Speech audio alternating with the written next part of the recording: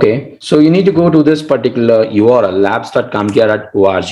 Okay, and you have to register with training key. If you have the training key, right, just click on this register with training key. If you just use your training key in here, you will have the registration options. You can register from there. Okay, just give the necessary details and it will allow you to get inside. Okay, and very easily you can access your labs. Once again, I'll be showing you how the lab panel will looks like. Okay, so you'll have your lab panel like this, and just once you subscribe with that lab code, and you will have the labs. One thing that is different, you can say, from CompTIA Security Plus, if you have done the other certifications like CEH and all, how the CompTIA Security Plus has been designed and that how it differs from CEH and all. CEH is mostly focused with penetration testing, okay, and proper auditing. The structure is like that. It is designed in such a way. But CompTIA Security Plus covers almost all the domains we have, all the domains in the sense it covers about incident response, it covers about SOC, it covers forensics part as well. But most of the part, it covers the auditing part, the penetration testing part, but it covers each and every part that is domain that we have in cybersecurity. Okay, and we have assisted labs and applied labs as well. We have set of instructions also when we start solving the labs, and it will ask us there are some mark kind of exercises, tasks also to finish. Okay, so we will do each and everything, and today we'll be having 4 exercises for our we'll be having 5 exercises up to vulnerability scanning. The rest will be starting it from tomorrow. Okay, we are planning to complete 4 lessons for today, okay, out of 21, right? So we'll start learning from the basics. Okay, and then we'll side by side, once I finish one particular lesson, I will come back to the lab session and we'll finish that as well. Okay, now let me open my instructor slides, then we'll start moving. Okay, so the first lesson we have in CompTIA Security Plus is comparing the security roles and security controls that we have in cybersecurity, in cyber domains, okay, and all. So we'll be comparing the information security roles. What is CIA triad? First of all, we have this confidentiality, integrity, availability, and non-repudiation. Non-repudiation is a part of CIA triad, but we call CIA triad. We have this confidentiality, integrity, and availability. So people like you have already working in cybersecurity and information security must be aware of this, but still it's my duty to explain once again. So confidentiality, information should only be known to certain people. Only the authorized personnel can view or access such information, any kind of information, such as, even if we consider us, we have mobile numbers, we have email IDs, we have our credentials, all these needs to be maintained very confidential, right? That one. And we have this integrity. Data is stored and transferred as intended, and that any modification is authorized. Means I don't want any of the information that is shared in an insecure medium like internet. I don't want any of the information to be modified. I don't want any of the information to be accessed by someone. So I need to make sure that the integrity is not violated. So I have to take care of the integrity. To maintain information security, I need to take care of integrity and confidentiality, and also the availability. It needs to be available for the end user, for the other end user, when it is needed the most. Okay, when it is needed the most to view or modify it with the proper authorization. So availability is also very, very important in our information security. That's why the CIA triad or CIA pillar holds the information security as well as non-repudiation. That subjects cannot deny creating or modifying the data. It is simply, you can say, guarantee. Okay, so if I'm giving you something that I cannot deny that I didn't give you, or you cannot deny that you didn't receive it. That's what non-repudiation is. Okay, creation, modifying, that I've done something that I cannot deny it. Okay, that's how the information security, we need to consider all these major points. And cybersecurity framework is very, very simple. Let's just look at the diagram, how it is working.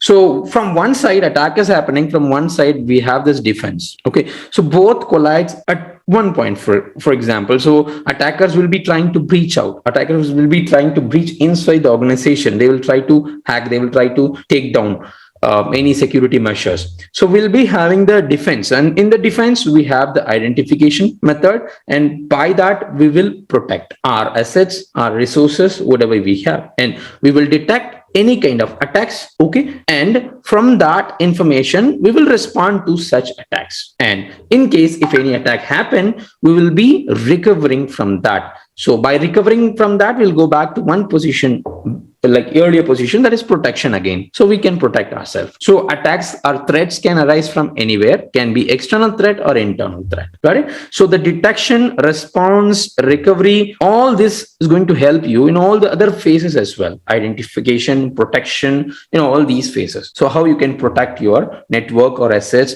or your infrastructure very, very safer. Okay. Information security competencies. What is this? Is risk assessment and testing. We have the risk assessment and testing when we go for information security, and specifying, sourcing, installing, configuring the security devices and softwares, access control, user privileges, auditing logs, events, incident reporting and response, business continuity and disaster recovery, security training and education programs. Yes. What are these actually?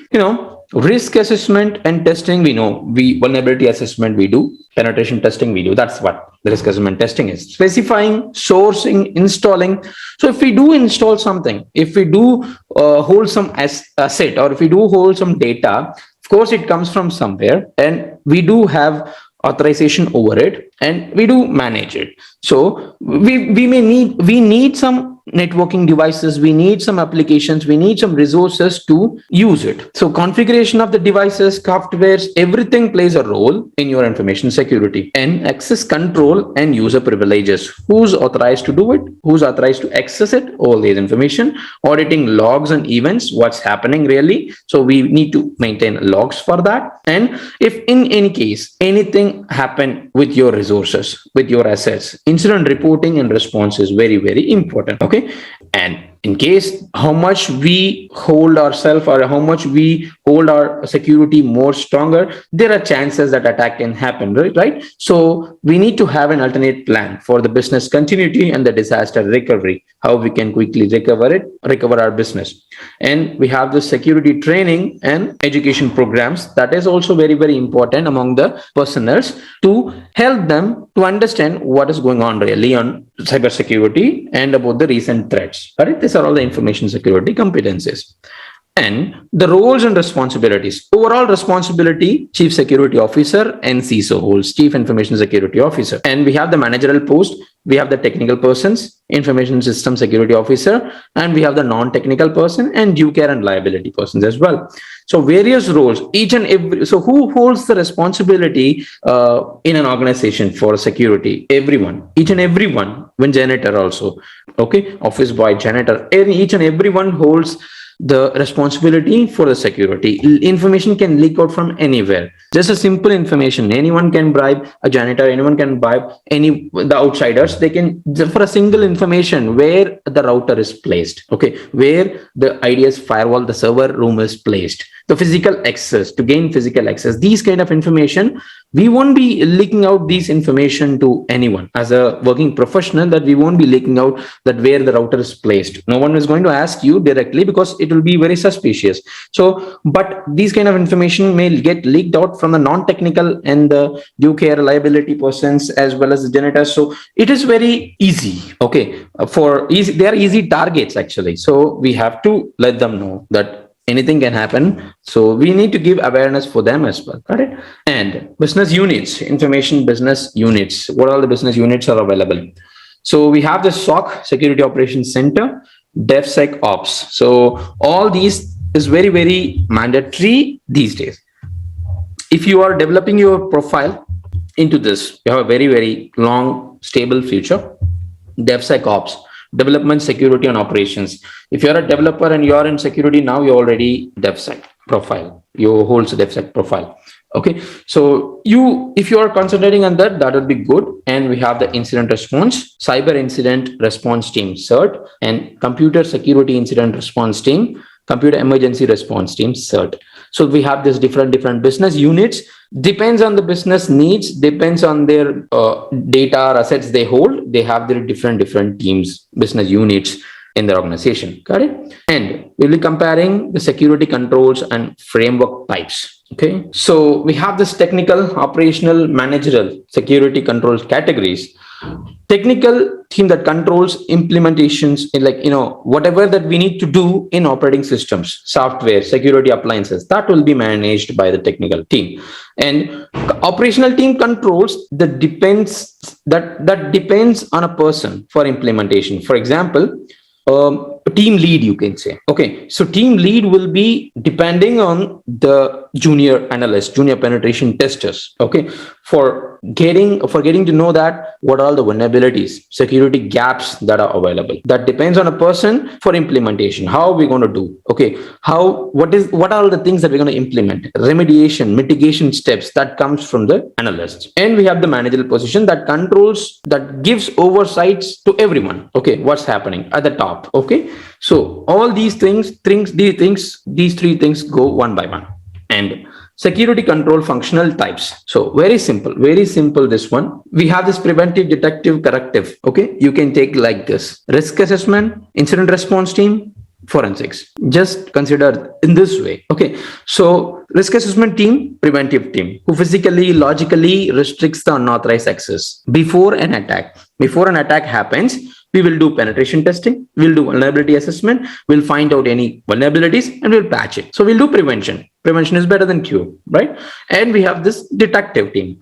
So yeah, we have patched it, we found vulnerabilities, and we know everything, but still there are some loopholes. No one can give 100% assurance, or no one can be 100% effective, right? So definitely there will be some loopholes. So attackers may find that way to get into your network. So you need the detective team, incident response and SOC team, to deter any access lively. Live monitoring is very, very important. That operates during an attack, you will be doing that. Yes, still, somehow the attackers manage to gain access or manage to breach your network. So you need to take steps to correct it, okay, to manage it, to find how it happened, okay, so that you can prevent it in future. Okay, so these three things. So preventive, detective, and corrective. We have this physical, deterrent, and compensating. The preventive controls, we have this alarms, gateways, CCTV, right? So all these we have for physical controls.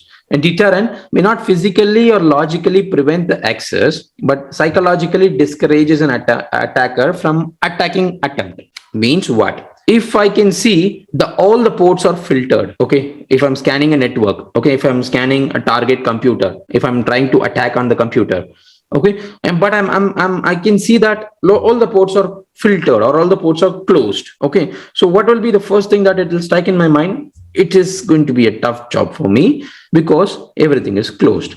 Though it is open, okay, they deceived me by using some honeypots. They deceived me by using a dummy IP address, or they deceived me by using a proxy in the front. So they psychologically discouraged me. Okay, deterrent controls and compensating substitutes for a principal control. You can say backup plan. Okay, so you need it. Backup power, backup plan. Okay, all these things you need for a security control. Got it?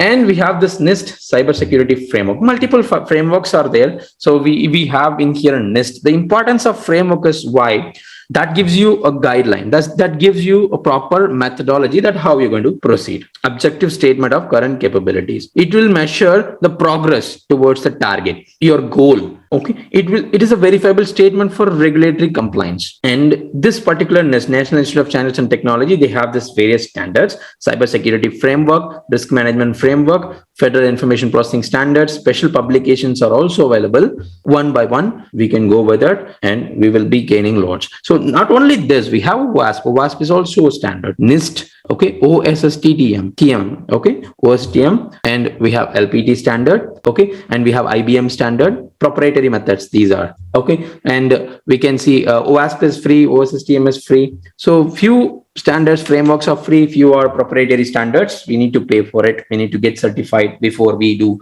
follow such frameworks. Got it? And we have this ISO and cloud frameworks as well. International Organization for Standardization. We know that ISO 27001 series. Okay. And that is for information security standards for ISMS, enterprise risk management, and we have Cloud Security Alliance security guidance for cloud service providers. What needs to be managed? What are all the roles and responsibility of a cloud service provider in terms of security? Okay, so we are cloud service consumer, they are providers. So who takes responsibility when it comes to the asset management? Okay, enterprise reference architecture, cloud control matrix, all these comes in the Cloud Security Alliance, and statements on standards for attestation engagement, service organization control. So this is not your normal SOC operation center. Okay, and this SOC2 evaluates the service provider. We have type 1 report and type 2 report in it. Okay, that assess the system design and the effectiveness. Okay, and we have the benchmarks, security configuration guides. Okay, so we have this risk assessment method, CISS, RAM, 20 sys controls are there, and for operating system, network platform, vendor specific guides, benchmarks. Okay, for a specific, we know vendor management is very, very important. If you have a third party supplier from outside, so you need to consider this as well for your security. So for that, we have guides, benchmarks. Okay, and Department of Defense and NIST, National Checklist Program. And for the application servers and web servers, we have this OWASP. We all know that Open Web Application Security Project. Okay, client-based, server-based, that is also. And why it's like client-based and server-based and business logics, back-end data, front-end data, and what is this actually?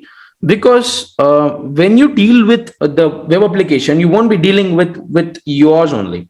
Okay, for example, I hosted my server somewhere in China, Russia, server farms, and I hosted my website over there, my web application. Okay, my server is there, but my I have a proxy or firewall which is sitting maybe in the Asian countries like Singapore, and I'm accessing it from India. So there are like 3 connections. So how it is routing it to there and how I'm going to secure it. So all these things that we need to consider. Okay. So first I need to assess it from locally. Then I need to do, server-based vulnerability assessment, penetration testing, everything. So it changes the guidelines. Okay. And we have the regulations, standards, and legislation. Okay. Yes.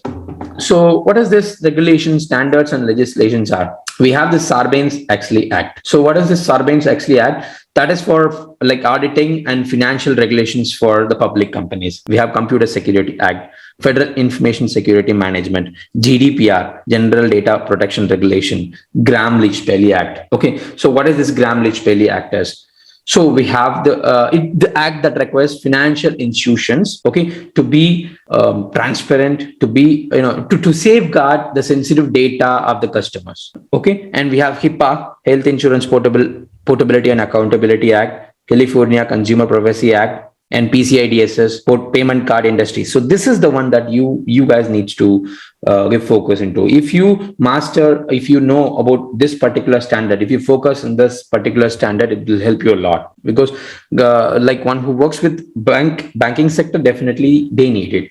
Payment card industry data security standard. If you know this one, okay, and GDPR, then you can go with Federal Information Security Management Act, and of course, ISO 27001. That is a top level standard, or for that is especially for auditing, full organization auditing. Okay, but this standard, if you can focus on the PCI DSS payment card.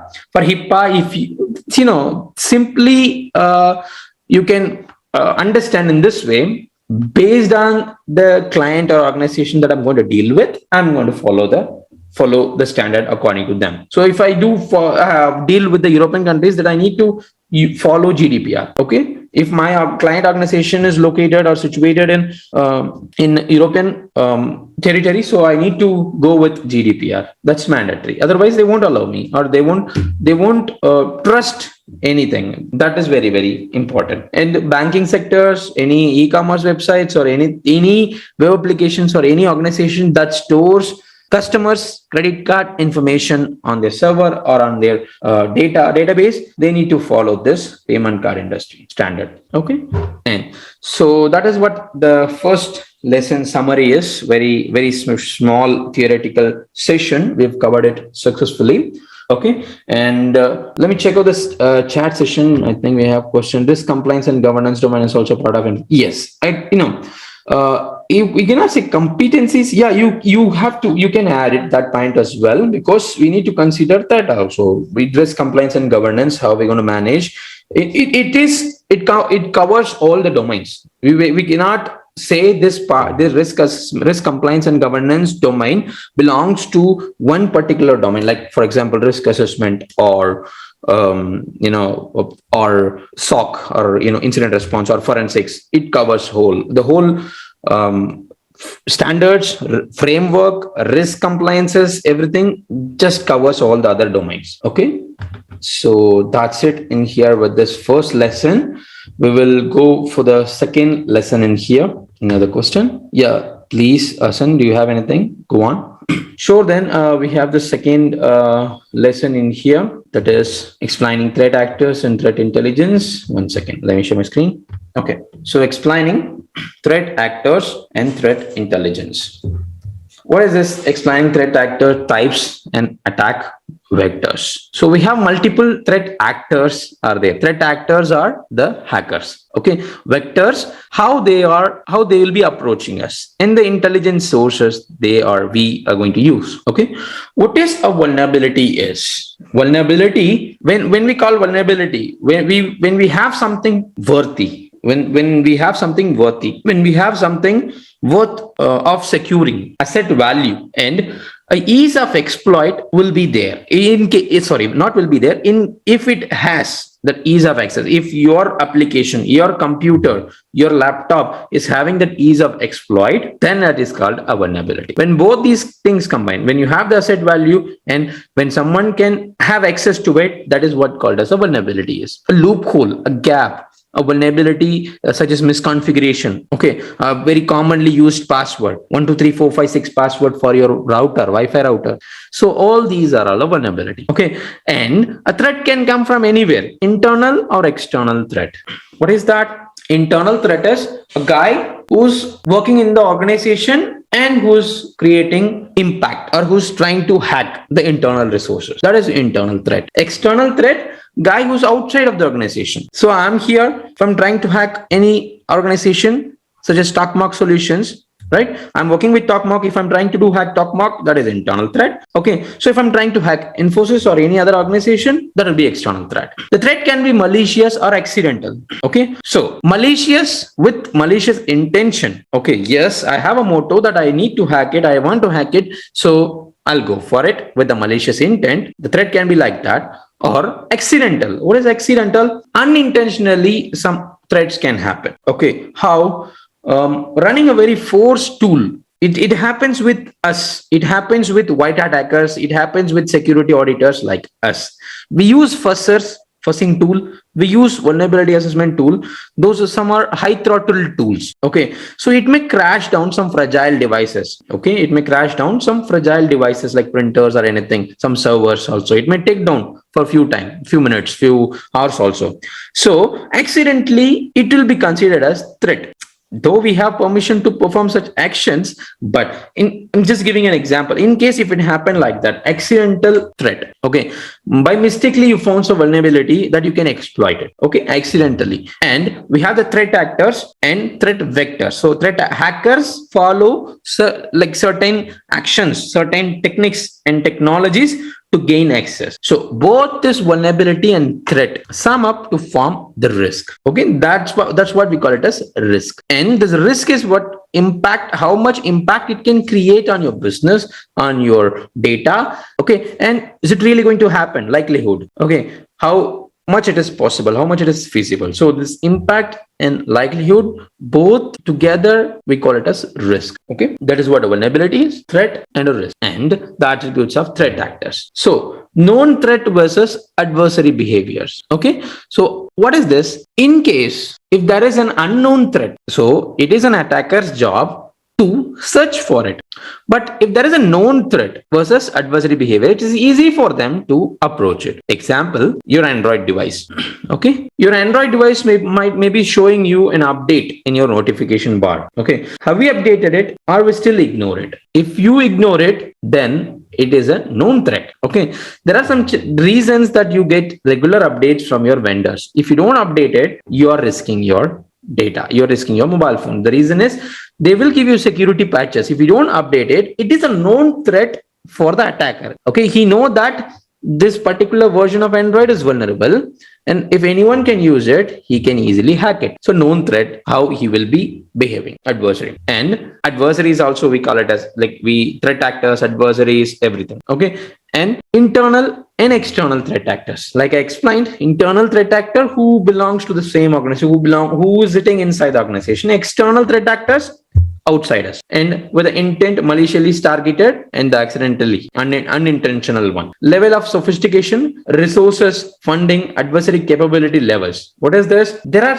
some hacker groups who gets funding, who gets resources from the outsiders. Okay, maybe if I have my competitor, if I want to hack my competitor, I will hire a group of hackers from dark web. I will fund them, I will resource them, then they will do hack. So this is also possible. And how their capability levels, up to what level they can do it. Okay, high level hackers, medium level, script kiddies, different hacker types are there. So adversary capability levels also we need to take into account. Okay, and what are these hackers, script kiddies, hacktivists? So who are these guys? The lone hacker, we have this white hat, black hat, and gray hat. Only three. Don't get confused with people say red hat. If you Googled it, you will get white, you will get red, blue, and you will get so and so colors. Okay, but don't get confused with all these colors. Just keep this thing in mind. You have only three colors, major colors: white, black, and gray. White are the good guys, black are the bad guys, gray, they do both at various times. Okay, means if I work for my organization, I'm a white hat. If I go home, I'll do black hat. So I'm a gray hat hacker. Okay. And the authorized versus non-authorized versus semi-authorized. This is, you can say, yes, this is same. The three types of hackers holds the same three meaning. Like white hat hackers, we are authorized hackers, and black hackers are non-authorized, and gray hat hackers are semi-authorized. They get permissions that sometimes they don't. Okay. And who's script kiddie? Script kiddie are those people who don't have any idea how a tool works. Okay, who don't have idea how any application works. So they just simply use other scripts, other tools, and they hack. Okay, so they simply, and they just, if you just watch some games, or if you, I know like maybe you don't play games, but if you ask your children, they'll be playing games. Hackers are coming into the games, so they do hack. Okay, what's the purpose? They call them as hackers, but they are not hackers. They are just script kiddies. They pay money, they get script, they use it. They don't even script. They are not even script kiddies. Also, I don't consider them as script kiddies also, because script kiddies are those at least who are into cybersecurity or who are into hacking stuff. They don't know how anything works. They simply install the application, they click buttons, and they do hack. So those guys are script kiddies. And hacker teams are there, and hacktivists. Who is activist? Hacktivists are the people who do hack for human welfare. Okay, for some good motive. Okay, those guys are hacktivists. And please, and we have cyber terrorists. Okay, and we have state-sponsored hackers. Okay, so state actors and advanced persistent threats. So what is the state-sponsored hackers? Who are all those guys? State-sponsored hackers are state-backed groups, or they attach to military or secret services, or hired by one government to hack another government. Highly sophisticated team. They get all the resources, they get all the support from the government,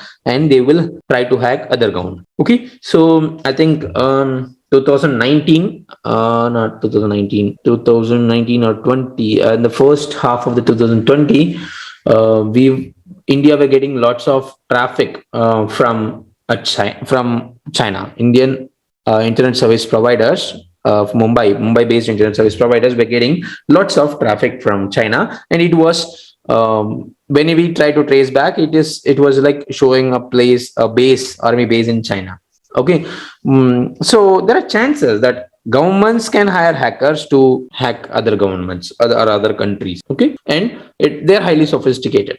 And we have advanced persistent threat, and we have this espionage and strategic advantage, deniability, false flag operations. What are these actually? Advanced persistent threat, how attackers can leverage their attack to gain more information, how they can get their hacking into next level. And we have this espionage and strategic advantage. This is deniability and espionage. We consider both into same point. How? Denial of service is an attack where the resources will not be accessible for the legitimate users. Okay, if I do DOS attack on a web server, it won't be available for the normal user. Okay, and this espionage is an activity that goes very high range in dark web, where hackers can be hired to do espionage, cyber espionage on other groups, on other companies. So they will take down the organization, will pay them money. So espionage, deniability, all these are happening. False flag operations, okay, by giving the false identity. Okay, so these are happening really with the states, actors, and advanced persistent threats, and criminal syndicates and competitors. So criminal syndicates that operates across all the legal jurisdictions, motivated by criminal profit only for criminal activity. Okay, and can be very well resourced and funded. Okay, very well resourced and funded. They have their syndicates. They have the different groups. Okay, especially for the criminal activity. You can say cyber terrorism also falls into it. Okay, the competitors will carry out cyber espionage on you, like I said, and it combines with insider threat. So they will push a guy or push anyone to work inside an organization. They will steal some information. Okay, so they will place insiders purposely in an organization, and they will do. Competitors carry out such actions. Okay, and we have this insider threat actors, malicious insider threat, who has authorized access already. Yeah, we can protect anyone from outside because we have infrastructure, we have devices, we have technologies that are preventing our assets. But the thing is, the insider threats is very difficult to find because we believe them. They work with us. They are one among us. So it's very tough to find them. Okay, with the money, anyone can easily change anyone's mind. These days, hackers do that. Okay, by paying some extra amount, people will start leaking the information. They don't have to leak other information. If a guy is working in a company, if he just his username and password for some amount of money, so it will take down the whole company, right? So that one. Who are all to whom we can suspect really? So employees, contractors, partners. Okay, so it casts sabotage, financial gain, business advantage. So all these things will happen for the competitors. Okay, financial gain, business advantage. If we find it out from our side, it is a beneficial for us, otherwise for them. And unintentional insider threats. Unintentionally, how it's happening? By not having any malicious intent, what are all the mistakes that we do? Weak policies and procedures. Lots of organizations don't have a proper policy also. They don't have proper policy for entry. They don't have proper policy for data management. They don't have proper policy for server management, for email management. So they don't have any policy at all. So it is very, very mandatory. Otherwise, anyone can have access to anything. Weak adherence to policies and procedures. Though they have the policies and procedures, they are not sticking to it. They don't follow it. That is also an issue. Lack of training and awareness among the employees. Okay. And shadow IT.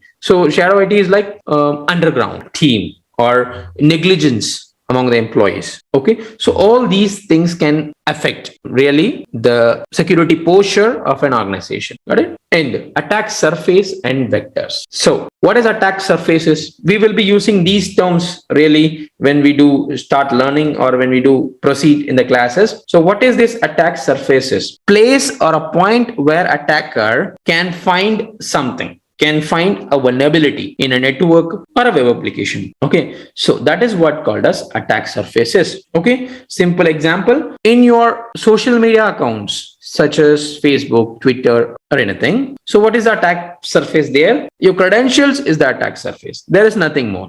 Okay, your credentials is the attack surface specifically for your account. Okay, don't consider the whole Facebook server and all.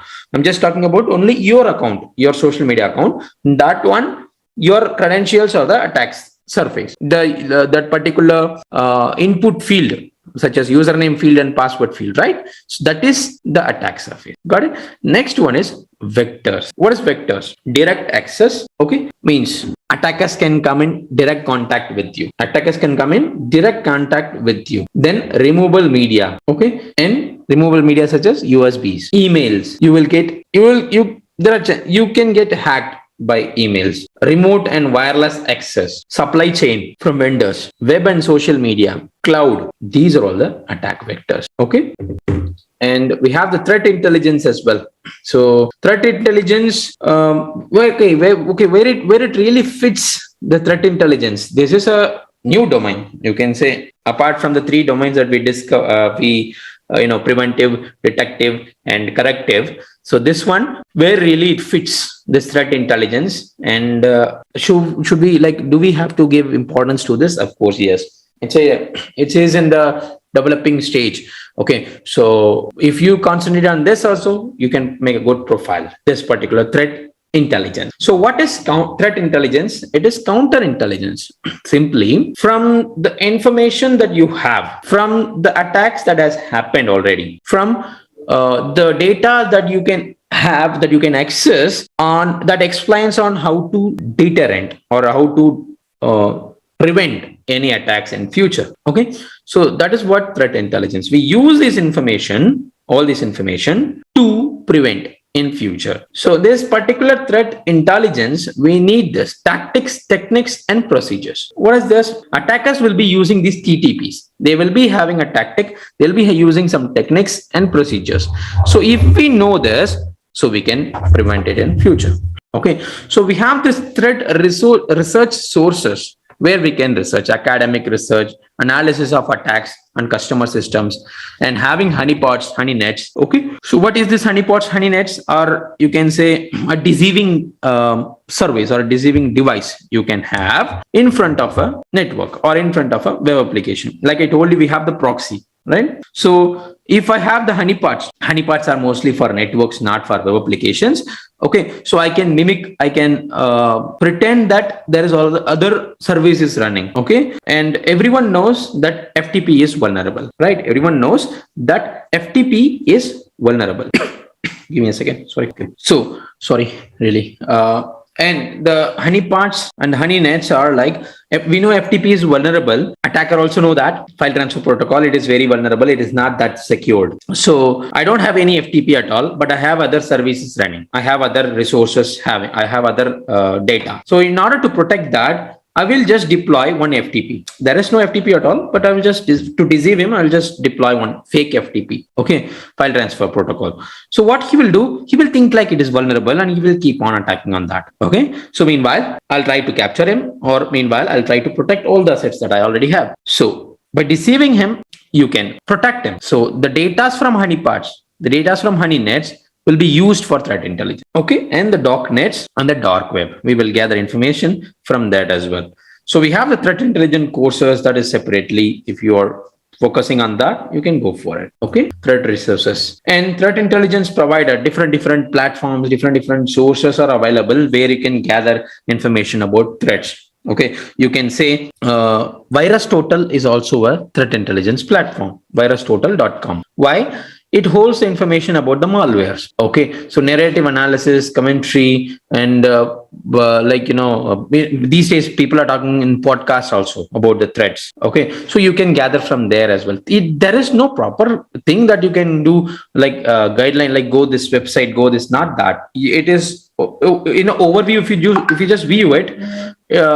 Threat is everywhere, so it is your responsibility to gather any kind of intelligence information from anywhere. Okay, so reputation, data feeds, all for collecting informations. Okay, some are closed. Okay, we need access. Some are proprietary. We need to pay for it. Subscription basis. Okay, and vendor websites. So if you have Cisco firewall, for example. Okay, Cisco firewall. So they will be releasing the patches. Cisco will be releasing the patches, right? So from that, you will get your intelligence. Private information sharing centers, public and private, and open source intelligence threat data sources, OSINT sources, okay, such as information gathering and monitoring. Very simply, normal information gathering and monitoring techniques will help you to gather more information about the threats. Okay, and we have this sources, academic journals, conferences, requests for comments. Okay, so you can Reddit. Reddit is a very good platform where you can gather lots of information. Okay, Reddit, you can have any community, you can post anything into Reddit. People will start commenting on it if they find it very interesting. Okay, so just simply start talking about any attack. Okay, so just ask them a question like, do you know about this? Kindly help me with this, or kindly guide me with this, or I have issue with this. So people will start commenting on it, request for comments from the forums, from other platforms, and from a particular intelligence platform, and about a particular resource, particular threat, you will get everything. Okay, and from social media also. These are all the sources where you can look for threat intelligence. Got it? And the tactics, techniques, and procedures and indicators of compromise. So tactics, techniques, and procedures and the indicators of compromise. What is it? Tactics, techniques, and procedures. What they really do, okay, attackers, what they really do to gain access. Generalized statement of the adversary behavior, how they do this. Campaign strategy and approach. Okay, that is what called as tactics. Generalized attack vectors. Okay, techniques. Okay, maybe I can go through a USB drive, or I can go through emails, or I can go through malwares. Okay, or I can meet you in person, I will give you something. So that is generalized attack vectors. And specific intrusion tools and methods. What is that? What tool really that I'm using? What are the methods that I'm using to hack you? That is procedures. Got it? Tactics are like, okay, if you are very fond of something game, maybe football or cricket. Okay, so I need to approach you with the same interest, with the same likes. Okay, so if you are a fan of football, if you're a fan of cricket, I have to show the same interest. If I told you like it is not a good one, it is a very boring one, definitely you lose interest on that particular topic. So definitely you won't be clicking on it. Or you can say, if you're looking for an antivirus as an insider, malicious insider, if you're looking for an antivirus, the next day itself, I will just craft a malicious antivirus and I'll give it to you. Like, or I need to give you a link to click on it to hack you. So the approach that I'm going to follow and the technique that I'm going to share it means the particular malware, how I'm going to share it, and the tools that I used to hack you. So that is what TTP, techniques, and procedures.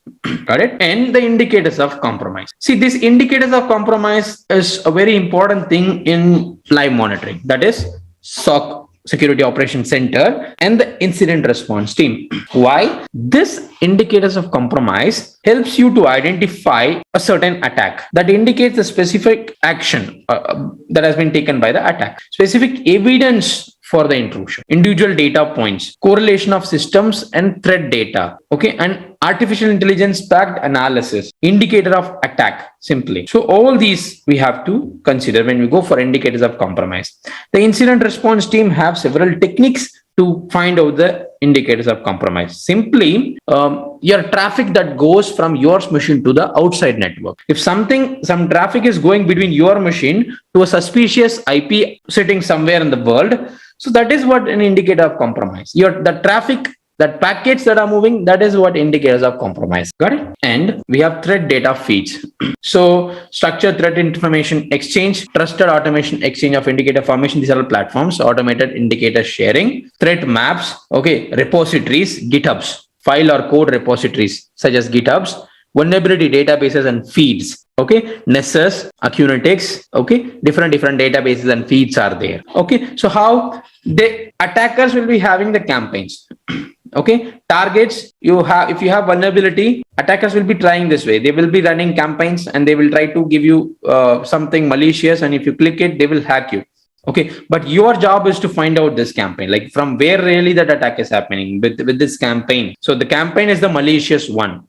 Okay, so this is an indicator. So you have to find that. So this indicates that is done by the threat actor. Okay, we'll have a small example in here. You received a mail from yahoo.com. Okay, manager post something at yahoo.com. So do you trust that particular mail?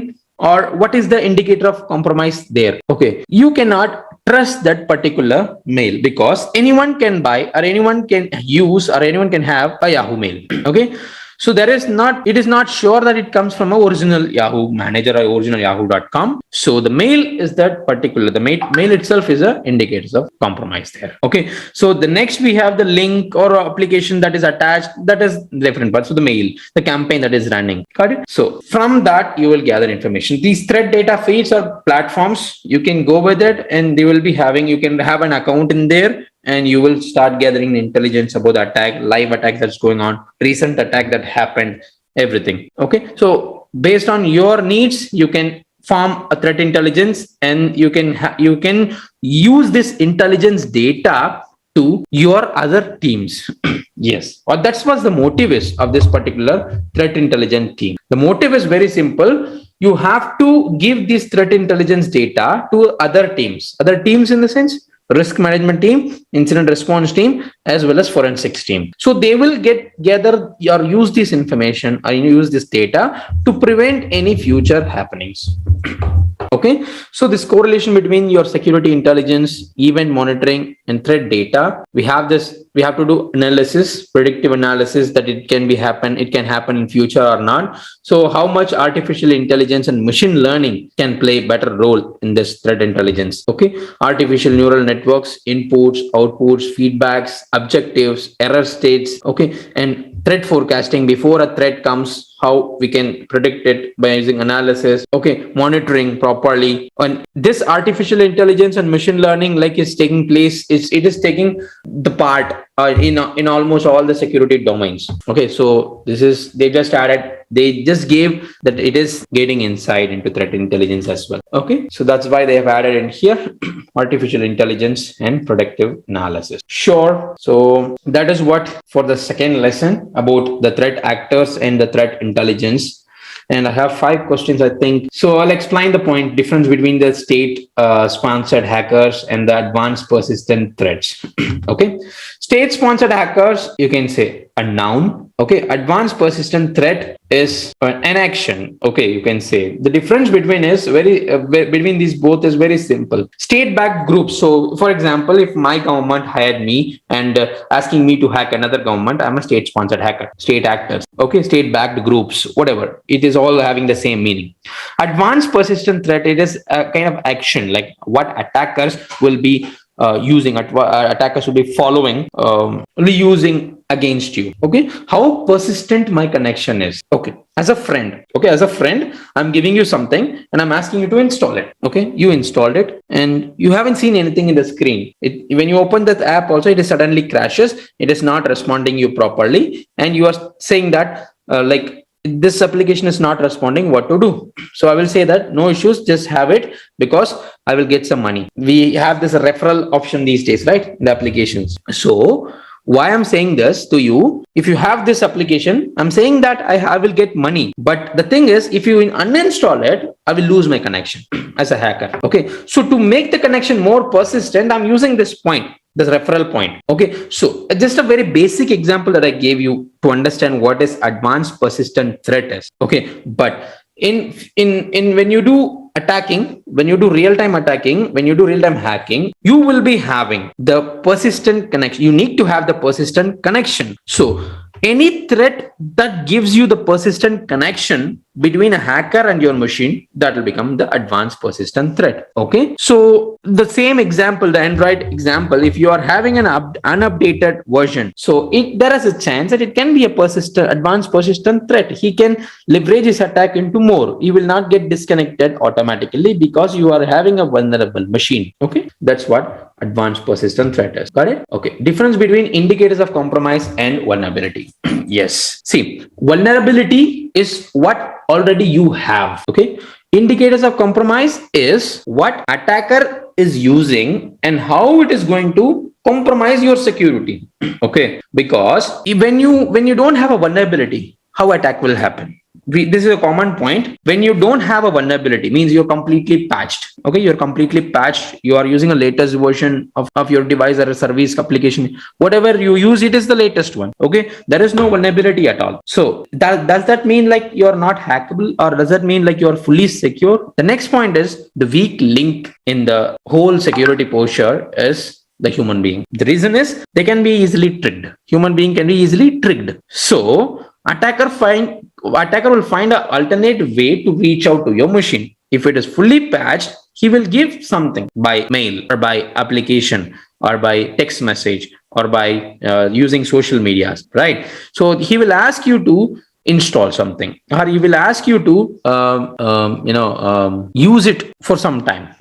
Okay, so the vulnerability is what you have already. Indicators of compromise, when he is asking you to do something, right? So when you install it, it will give you some pop-up or something. Very simply, when you install some of your applications, unknown resources application, it will show you that this particular application can harm your device. Okay, that is a top level indicators of compromise for you, not a technical person. For a normal person itself, that if you are installing something from the unknown resources, it is showing you a pop-up, right? This application may harm your computer, may harm your device. That is a top level indicators of compromise, that is indicating you that this thing can compromise your device.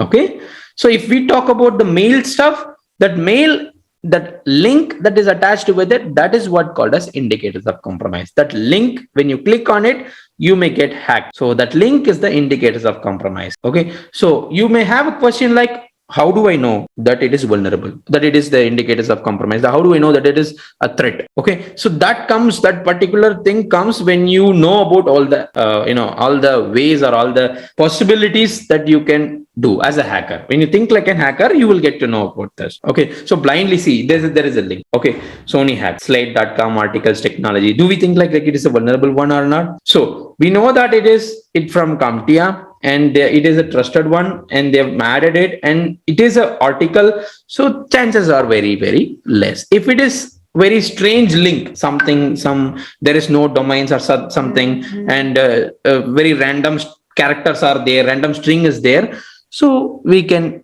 suspect that, okay, it seems suspicious, so I won't be clicking that. That's what indicators of compromise and a vulnerability is. Got it? Okay, I think you've got the answer. Okay, then we will cover the third module as well. I think we have covered all the theory part. We are getting into practical now. Okay, so the third module we have in here is performing security assessments. Okay, now we are in the risk assessment phase. We will be doing IP configuration, ping, ARP, everything. And before we start, let me check out the lab also. Like, do we have everything ready? So performing security assessments. What is this lesson is all about? This is the preventive security control that we've discussed in the first lesson, right? This is all about that only. We have this security assessments that we're going to practice. Vulnerability assessment, we will start scanning, we will do information gathering and all, and we will do vulnerability assessment also. I think the exploitation is not here. I think the next module will be having the exploitation. Security plus don't discuss about exploitation, post exploitations much, but still we'll try to check out what we have. Okay, so performing security assessments. So we'll be assessing organizational security with reconnaissance tools, network reconnaissance tools. What is that?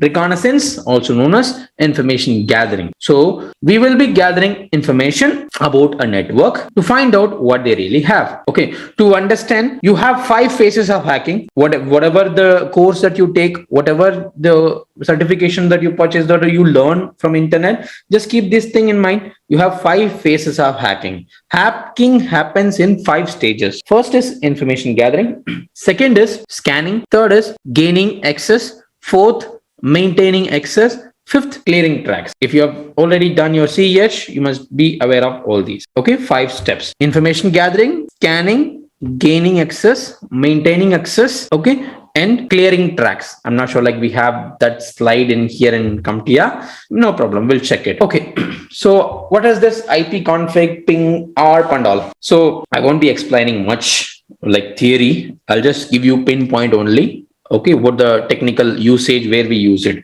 So footprinting, we need to know about our system first. We need to know about our system. What's really our IP is, So we need to use ipconfig or ifconfig or IP address. These commands will help you to identify your local IP configuration, what IP that I'm holding. Okay, we have this exercises, we have it in our lab, so that's why I'm not showing you. Okay, so we need to find out our IP first so that we can start attacking next. ipconfig, ifconfig command will help you. You can perform the ipconfig command in Windows, ifconfig command in Linux, and this IP address command in Debian operating system, so that you can find out the local IP. Then what is the use of ping? What's the use of this ping command? The ping command will help you to identify a remote host is alive or not, to check the connectivity between the remote host and your machine. Okay, so you can easily identify. If anyone asks you, if very simple thing that you need to remember, if your internet is not working, you need to do ping first. Okay, you need to do ping first, so to check that really your machine is having the internet connectivity between you and the other machine. So just ping google.com. If it is getting the reply, just check out the screenshot in here. Okay, so if you're getting the reply like this, means the machine is reachable. If it is not, if you're getting request timed out, means are unreachable. If it is unreachable, means the host is not available, the target host. If it is showing request timed out or ping command not found or some strange and like results, so means you have some connectivity issue. Okay, so for that we do ping and use a ping sweep to detect live host on a subnet. What is that? We belong to a subnet. Of course, when we are connected with the internet, we belong to a subnet. Let me show you now. I'll close this window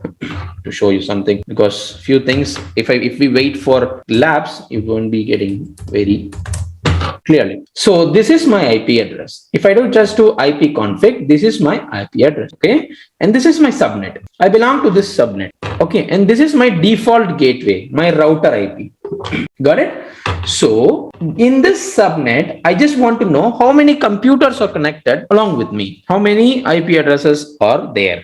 How many computers are active? To find that out, I need to do ping sweep. I can do ping on any particular IP address. So I can do 192.168.29.1. See, it is replying, means my router is replying very fine. It is open. Okay, 0% loss.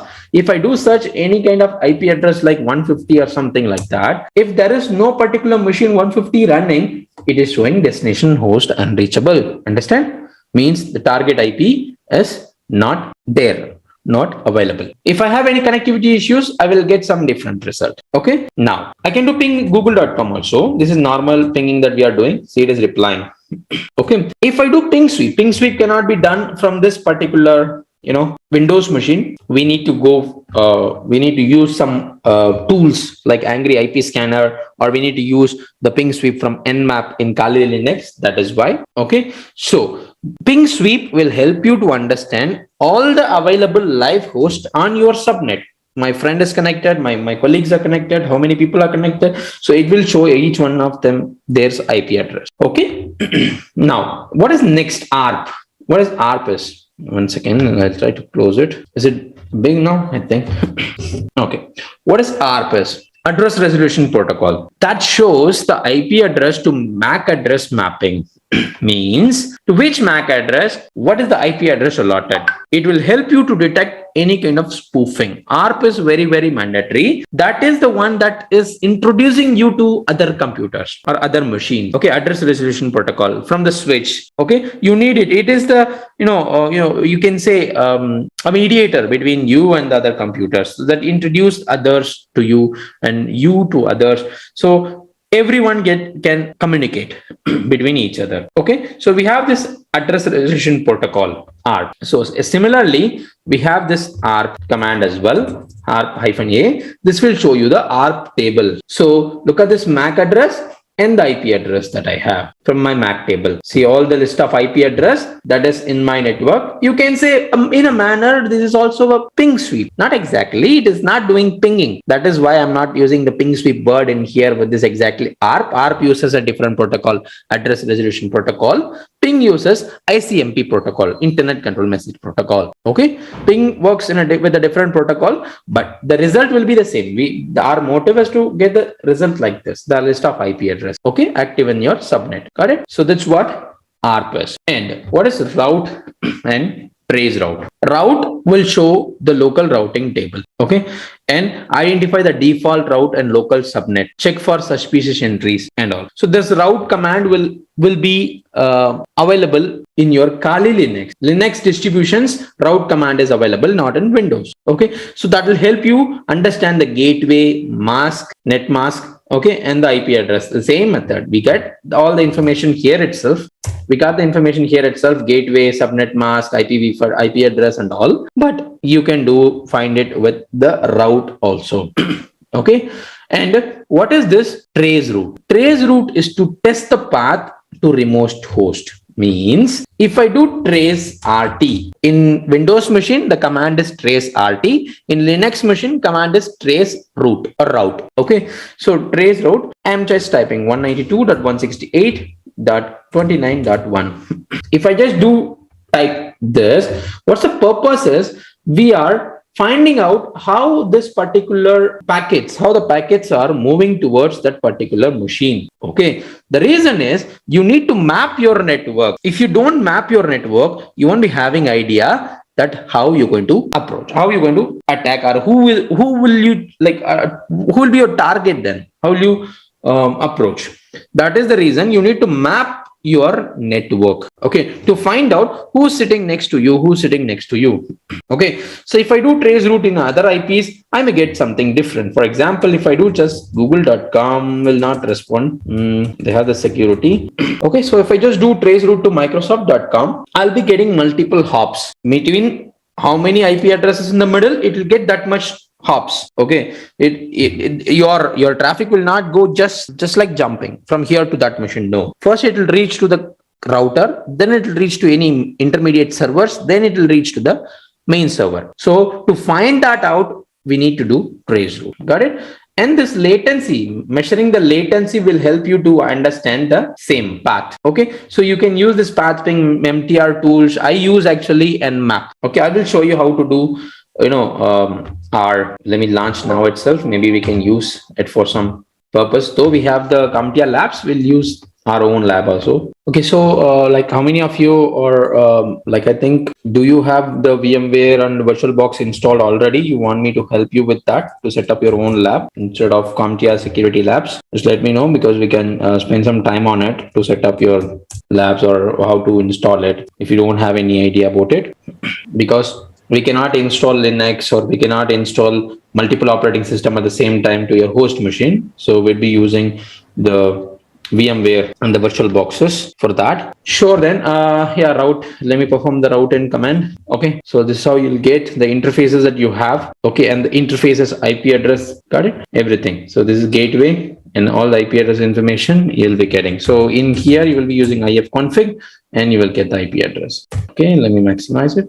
Okay, so that's how you do with Kali Linux, Windows, and you can do trace route here also.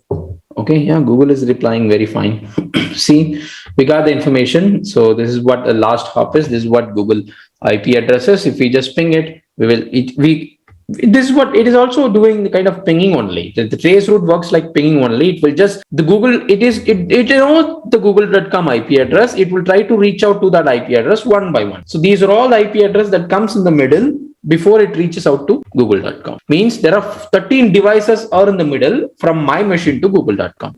Okay, so yes, and we have this IP scanners. What is this IP scanners are? We know we have scanned our own machine, means we found our own IP address, and our next target is we need to scan the target machine. Okay, our next step is to scan the target machine. We need to find out the ports and services that are open, that are allowing connections. Test whether the TCP or UDP ports allows connections or not. We need to find out host discovery. Okay, whether the host in the IP range responds to your scanning probes or not. Okay, so we will use a tool called Nmap in here, in this one, and we'll go for service discovery and Nmap. So by scanning a particular IP address, we will get to know the port ranges that are open. So through that, we will get to know about the fingerprinting, or the action is called as fingerprinting of each port. So we'll get to know the service running in that, version running in that, protocols they are using, application version they are using, operating system they are using, device type they are using. So this is the step, like I was saying, that we can able to deceive the attackers through honeypots by deploying file transfer protocol. I used that example, right?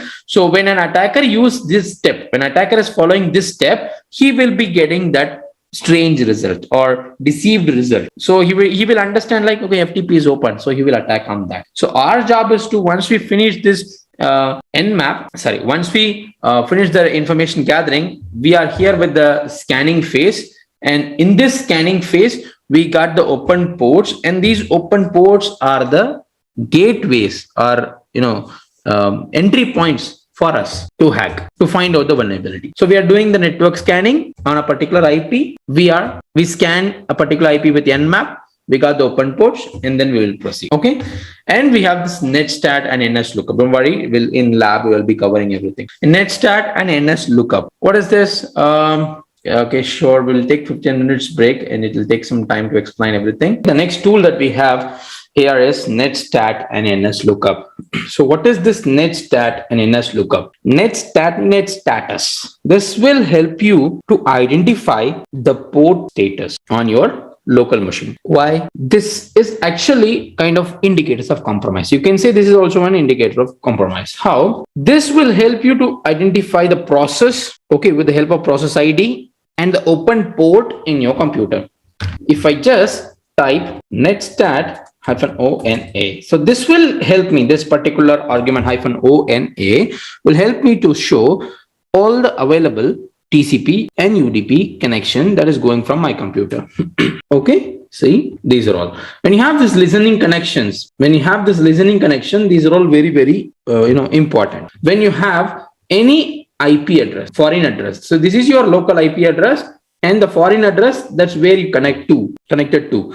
So if you just go to research about this particular IP, whose IP is this, where it belongs, correct? Then you will get an idea about really where you are connected to. Okay, so we are using Zoom, we have Google, that we are using background processes. So multiple IP addresses are there, established connection, listening connections are there. So you'll get an idea that where it is connected. So you have the port number as well. These are all port numbers. Okay, these are port numbers and the process IDs. Okay, the same method we have it in Kali Linux as well, and you can close the process IDs. So in Kali Linux, you can use PS to find out the processes that are running in your computer. See, this is normal processes that are running in my computer. The same method, we have commands for everything. Okay, so you can easily close any connection. You can easily check out if you have any PIDs, process IDs running, you can close that as well. Okay, so this particular connection that is showing it is also an indicator of compromise, that you're connected to someone, that your computer has been compromised, that your computer is connected with some other IP address. Okay, you can use this also as indicator of compromise. And we have this NS lookup and dig tools. What is these tools are for? These tools will help you to find out the name servers. Okay, name servers, DNS servers, name servers, zone transfers and all. So what is this zone transfers? Name servers, domain name system, we use DNS. If you do google.com, it is working because of the name server behind it. It is going for the name server particularly, and it will retrieve the google.com page from there, from the web server. It is indicating that where it should go. Okay, it is directing your request that where it should go. That's what name servers are for. And what is zone transfers are? Zone transfers, DNS happens in the DNS servers. Okay, organizations do zone transfer to take backup. Okay, or to take replication, or to do the replication of the DNS, okay, across the number of DNS servers. When you do zone transfers, there are lots of chances that you may miss some sensitive information from the original zone. So attackers can utilize this, and they will gather some technical information, internal IP addresses, text addresses, email addresses. Okay, so they can easily retrieve such information. Okay, that's what called as zone transfers are. And we have other reconnaissance and discovery tool, the Harvester. It is a OSINT tool that helps you to understand, that helps you to identify email address. DNS Enum to collect DNS name records, IP schemas and all. Okay, Scanless, third-party port scanning site. Okay, curl, that helps you to craft and submit protocol requests. Okay, when you're connecting with a web server, you can use curl a lot. Okay, you can check out the request, you can check out the response. Okay, that is going and coming towards your machine. Okay, and Nessus is a vulnerability scanning tool. Nessus is a automated vulnerability scanning tool. Got it? Next, we have this packet capturing technique. What is this packet capturing and TCP dump is? Packet analysis versus protocol analysis. Both are different. Okay, don't get confused, because packet analysis, whatever we do transfer, whatever we do Google, whatever we do download and watch anything online, so everything is packets, right? So we can analyze those packets. Sniffer is a tool to capture the network frames, the packet frames. Okay, you can use software or hardware based sniffers to interact with the host network driver. Okay, this win pickup and lib pickup, these are all the drivers to capture the packets. Okay, so what this will do, capture the packets. Okay, and you have the switch port analyzers. Okay, especially for analyzing what's happening with the packets, what's happening with the ports, and use a test access port device to read frames from network media. Placement of sensors. You have to place the sensor in the sense your sniffers properly. Okay, you have to be in the same network to do this. You are somewhere around, like somewhere in the world. I'm here in India. I cannot capture your packet. The main point that we need to remember in this packets capturing or sniffing, we have to be in the local network. We have to be in the same network. Then it is possible. Otherwise, we cannot to capture. I cannot capture your packets. I can capture only my packets in my network. Okay. There are multiple tools such as Wireshark, TCP dump. These are all some packet capturing tools. Okay, you can write all the packets to file, or you can read from such file, that is PCAP file. It goes with the extension PCAP, and we can use filters to filter out. What is that? See, that is what we're going to see. This is a TCP dump. TCP dump is a CLI based tool. Wireshark is a GUI based tool. Okay, so you have the packet list, packet details, packet bytes. Okay, all this information, packet analysis, and like you can do packet analysis by applying filters. How? If I want to analyze only the packet that comes from a particular IP, I can use that particular IP filter, or a destination IP. I can use that. There are coloring rules. Okay, what is that? If you have green, that is a healthy packet. Okay, if you are having red or black, that is all corrupted packets. Okay, or the connection has been resetted. So we have this coloring rules actually with the Wireshark packets, and you can follow the TCP stream, the TCP packet connection. You can easily check out what are the traffic that is going, what are the information that it is carrying with the packet capturing technique, and by analyzing it. Understand? Then what is packet injection and replay? It's a very, very important technique. You need to know. You should know this packet injection and replay attack. Why? What's the reason? Yeah, I didn't mention this particular technique in our 5 phases of hacking, like where this particular packet injection technique fits in. This fits in the scanning phase and the gaining access phase. The reason, we should be capable, or means the attacker or hacker should be capable of crafting spoofed packets on his own. Okay, why? We can inject some crafted package to get to know about the nature of the target device. Means if there is a firewall, if there is an IDS or IPS, I need to know how IDS IPS will respond if I send, or if I shared, or if I inject a spoofed packet. Okay, and if the firewall is configured with blocking, means it is configured with the IP address block, the IP address is mine. Okay, if my IP address is blocked in the firewall, so how I can bypass it? So I need to inject a packet in the firewall by spoofing my IP address. Okay, so we can use this DSNIF, ItterCap, SCAPI, Colasoft Packet Builder, HPing. Okay, so these are all different tools available to craft your own packet. So host port detection, firewall testing, IDS testing, trace route testing, and denial of service. All these can be done easily with HPing. Okay, packet can be injected at a very high stream, at a very high flooding method. Okay, so this TCP replay command, what is this TCP replay command is, you can capture a series of packets through interface. From the last slide, from the Wireshark, you can easily capture the packets, right? Then this TCP replay command will help you to again replay the captured packets into the network. Why?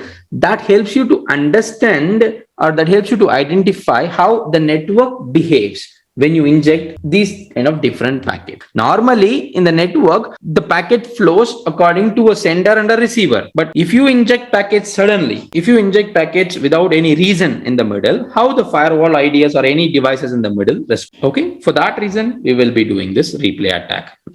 Got it? And exploitation frameworks. Yes. So we have this exploitation frameworks. I would believe that this exploitation framework should come at last, because there are a few more things we need to discuss before the exploitation. Vulnerability analysis comes before exploitation. The slide is not placed properly, but just get to know about that and we'll proceed. So exploitation frameworks means we will be simulating the exploitation, attacking, backdooring actions. Means exploitation means hacking, breaching, attacking. Okay. And backdoor access means we will try to gain an alternate access. Normally we connect with ports. Whenever you just do type google.com, means your computer is connected with the Google server. Okay. Whenever we are connected with Zoom, means we all are connected through Zoom server. My computer is connected with Zoom server. Your computer is connected with the Zoom server. Okay. So this is how normal connection happens. Okay. But when we do give backdoor, when we do exploit, the other person will connect to attacker's machine. Okay, that's what called as backdooring. Yes. Okay, we will give alternate way of connecting to other machines. Okay, without having a proper connection, without having an authorized access, we will have unauthorized access through backdoor. Okay, and Metasploit is one famous framework that is available in Kali Linux. Metasploit framework. This Metasploit framework contains multiple modules to exploit in it, to exploit the known vulnerabilities already. Okay, and couple exploit module with payload, obfuscate the code to avoid any kind of detection. Okay, obfuscation means compression, encryption, encoding techniques are available to evade your vulnerable code or malicious code from the antivirus or intrusion detection system. But mostly it fails because everyone know about Metasploit. So the threat intelligence team work on it and they find alternate routes to block it. So if you want to build a very strong malware that it should not be detected by any antivirus, you have to write your own code. That's the only way. Okay. Then we have the Sniper, penetration test reporting and evidence gathering tool that runs automated suites of tests. We have other frameworks with Linux, okay, and browser-based, mobile-based, cloud-based, multiple exploitation frameworks are available. Okay, so what is this netcat is? Netcat is a all-in-one tool. You can do lots of things with netcat. It is capable of very wide range of network tasks. It can do port scanning. It can do information gathering. Okay, it can listen as a listener for exploitation. Okay, it can do transfer files. Okay, you can do transfer files. You can do share messages. Everything is possible with netcat. Netcat is a command line utility available in Kali Linux. That start with the command nc. Okay, so just simply using this command, you can execute this kind of tools and you can start exploiting the machines. Just like I said, netcat can be used for exploitation. Netcat can be used for scanning. Netcat can be used for fingerprinting. Okay, everything. Fingerprinting is also known as information gathering, also known as reconnaissance. Okay, now security concerns that we have with general vulnerability types. So software vulnerabilities. Yes, we discussed about what is vulnerability is. Now we'll discuss about in detail with the vulnerability analysis or vulnerability. Exploits for faults in software codes. Okay, that is what called as exploits are. And applications. Different impacts and exploit scenarios can be easily found, or it can be easily found by the vulnerability analysis. Client versus server applications.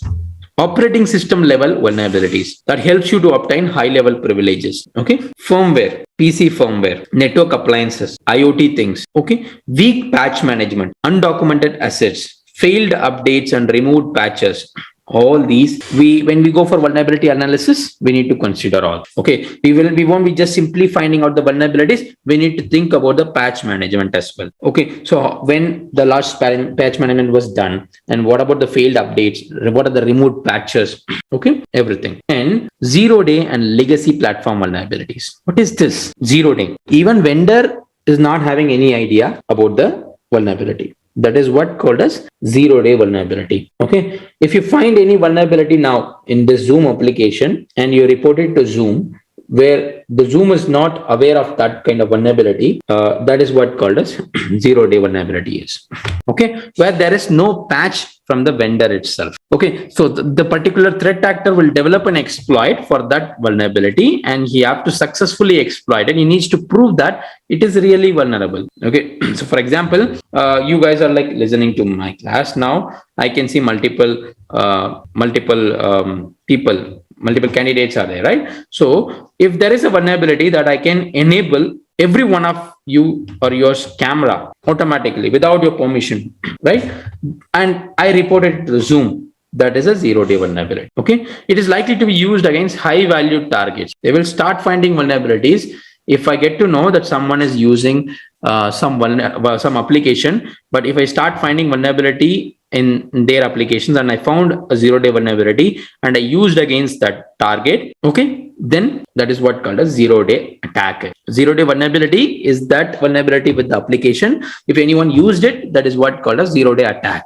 Okay, and legacy platform. What is this? Vendor will no longer release the security patch. Legacy platform means vendor will no longer release the security patches. If you're using it, you're using on your own risk. There won't be updates or patches upcoming. Okay, so that is what legacy platform vulnerabilities are. Okay, and weak host configuration. Yes, vendor may not release product in a default secure configuration. Okay, how many of us here, we have 15 members, right? How many of us installed any application recently with custom settings in it? To be frank, no, I'm not the one. I don't know. I can't remember like when I installed any application with custom settings, custom configuration. If you are into operations, if you are into deployment, I'm not sure like when I installed this, when I installed an application with custom setting. We always go with the recommended default setting, right? Because we used to it. We started our computer life there. So like if we want to install anything, we just simply next install it, right? But that particular application, we don't have idea what is it for. We know we are installing it for some purpose, but it may carry some other purpose as well, right? So it may open some other ports if you go for default installation, default settings. If you are not aware of it, attackers can use it. Okay, that's why we should not go for default settings. And unsecured root account means threat attackers or threat actor. Default settings is not advised. Okay, so don't go with default settings. Try to understand what that application is all of, and if you want to install something, go with a custom setting. And unsecured root accounts. What is that? Threat actors will gain complete control if you give them ability to log in as a super user. Okay, and see, my Linux is a very old Linux. Yeah, I keep on updating. Okay, but it's a very old Linux. I'm using it from I think past 2019 or something, 3 years. Okay, I'm using it, the same version. Okay, I'm just updating the distribution, but still it's the old one. And I don't have the other user because in 2019, 2018, your Kali Linux was not having that restriction that you cannot log in as root user. Means what? You have to create another user. You can give that user root permission. That's a different thing. Root user is a different thing. Okay, so I'm a root user now in here. Okay, I don't have any other user. I can log in as root. Okay, but these days Ubuntu or any kind of operating system doesn't come with the root login. You're not authorized to log in as root. You can log in as a normal user, and if the normal user is having root permission, he can gain root access, or if you know the root password, then he can go to the root user inside the terminal. Okay, so it is not that easy to run straight away with the root user. That's what they're mentioning in here, that limit the ability to log in as super user. Do not allow as a super user. Root user is a super user, okay, where he can perform all the actions. So limit the ability to do that, okay. And if you have, threat actor can easily gain access as a root user, okay. And open permissions, configuration errors, allowing unauthenticated access, allowing write access when only read access is appropriate, okay. Write access, giving write access to anyone or someone who should have only the read over a file or a folder. That is also vulnerability. Open permission to everyone, okay. That is weak host configuration and weak network configuration, okay. And open permissions. Next, weak network configuration, open ports and services, restrict using an access control list, okay. Then disable means access control list means we in the firewall we have, right, we have this access control list and everything, okay. So this open ports and services, I think this point is not quite advisable. We should use an access control list, and I think they might have missed some words in the middle. You know, your ports and services should have restrictions with the access control list. This point is not actually a good one. Okay, you can ignore this.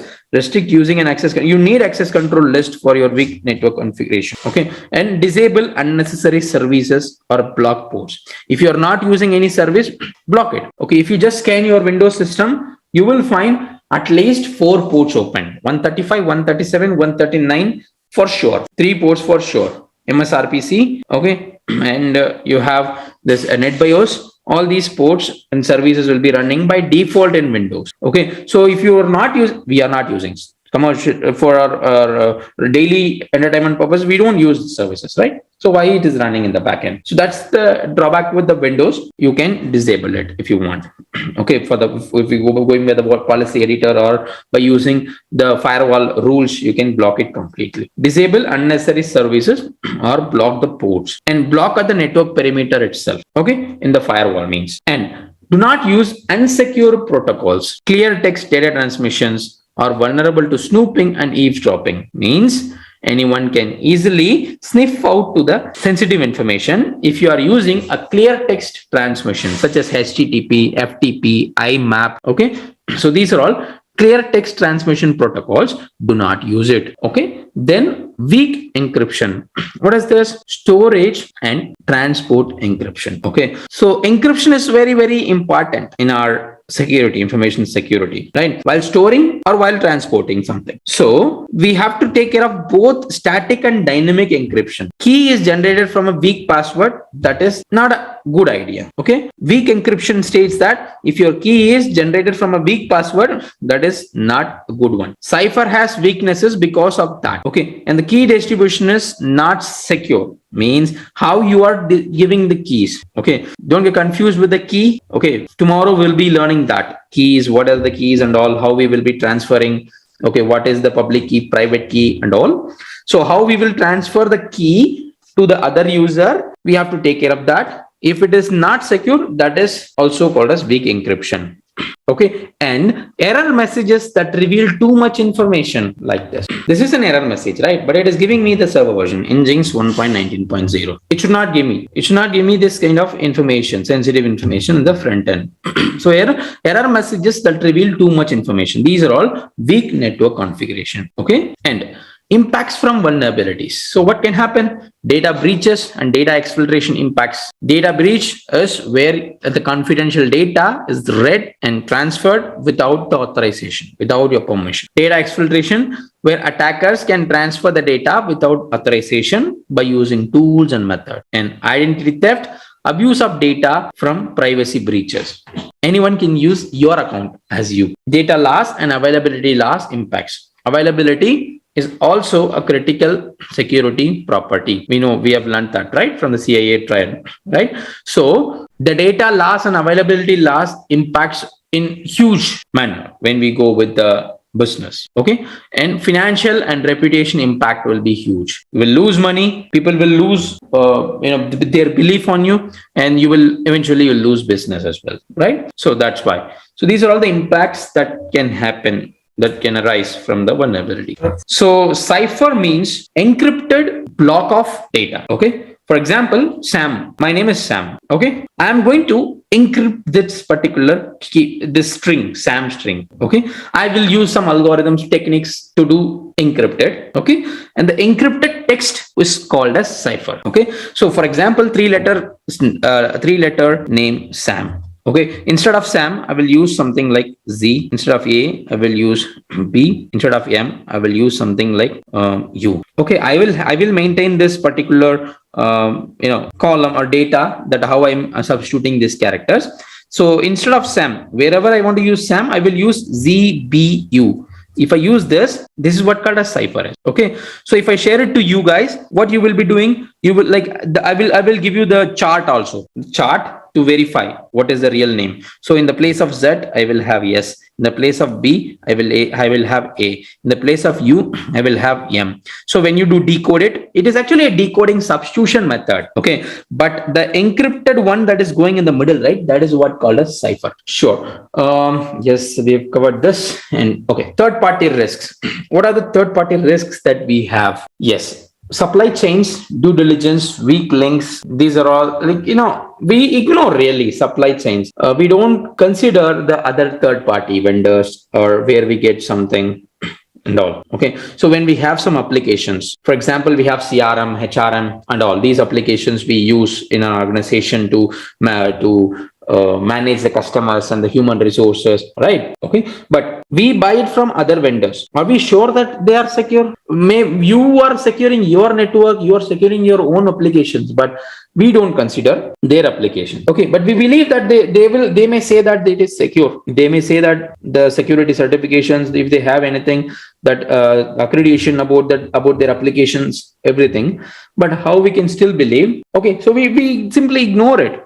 On a matter of belief, we ignore it. Okay, so supply chains, the risk can arise from there. Vendor management process for selecting suppliers and evaluating the risks should be maintained. Sorry, 1 second. Sorry. Okay, so system integration should be maintained between both the vendor and our client. The needy.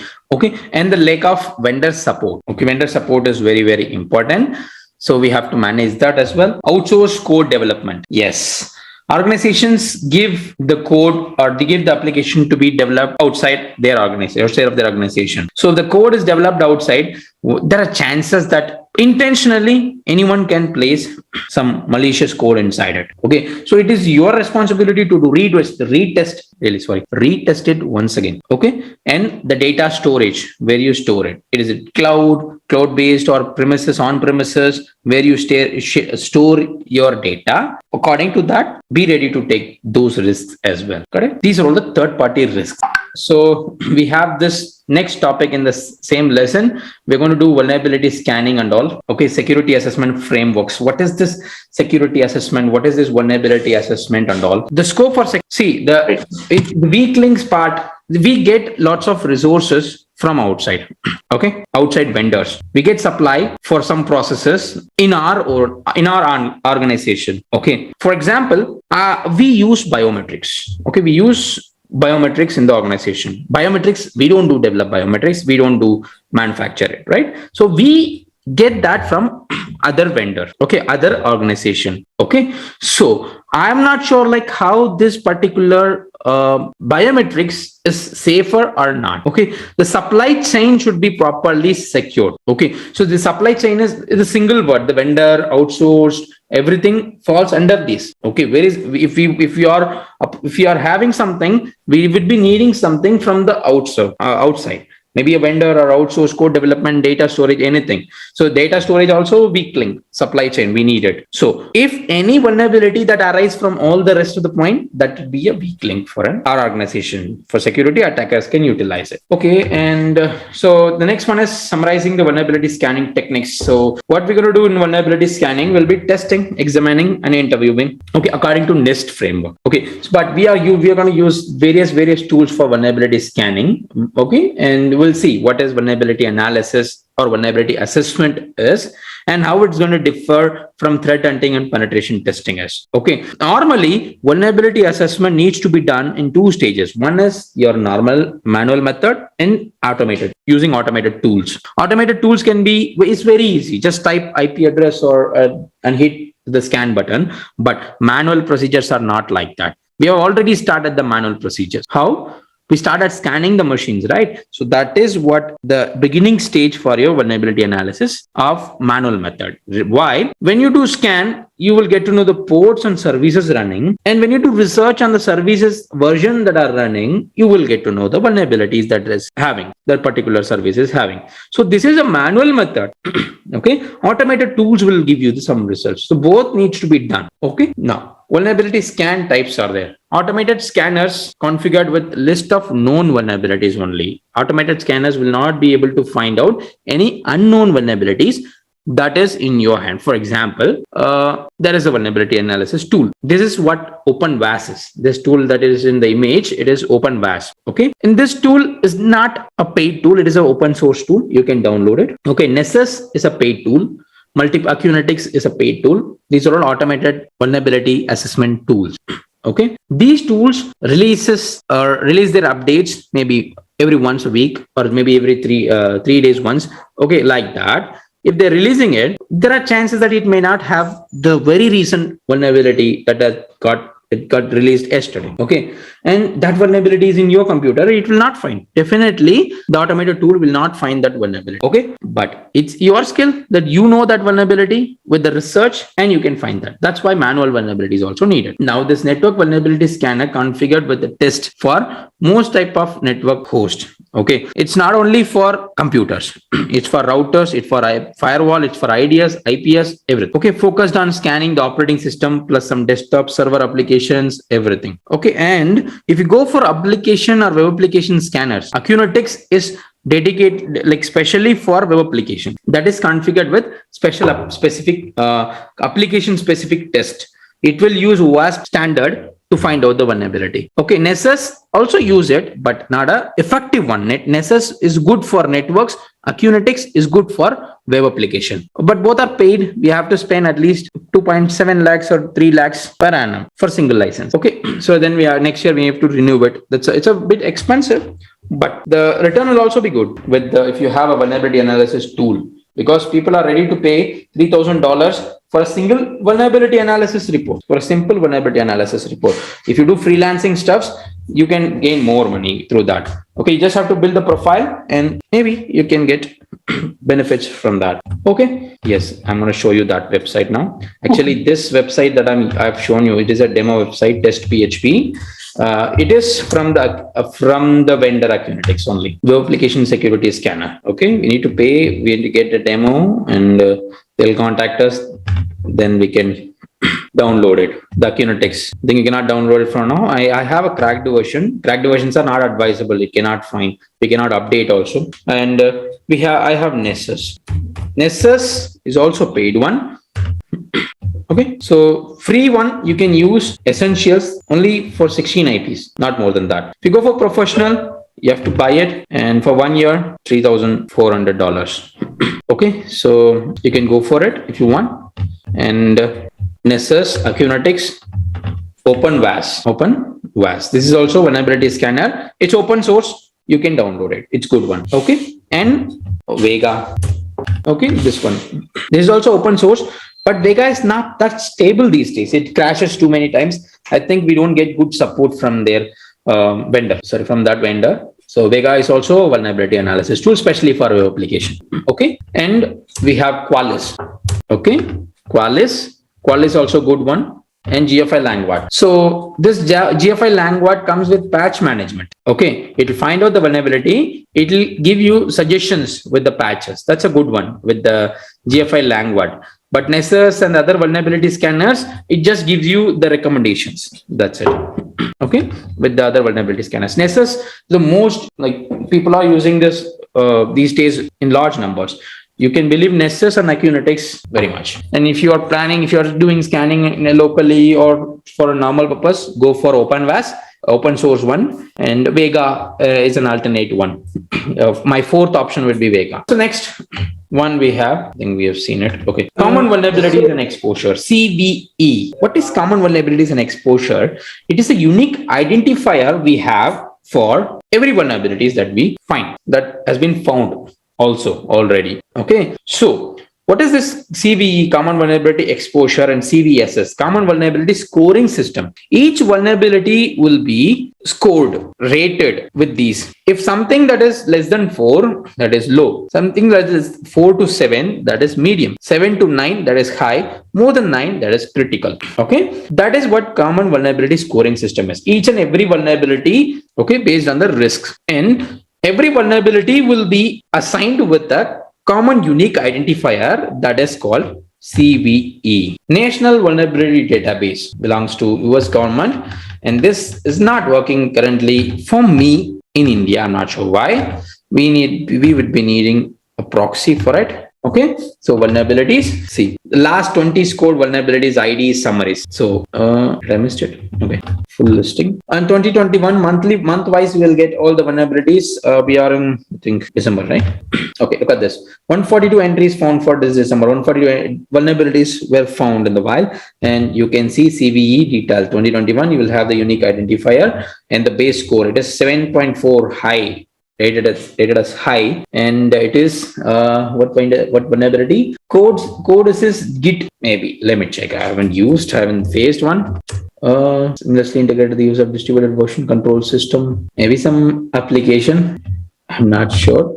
So if anyone, any user, any client, or anyone is using this code assist Git with this particular version that is mentioned here, 0.0, still it is running. Current version is that this only. If you use it, control system Git for all application objects, tool bundle for professional developer edition. It's free. Okay, so if anyone is using this application, that application can be easily exploited. Okay, and this is the vulnerability is, and their exploitation technique and the exploits that we need to use, that is in a different website. We'll come back to that point. Okay, so this website gives you the National Vulnerability Database, gives you the common vulnerability exposure ID and the rating. Okay, vulnerability ratings. Got it? And what is intrusive versus non-intrusive scanning? See, remote scanning versus agent-based scanning. Non-intrusive scanning means passively we will test the security controls. Okay, intrusive means you will establish the network session and direct contact. When you do direct contact with the IP address, when you do attack on the proper URL itself, that will be active. Okay, or if you follow like sniffing techniques, scanners attached to the network only for sniffing. Okay, low interaction with the host, that is non-intrusive. Not that much interactively you will be carrying out, but in active scanning or in the intrusive scanning, you will establish direct contact. Okay, agent based. You may have a scanner in the middle. Okay, then you will perform intrusive scanning. Okay, then you will use exploitation frameworks. Okay, such as Metasploit framework used with the penetration testing. Got it? So we have already seen this one. Like, I'm not sure why they've attached it here. No issues. And credentialed versus non-credentialed scanning. Yes, this is also very, very important. You will be in a situation where you have only one login panel. Yes, the banking sites are a very, very good example. If you check out this website, you won't get anything. This particular page. Okay, because the login page, it is redirecting me to another domain. So I have to scan that particular domain URL. So if I go for this infinity.icicibank.com, it will show me informatives. It will not show me a single vulnerability also. Why? Because the attacking surface is very, very low. Okay, what are the attacking surface? Do you remember this term that we have learned? The attacking surface is where are the points where you can attack. This is an attack surface. URL is an attacking surface. User ID is an attacking surface. Password is an attacking surface. The login button, okay, trouble logging in, login with mobile number, need help. So these are all the attacking surface. Very limited amount of attacking surface.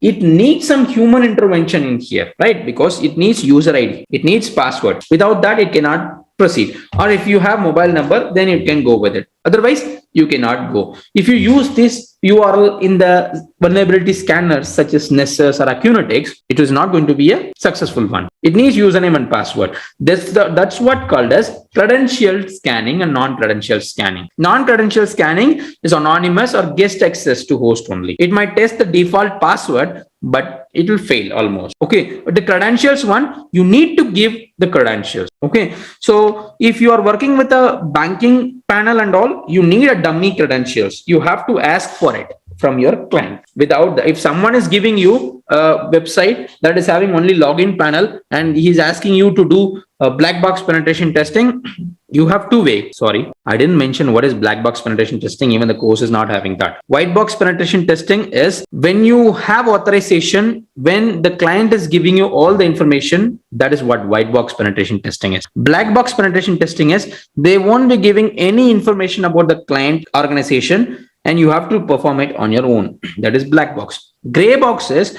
when you're running out of depth in the black box penetration testing, they will help you with few hint and few information. So automatically your black box will turn into a gray box penetration testing.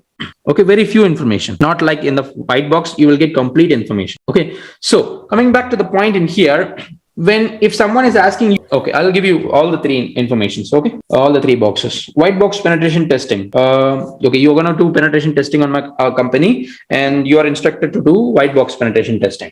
So what are the information that I'm going to give you? I'll give you. I have two routers, means two networks. I have two separate networks, and that is from two different internet service provider. And I hold these IP on each IP address. Okay, and I have 4 subnets, 2 subnets in each router. Okay, and I have 20 computers, 15 Windows based computers, 5 Linux based computers, 2 servers, 1 web server, 1 DNS server. Okay, and what are the operating systems running on each and every machine. Okay, and what you need to do, what you don't have to do, everything I will give you. That is white box. Understand? If it is a website, I will give you what language it is built with, what are all the technologies that we used. You will have a small meeting with our developers as well. What is running in that website? That is white box. In black box, I'll give you URL or I'll give you the IP address. That's it. That is black box. Okay. But in gray box, if I give you the URL, for example, take this one. I give you this URL. That's it. Go for it. Black box. But once you just start scanning, you'll get to know, without this, I cannot proceed, right? So you will come to me, you will ask me that I need additional information, that I cannot go because there is no registration option. Since it is a banking site, I will get the login information from the bank only. There is no registration option. So I need information from the insiders, from the company, from the organization. So when they help you with these information, right? Some additional information that you need, that is mandatory. So that's what gray box penetration test. Okay. Or you can say, I will give you IP address and I will let you know where I have 20 computers. That's it. Like this. That is gray box. Understand? Great. So when you do scan with credentials, the vulnerabilities, when you do vulnerability assessment with credentials, it will do in-depth. It will do in-depth scanning because it will automatically log in and it will do proper vulnerability analysis behind the login panel. When you log in panel, you will get dashboard. You will have multiple functionalities. Transferring of money, applying of different modes, like what are all the functionalities you have in a banking portal. It will try each and every attack. The attacking surface will be more in the dashboard. Okay, that's the difference between credentials and non-credentials. So what is false positives and false negatives? Okay, and it is very important as a penetration tester, as a security auditing person, we should know to identify which one is false positive, which one is false negative. If a scanner identifies a vulnerability, but that is not actually a vulnerability, that is false positive. But if the vulnerability is there, but scanner fails to identify that is false negative. So you have to review the logs of the vulnerability scanner, the vulnerabilities that it shows. Okay, so you need to evaluate that it is really a vulnerability or not. Okay, sometimes you can easily identify by just looking at that. Okay, for example, you are scanning a Linux operating system and it is showing some vulnerability like Windows related vulnerability. So you can just straight away go with an answer, come to a conclusion that it is a false positive. Okay, and so, but another method is penetration testing. You need to do penetration testing to verify. You have some doubt that it may be vulnerable or may not. So you have to do penetration testing only to find out really it's vulnerable or not. So that's how you do, and you can do check the logs of the scanner also to review it, and you can come to an idea it is a false positive or a false negative. Okay, and we have configuration review. So what is this configuration reviews? Or we have policy editors, we have multiple policies that we have group policies available in our machines, right? So we have to check out all this lack of controls, misconfiguration, okay, everything. Security controls that should present but are present but not functioning properly, lack of controls. Misconfigurations, settings that deviates from the template configuration.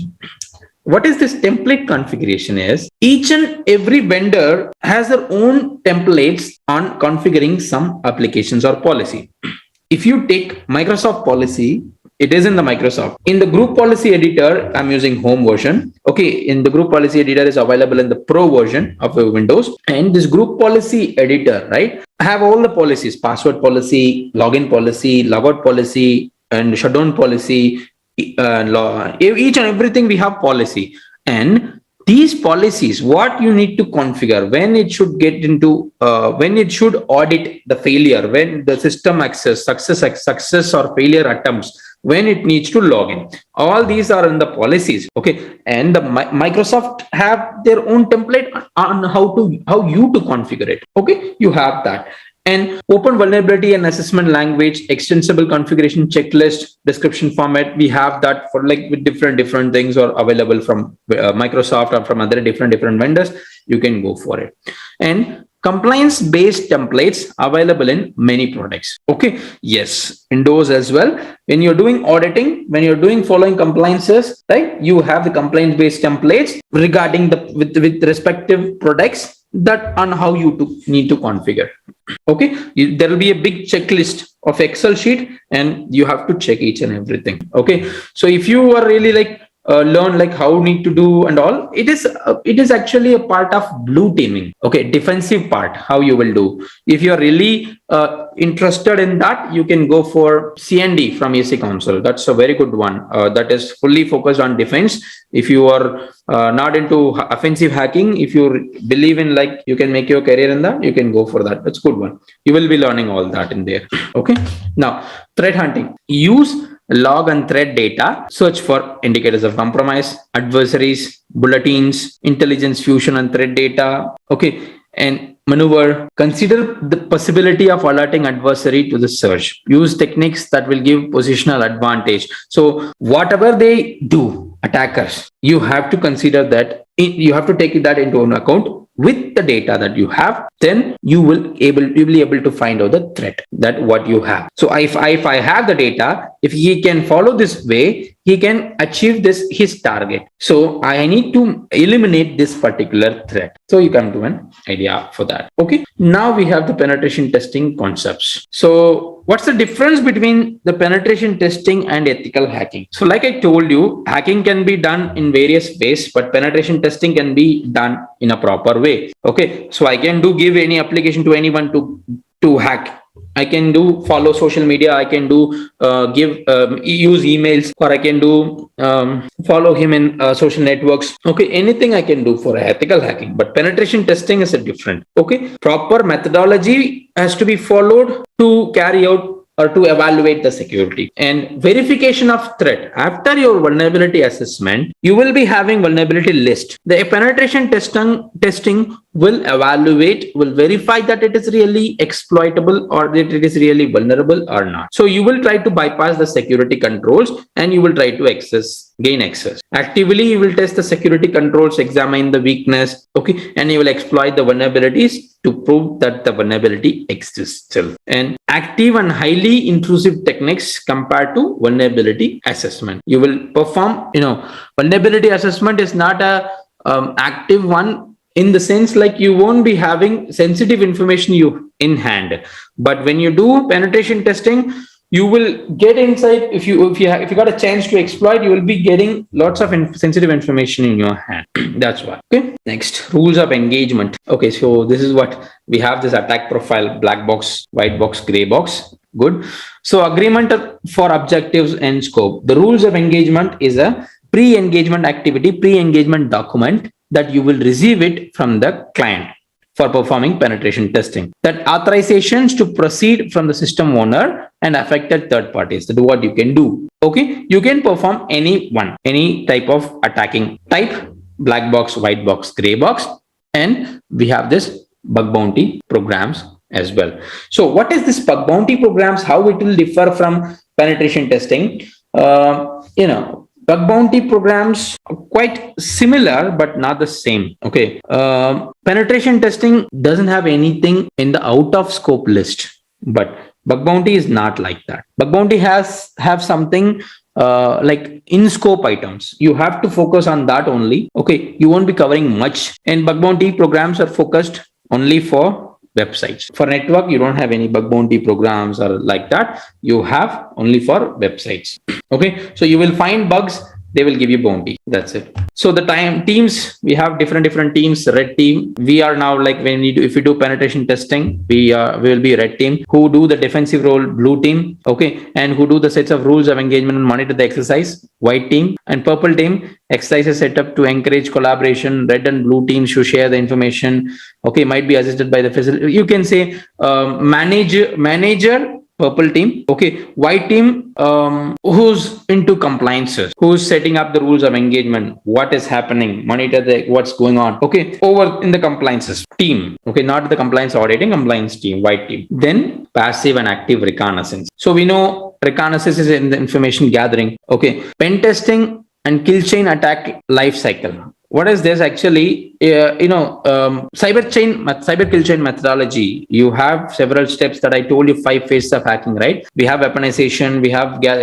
information gathering, scanning, lots of steps. Okay, so the first one, we have this reconnaissance phase. In this, the passive techniques are unlikely to alert the targets. You won't be having direct contact with the target. From the blogs, from the forums, okay, from the social media, okay, from the other websites, from the other tools, you will gather information. That is passive technique. When you make direct contact with the target by visiting their website or by impersonating, by calling them, okay, these are all active techniques. And open source intelligence, what is that? Is openly available intelligence means information gathering. Social engineering is another technique for information gathering. Footprinting, war driving, that is for Wi-Fi. Okay, to find out the available Wi-Fi devices around you, we have to perform war driving. Okay, then you can use drones and war flying. These techniques can also be used for information gathering.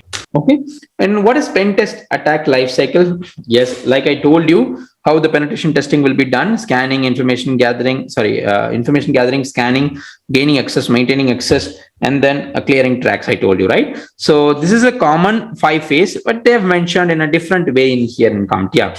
Initial exploitation, you have to obtain the foothold, means you have to hack at least. Okay, they didn't mention here about the information gathering, scanning and all. They directly go for the gaining access phase. Initial exploitation is what called as gaining access. Okay, you have to hack or you have to gain some sensitive information.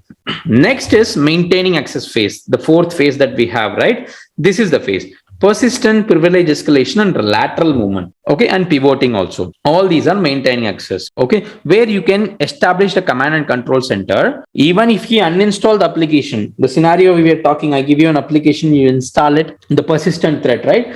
If you uninstall that application also, I should not get disconnect. Okay, if you switch off your computer and when you restart it, you should automatically kick in. I should automatically get connected. Okay, and if you are a normal user, how I can escalate my privilege escalation? Okay, and compromising other hosts from one machine by pivoting. Pivoting means if you are in a two different network, how I can traverse myself from one network to another network. That's what called as pivoting is. Okay, and actions on objectives means what we need to do. We have to do delete, copy, manipulate, whatever we do, and we will do cleanup. That is clearing of tracks.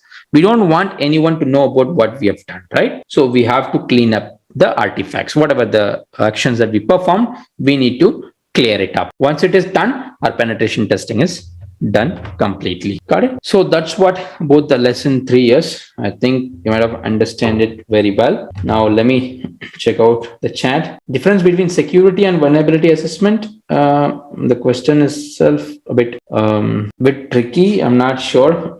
I'll explain pivoting someone 1 second. What's the difference between security and vulnerability assessment? Security. No, the question itself a bit different. Vulnerability assessment is verification or assessment or analysis or finding up of a vulnerability. Okay. Security is security of your infrastructure, security of network, security of web application, and you common term. Security is a common term. That's how you secure your asset. So how you secure your organization. Okay, both are different. You can say vulnerability assessment is a process or is a technique. Security is a common term. Okay, yeah, I can understand too much of theory, and CompTIA's bit they haven't structured it very well, but still I'm giving you in a clear manner. Okay, how are they identifying these vulnerabilities? How are they identifying this vulnerability? I think he's asking about this mini vulnerability. If I'm not wrong, how they get to know about this vulnerability, all right?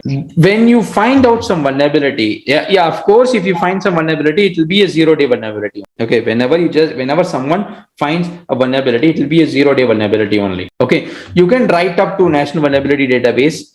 There are platforms, National Vulnerability Database, exploit database. Okay, different databases are there available. You can give these kind of these vulnerabilities to them. Okay, then they will release this particular common vulnerability exposure for that. Okay, so all these vulnerabilities has been found by some researchers. They've researched it. They found exploit.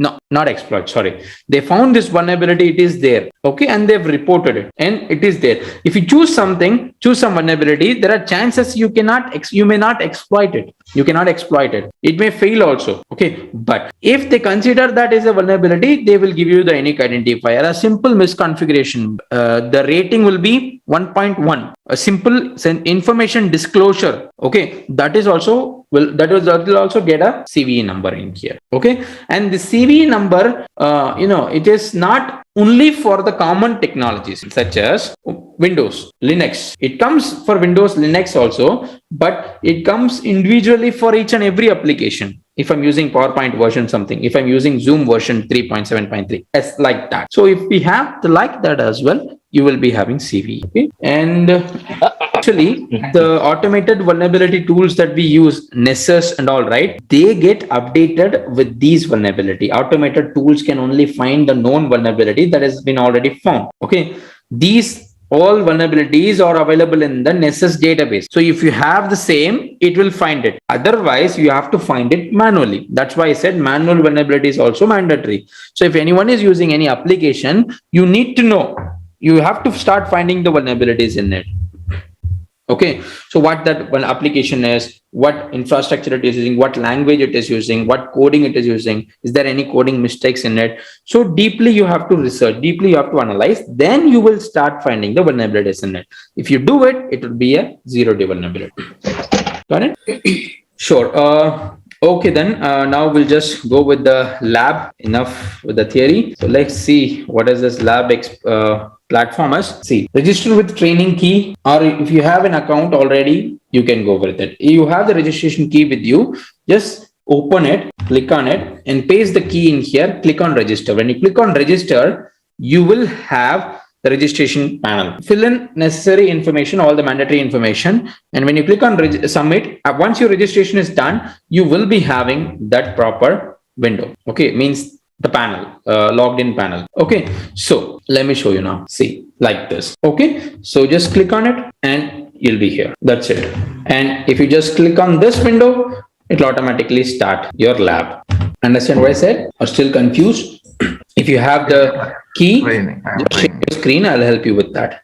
To share my screen, I will just check what is the lab environment is. Let everyone know what we have in the lab. Okay, so already launched. So we have this lightning, like I already explained, this lightning button you can use this Control Alt Delete key to key in your inputs. You can use virtual keyboard. If you feel like your machine is hanging, you can reset or reboot the machine. Okay, and you can reset your internal gateway if your internet is not working inside this window.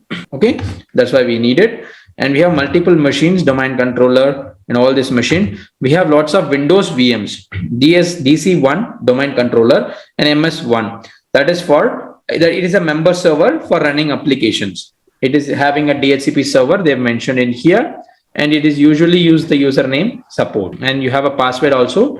So let's try. They have mentioned like how to log in and all. Let's try. Yes, support administrator. I'll just click on this password and it automatically fills in and log in. Same method for your DC1 also. Okay, so you can see like there is a network issue between your computer. So they have mentioned just right click on the start button. Okay, go to network connections. Here the Ethernet, just disable and re-enable it, so it may work fine. Okay, nothing else. And they have this PowerShell machine also.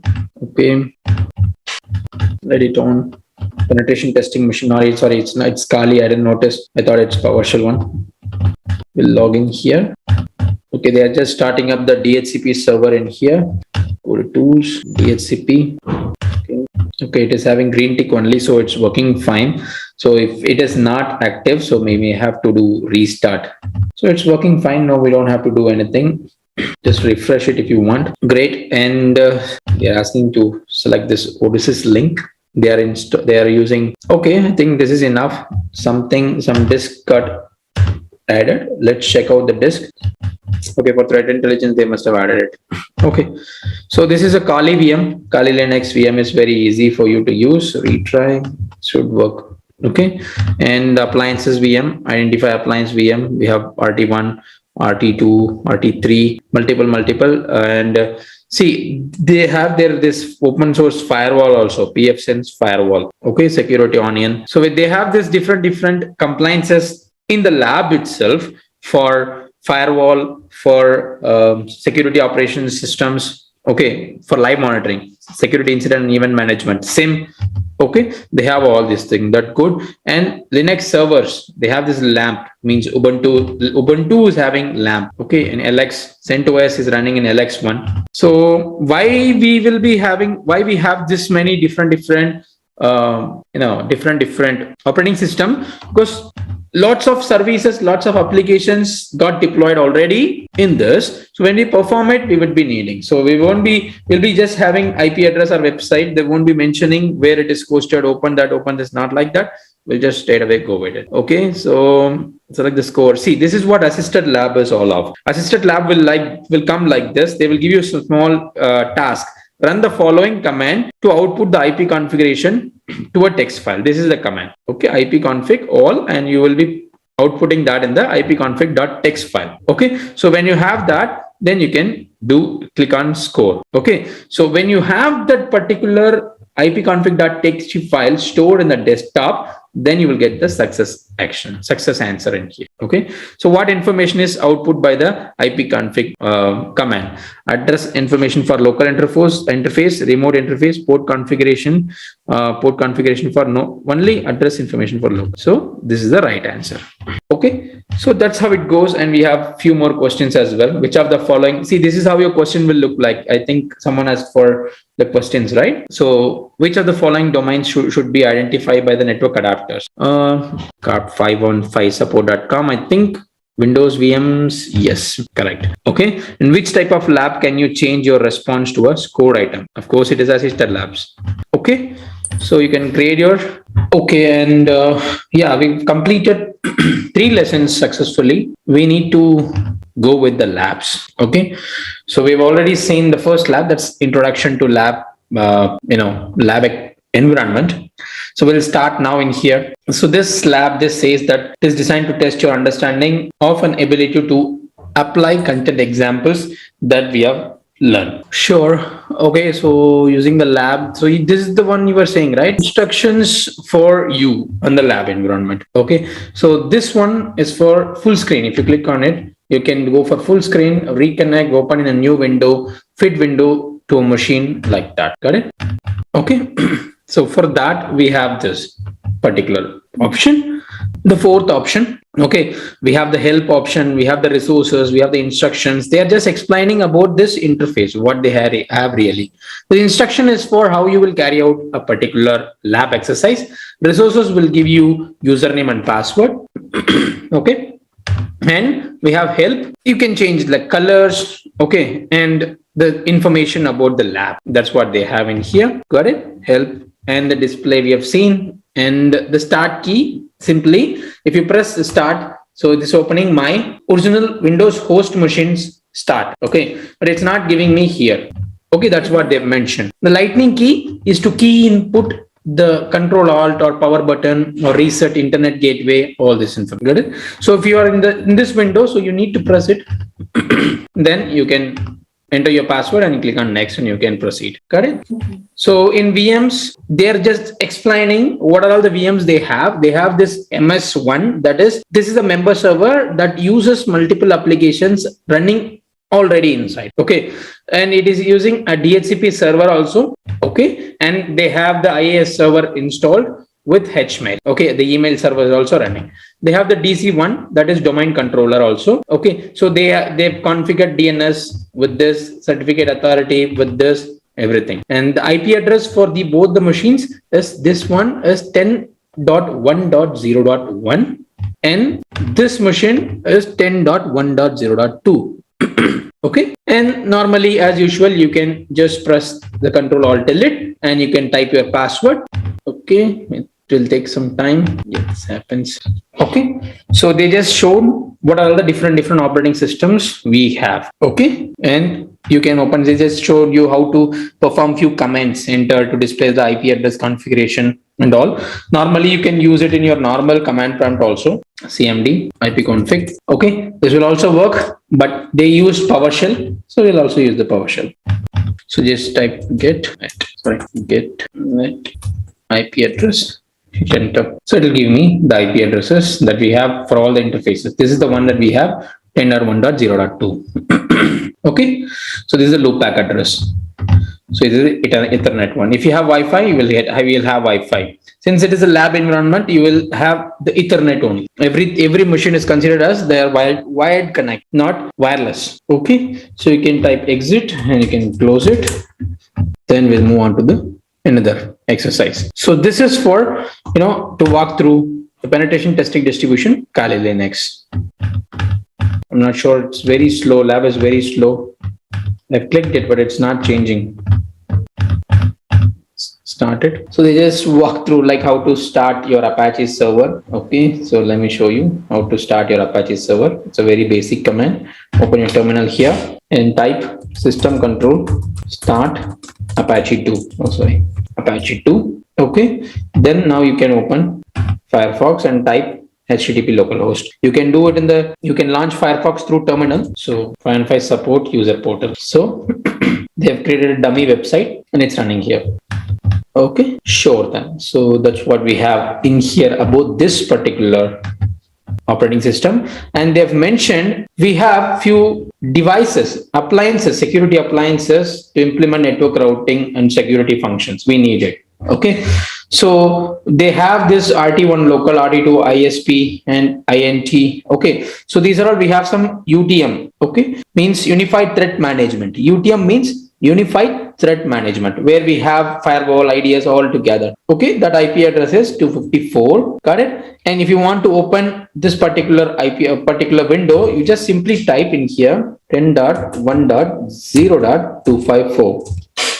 Okay, maybe I have to start that system. It's not started up, I think. It is started. It should show the root and password. So you will have it in here, this one.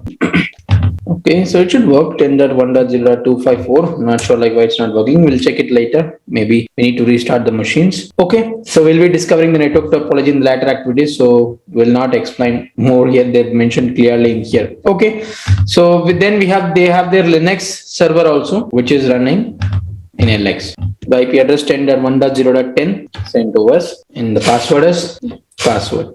Where they have Apache server, MySQL server, PHP functions of a web server, everything is running in here along with email and DNS server from the Linux based machine. Okay, so they have these applications are also installed in here.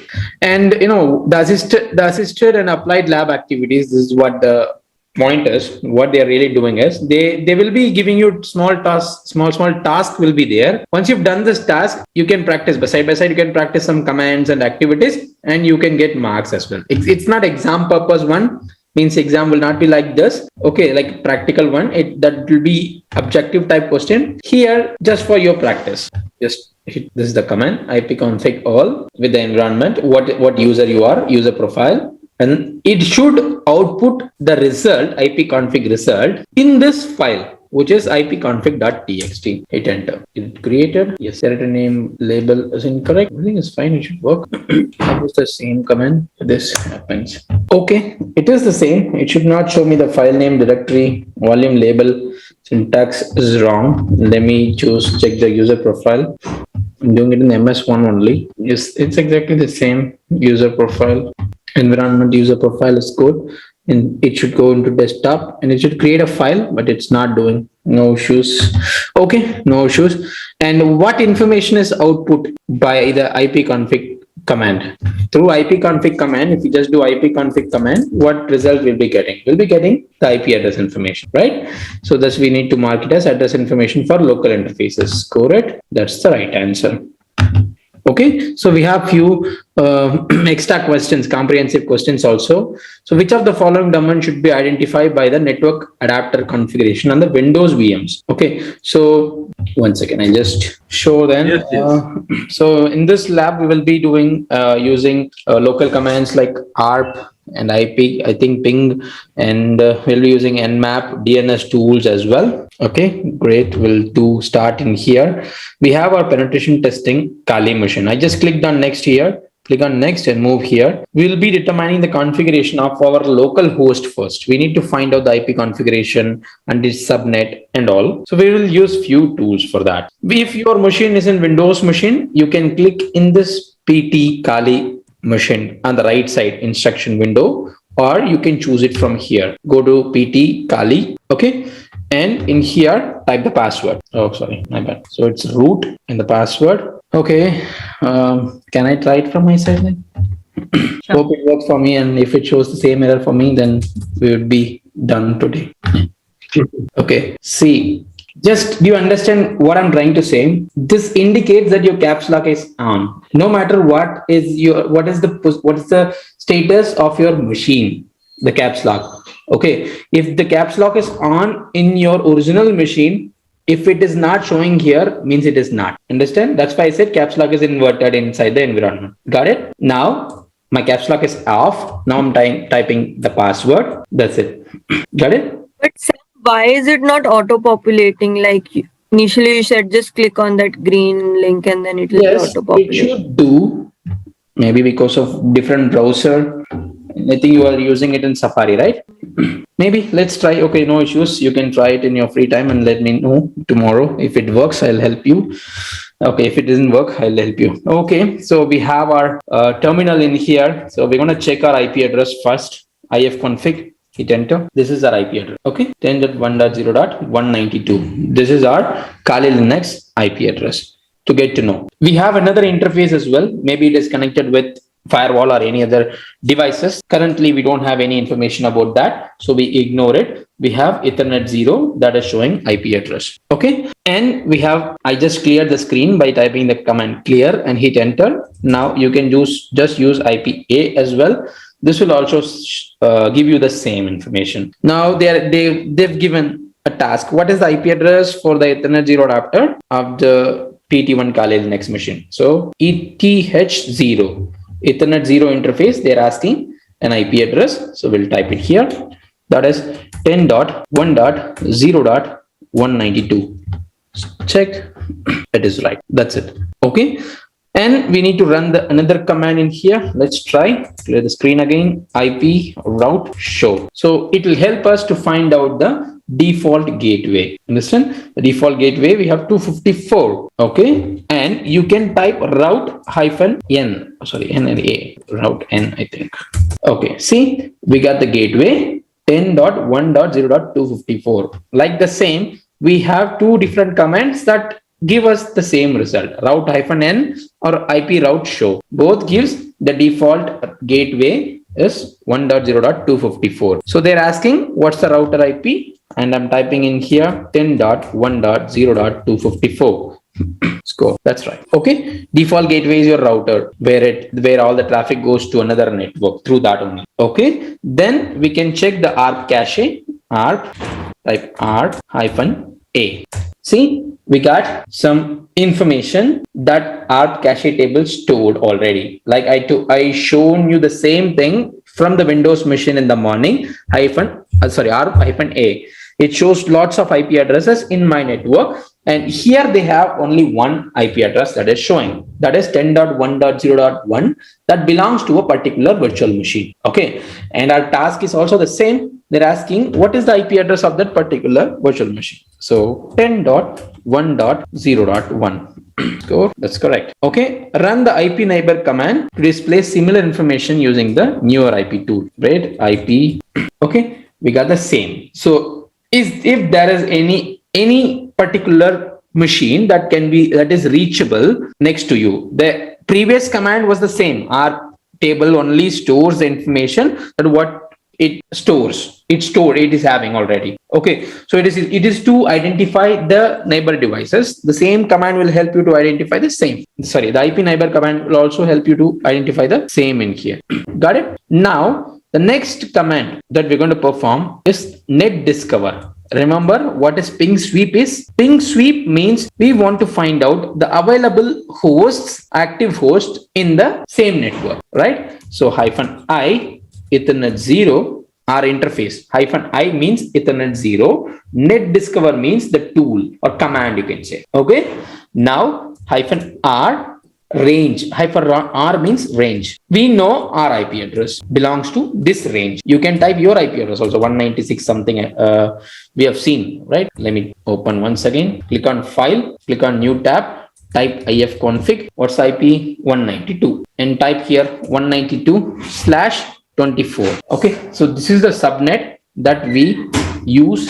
Okay, in here. Okay, this is the command. So we can easily find out the active hosts available. So let it run. Currently scanning. It is showing finished. It will report as finished after some time. So I'm opening DC1. I just clicked on it and it opened the DC1 VM. I'm entering the password. Okay.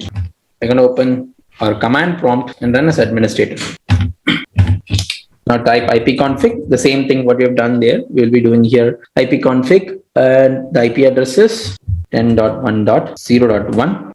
It is correct. And we have this tool path ping to test the reliability of packet loss, latency of the connection between our Windows machine and the Kali machine. Okay. Kali, no, you can do it anytime. Like you can do this, or you can do the first step. It's not necessary to carry out for this particular step, for this particular lab. The reason is it is all different command, different task. Okay, just in one step the task is getting completed. Okay, but later if we start doing in the second lab, third lab, right, you will be having big exercises. So you have to do it in sequence only. Otherwise it will not work, because it's just a simple command ipconfig. There is no continuation for this. So I have done this. If I'm not getting any reply, I will just go for this because it is a different one. Okay, that is why. Great. And they're using this path ping command for finding out the packet loss, how it is reliable or not, latency, to reach out to the machine properly or not. So here our target IP address is Kali Linux IP address, that is 192.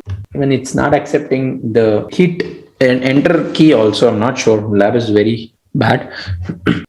See, important information that we will gather from this path ping is it gives you the information about the location. Okay, if you are not getting the higher loss, okay, higher loss of packet, means the machine is very much closer to you. Okay. If you are getting higher packet loss, means there are several routers are between them. So you are getting loss. The connections is not that much reliable. Okay. Yeah, still it is reachable, but packets are getting lost in the middle. Pathping also do the trace route only at the back. No problem. The trace route will also do the same. Pathping is, I think, very, very old tool. We don't use pathping at all. We go for trace route, and we have few graphical tools also. We do rely on that. But okay, let's try.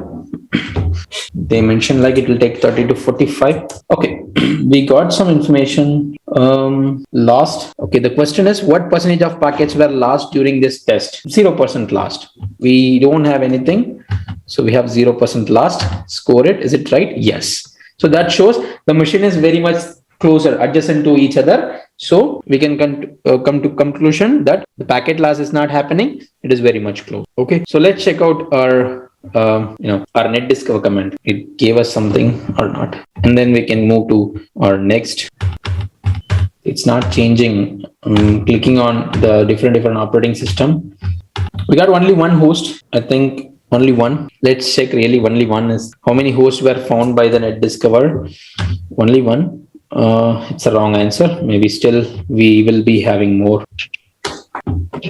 We'll face this situation. Lab will definitely frustrate you. Sure, then it is still running. Let it run. We'll go for next step. Now we'll carry on with the next commands, next tools and all. Okay, we know about our own machine now. Our next step is to scan the ports. We need to find out the services and all. Okay, 1 second. Sorry. Okay, so our next step is to scan our local machine. Nmap localhost. Nmap means network map. We have this tool in Kali Linux in all the penetration testing distribution. This is to identify what are all the open ports and services that are running in a computer, in a local computer or remote computer. So we are just checking first in our computer, okay, local computer, and we can see there is only one port open, 22. Okay, and then we have a question also, what port is open? 22 TCP. Score it. That's a SSH port. Okay. The next command that we're going to perform is ping sweep, an alternate for your net discover that is running already. Okay. Nmap -sp. It's not in here, but I'm showing in here. You can go for sp, or you can simply mention 10.1.0.0/24. It will scan all the whole subnet, and it will give us the result of all the IP address. It's a time consuming one. It will take some time. Okay. And let's see, we will get what results. Yeah, we got the result in here for 192 and 254. Check out this. How many ports are open? 22 and any other port? Sorry, any other IP address? 10, 0.2, 0.1. So how many IP address? 1, 2, 2, 3, 4, 254, 5, 6. Totally 6 IP addresses are active. Maybe. Let me check it. Really 6 IP addresses are not. If it is right, we'll get the right. No, 7 is it? Did I miss something? No, it's 5. Sorry, 192 is Kali machine, right? I counted that as well. That also. 192 is my Kali machine IP address. It is showing that also because it belongs to the same subnet, right? That's why. So now our next type of scanning. In Nmap, we have different types of scanning. Sync scan, half open scan, Xmas scan. There are huge number of, at least minimum 15 scanning types are there. And I'm afraid like they've given only 3. No issues. Now, -S, capital S. This is what called as sync scan, synchronizing scan, or half open scan. Okay.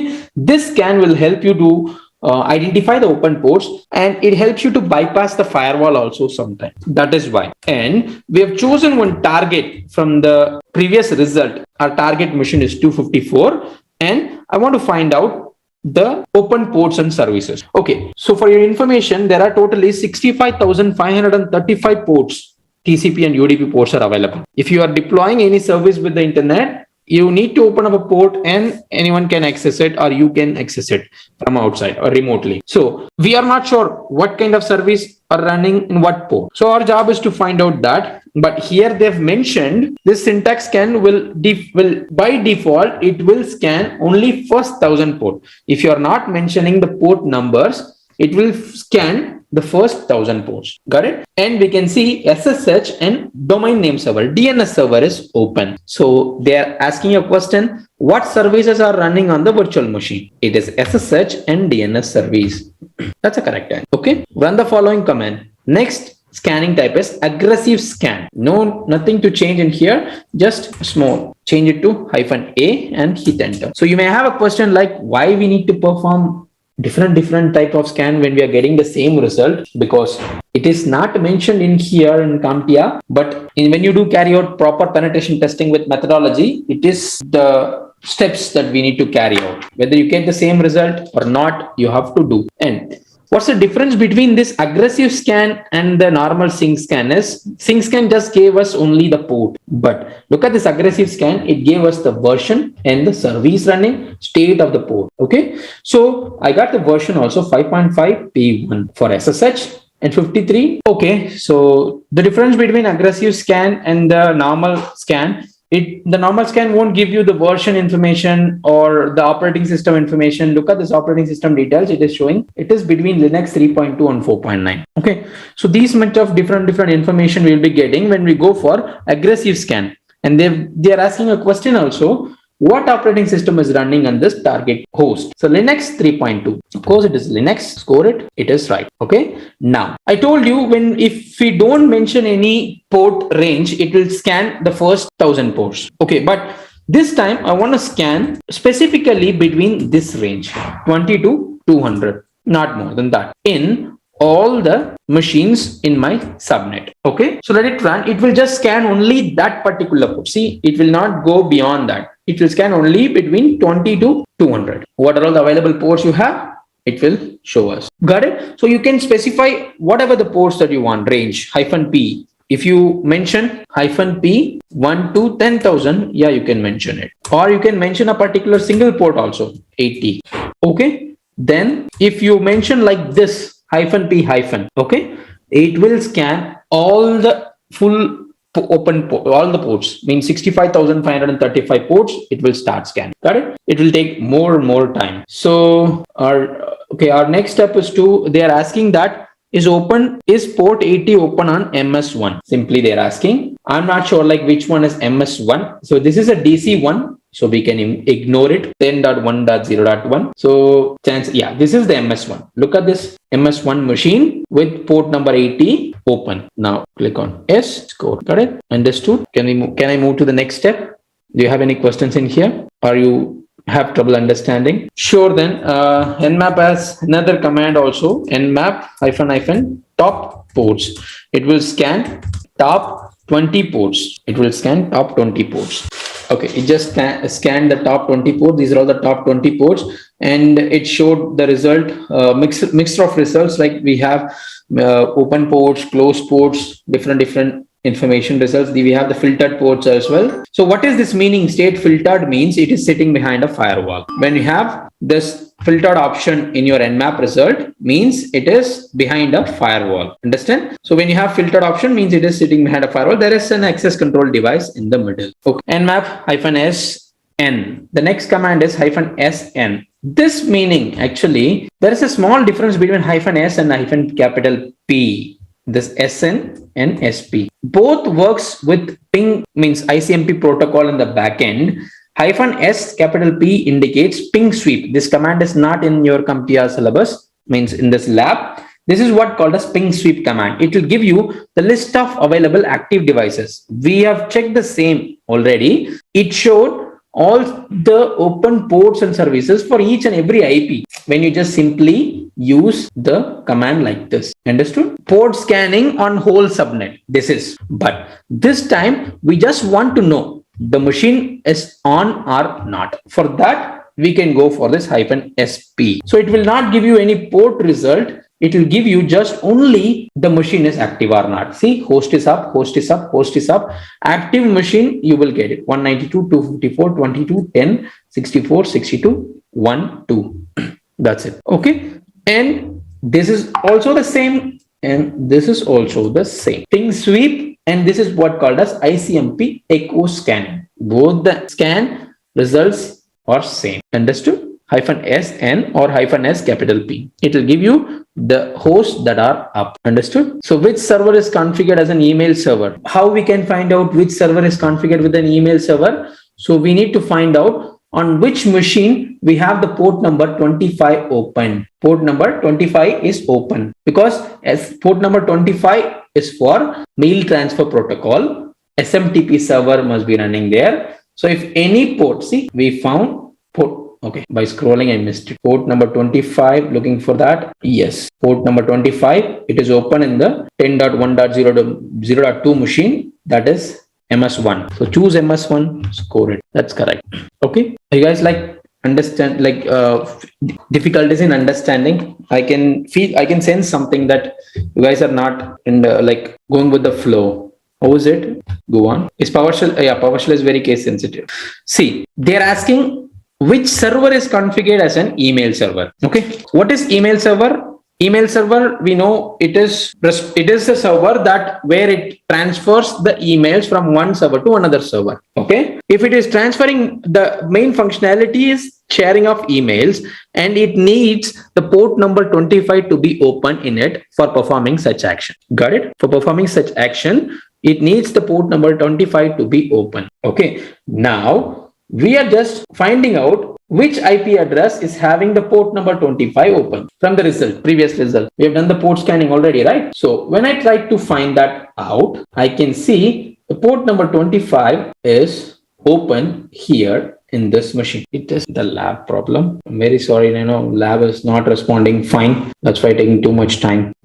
Yes, look at this. 10.1.02, 25 port is open and it is running in the MS1 machine name. So I've just clicked on it. Okay, now we're going to do banner grabbing to identify the service versions and each and every information about a vulnerable machine. Okay, now we have a target machine. We have a target machine 10.1.0.1. That is what our target machine is.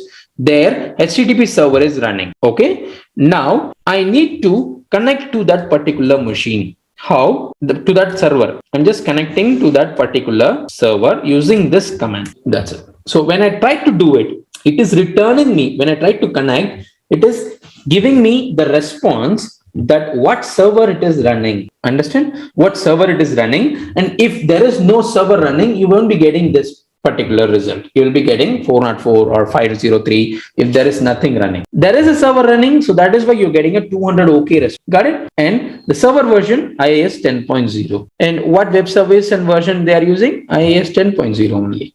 You can see it clearly. Click on score.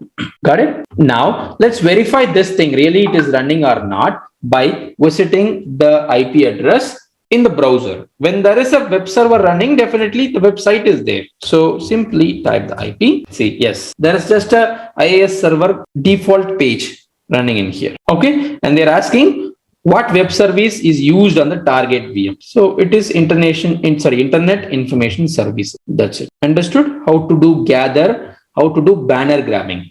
The action that we have done here is what called as banner grabbing. This is what called as banner is. Service, version, all these are called as banners of a particular protocol or of a particular service. Okay, so when we try to connect with the particular IP address using curl, so we got the banner revealed. Okay, and with that we just answered 2 questions. Just ignore the questions. If you're confusing about the questions, right? If the question is confusing, just ignore it. Don't need to answer that also. Okay, it's not mandatory. If you understand the exercise, that is good.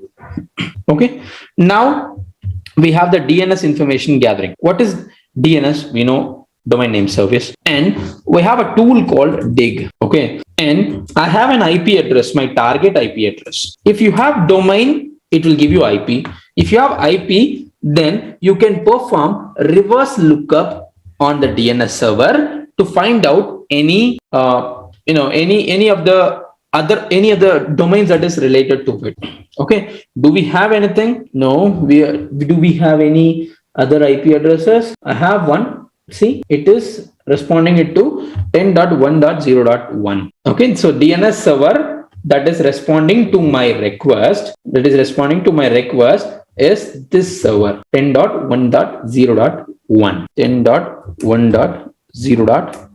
1. Is it the right answer? Yes, it is. Okay. And we have, lots of records available in the DNS record. Okay. In the DNS, we have SOA records. We have name server records, we have mail server records. Multiple records are there in the DNS server that is responsible for your DNS information or DNS routing or whatever. When we do share some mails, when we do share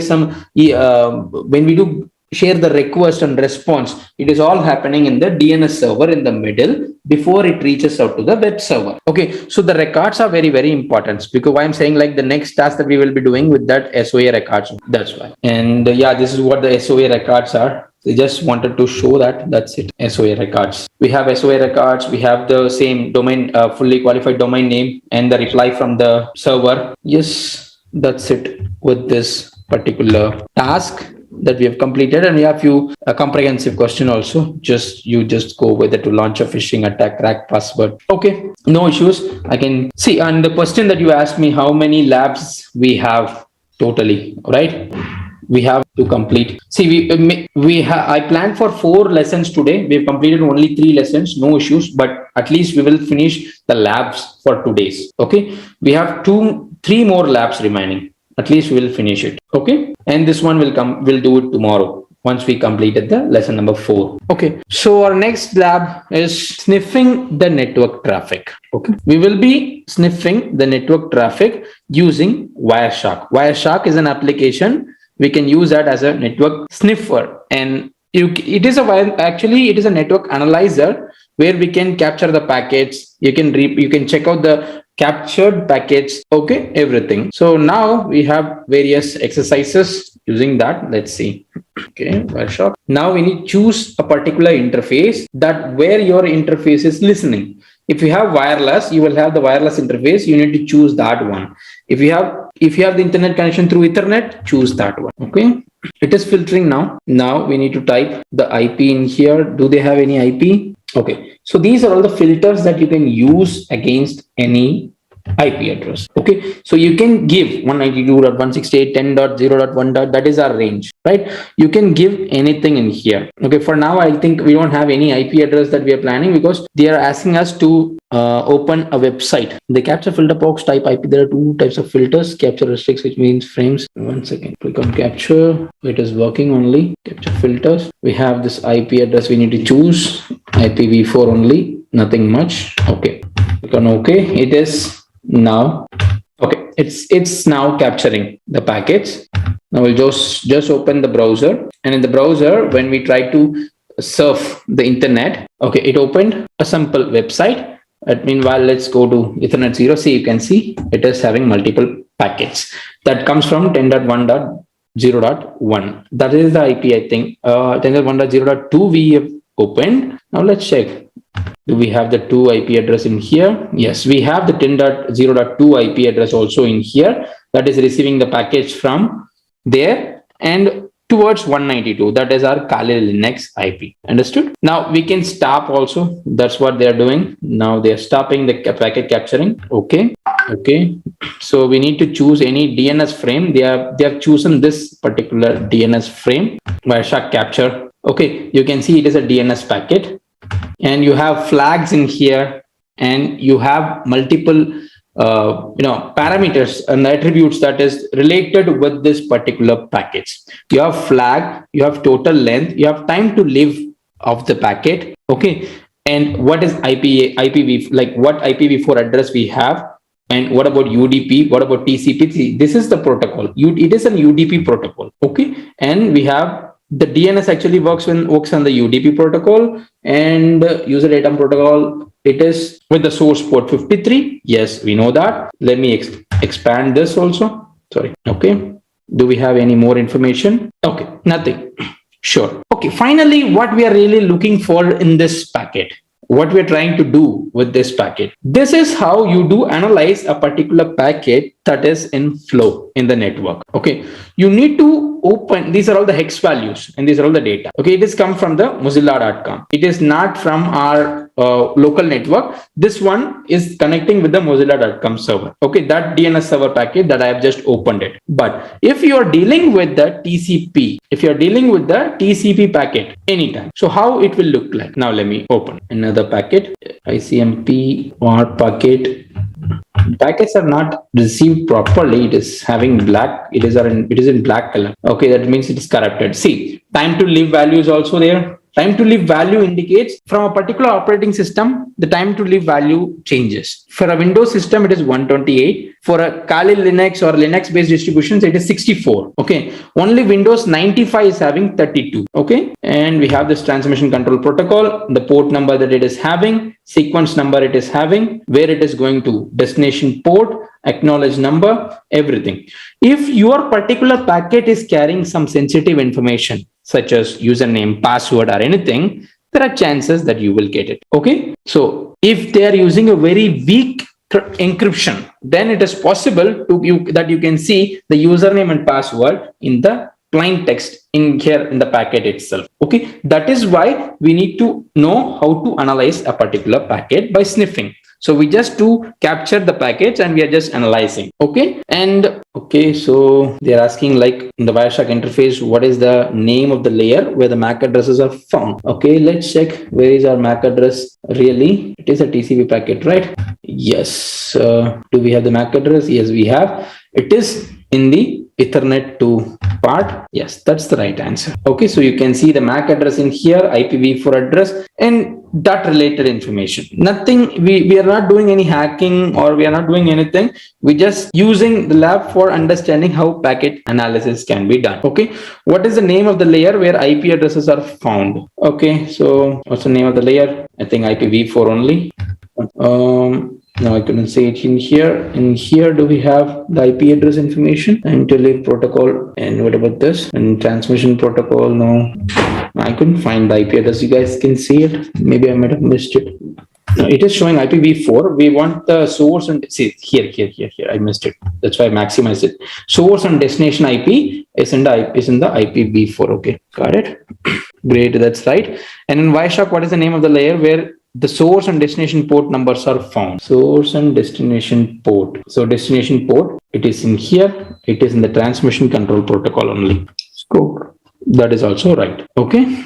So this is how you analyze a packet that is flowing in the network using Wireshark. Very simply, let me show you how to do once again. So just open your Wireshark. Once you open the Wireshark, it will ask you to choose the interface. Once you've chosen it, it automatically starts sniffing. Okay. In case if you have anything to filter, specifically if you want to capture anything, then you go to capture, click on capture filters. Then if you want only IPv6, you want only TCP only packet, you want only UDP only packet, or ARP, no, you don't want any ARP packets. So that time you just click on it and click OK. Okay. Then according to that, you will have the packets captured and you can choose a particular packet. Then you can easily inspect the packet and get to know about what is going on with that. I'm opening it again. Okay, this is the one, right? Ethernet 0. Double tap it. That's it. It started listening. It started sniffing out. See all the DNS query, DNS protocol that it is listening. We can see the packets. I'll have to do that because. Okay. So the next one that we're going to do here, next tool that we're going to handle or we're going to use is TCP dump. Okay, TCP dump is also a packet analyzer. Exactly that it works like Wireshark only, but TCP dump is a CLI tool, command line tool. It is not a graphical tool. So we'll be using commands in order to capture traffic or anything. But before that, this particular MS machine is hosting a website that will be used as the part of the packet interception activity. So that is why we need to do some task in the server manager. So go to tools. Are you guys listening, right? Internet Information Services Manager and expand this MS1. Okay, go to sites, default website. Okay, double click this authentication. Okay, we have this in here, anonymous authentication enabled.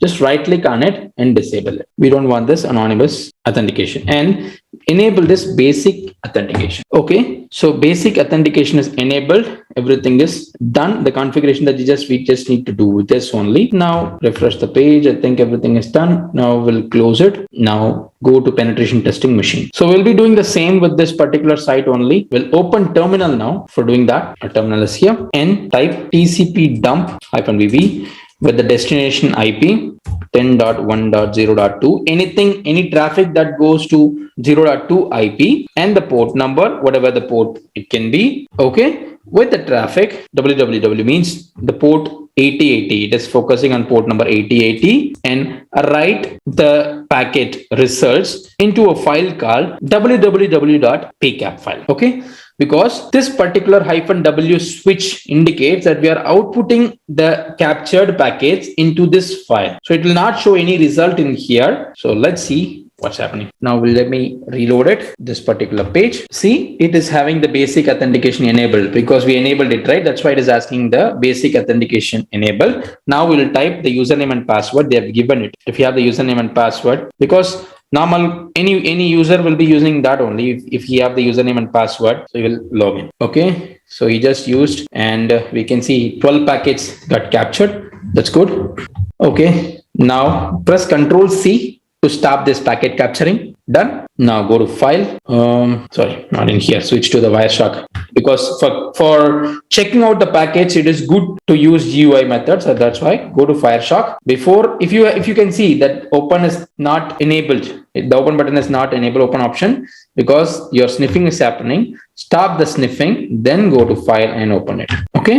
In here, www.pcap. This is the file that we have captured, right? Click on open. Continue without saving. See, we got lots of requests, TCP and HTTP request. 12 packets are there. Got it? Okay. Now, what we're going to do, we can open this HTTP GET message. Okay. So they've mentioned like open this particular packet. Okay.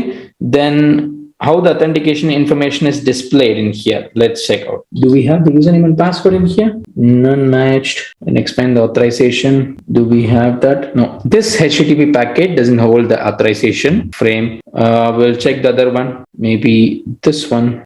Yes. Look at this authorization column. Let me open it. Look at the credentials. Credentials is going in the plain text and anyone can sniff it. Imagine you are sitting in a coffee shop and you're using their Wi-Fi, and you are using a very, very vulnerable website, and you are logging into that particular website, and any attacker who is also connected with your same network, he can easily sniff your username and password. Understood? So that is why sniffing is very, very important, and it's very strong one also. But if you are using a strong website, it will not work with the websites like Twitter, Instagram, or Facebook. Those are all very strong and secure, so it will not work on such sites.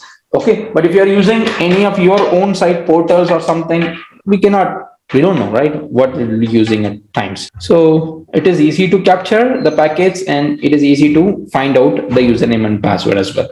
Got it?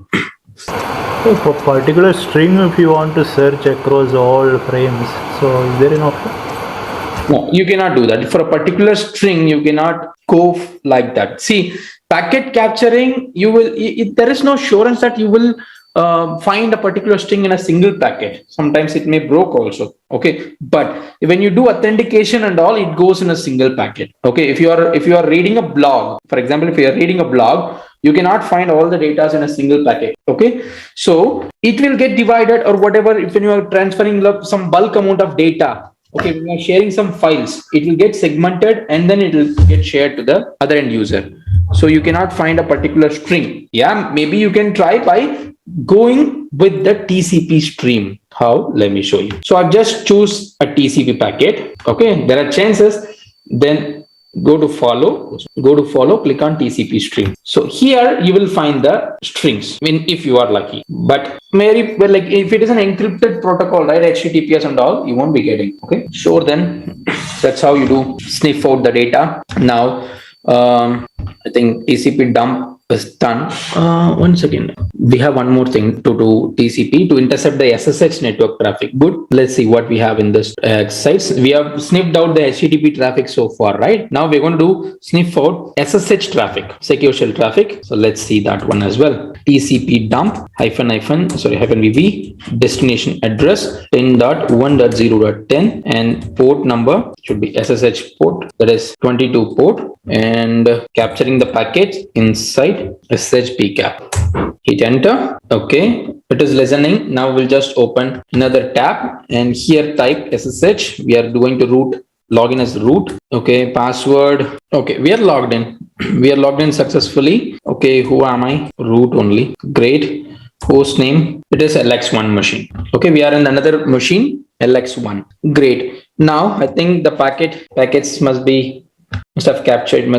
Okay, we got all the information. Now press Ctrl C. We have saved it. Okay, now with the same thing we can open with the same manner by using Wireshark. Okay, let me open Wireshark. It is a different Wireshark, default Wireshark. Okay, now we'll open the captured file. Okay, we got lots of information in here. Okay, can we find any particular sensitive information in SSH? It is not possible.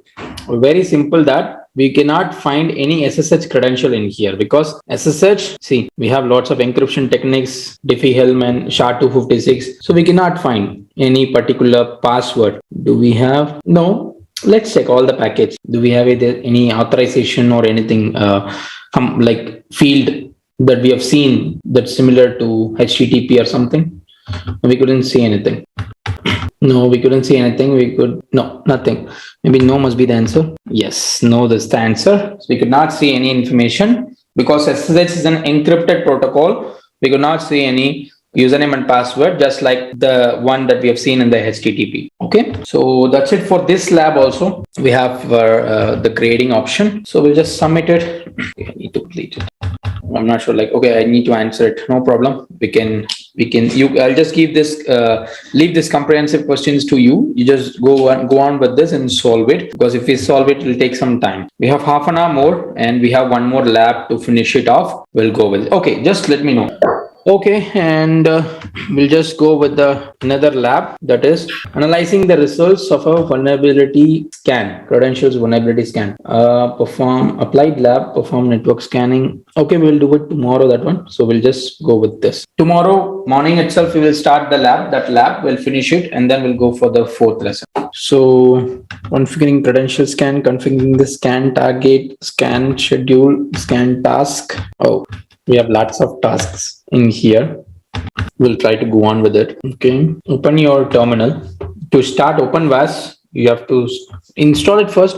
Okay, and installing OpenVAS in Kali Linux a bit tricky, because you'll face lots of dependency issues in the latest Kali. Okay, if you're trying to install OpenVAS in the latest Kali, you'll face lots of issues. So if you download Kali Linux that is having OpenVAS in it already, that will be good idea. Okay, so I'll give it to you, no issues. I have it with me, ISO image, and you can install it.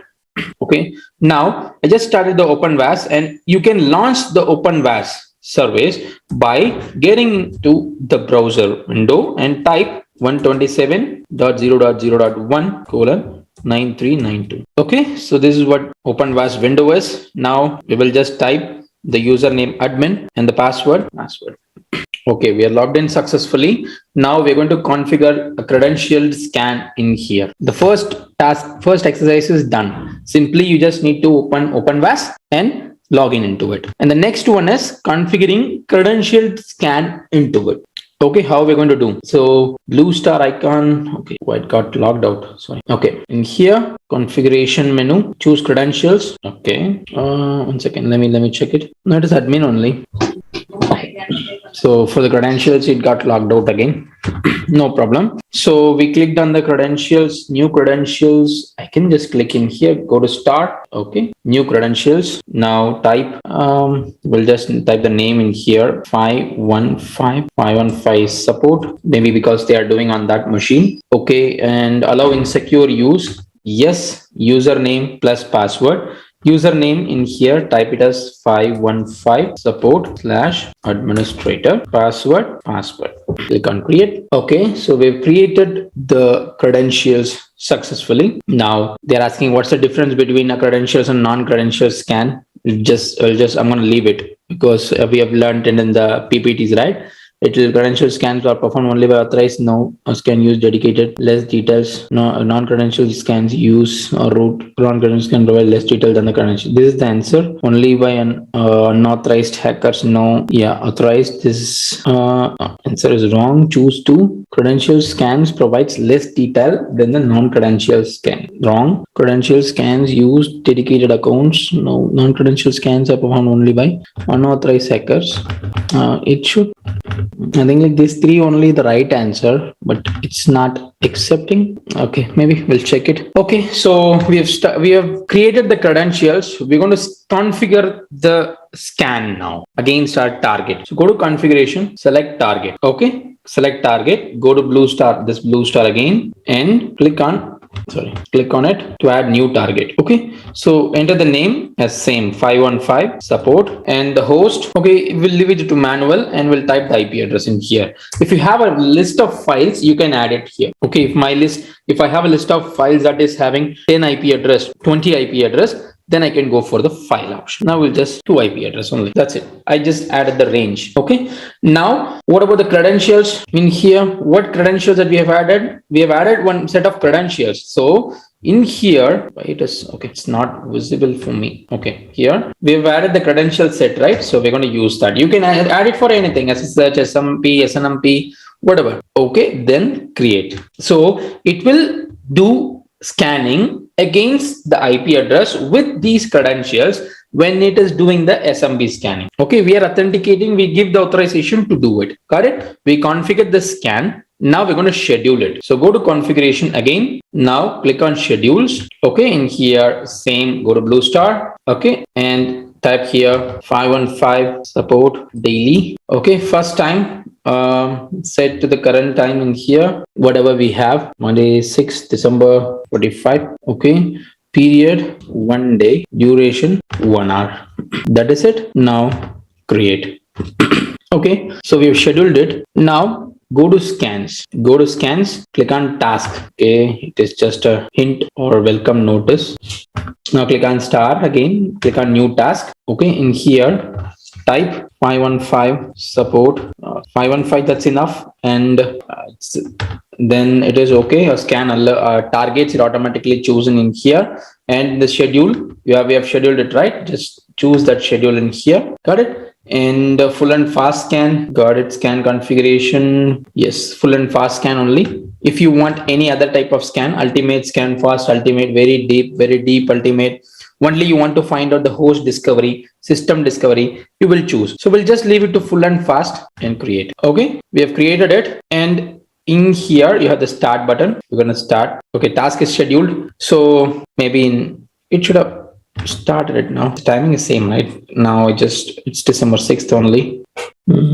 Okay, maybe. Okay, like in here we have the start option.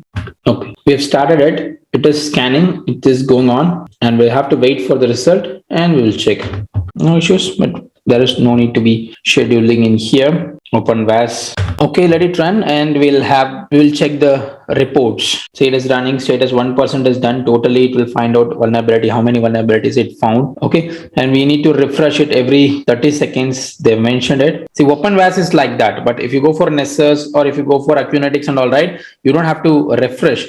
Why we need to refresh? To check like how many vulnerabilities found. That's why it will automatically scan it. It's not mandatory to refresh. You can leave it. Maybe after 1 or 2 hours you can come back and you can refresh once and you can take the report output. But for quickly, we are just doing lively, right? So to check is there any changes in the vulnerabilities and all. So we have to do reload. Only 1% is done. Still it's going. Okay, so let the result come. So before that, we will just revise once what we have seen in here.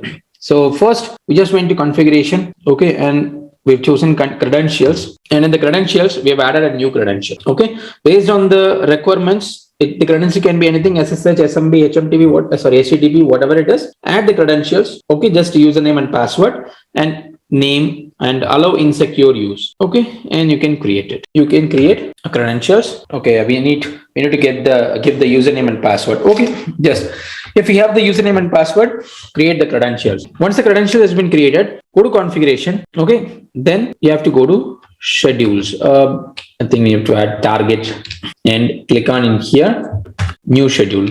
So in here, add a new schedule in here, the timing and everything. If you want a schedule, you can go with live scan also. You can skip the schedule option if you don't want to schedule. If you're going for live scanning now, like currently instant scan, you don't need to go there. Simply go to target. Okay, add a target. You don't need to go for scheduled option. So in here, you can add the IP address. Okay, so if you're adding the IP address, something like this, create it.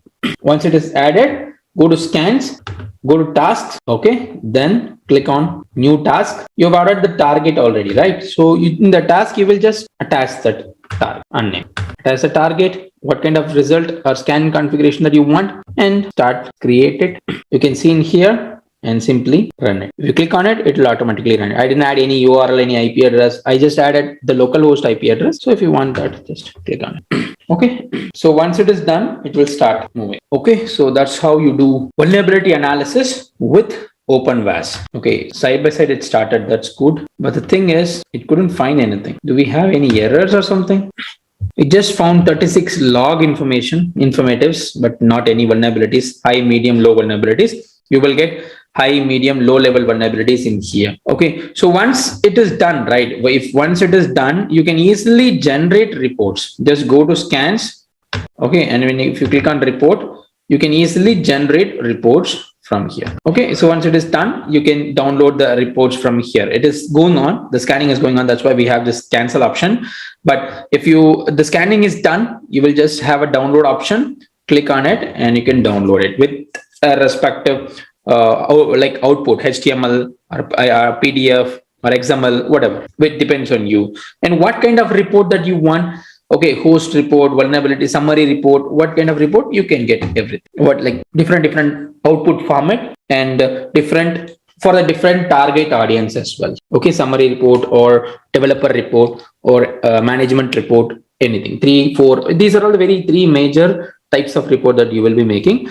Complete security report, summary report, and developer report. And 4 types: developer report and management, executive summary, management report. So these things varies actually according to the vulnerability analysis tool. You cannot find the same thing in the Nessus or the Qnetics and all. It changes, but the thing is same. This Wireshark is interesting, Bala. Yes, but network administrators use Wireshark a lot. Hackers don't use much Wireshark. If you learn EtherCap and all, right, it will be more interesting. Okay, so I think EtherCap is covered. Let's see, because EtherCap, if you are in a public Wi-Fi, you can do sniff out the passwords. You can do check what they are using. You can redirect them to another site. So those kind of attacks are there. So in Security Plus is not a complete penetration testing course, so we don't have that all in here.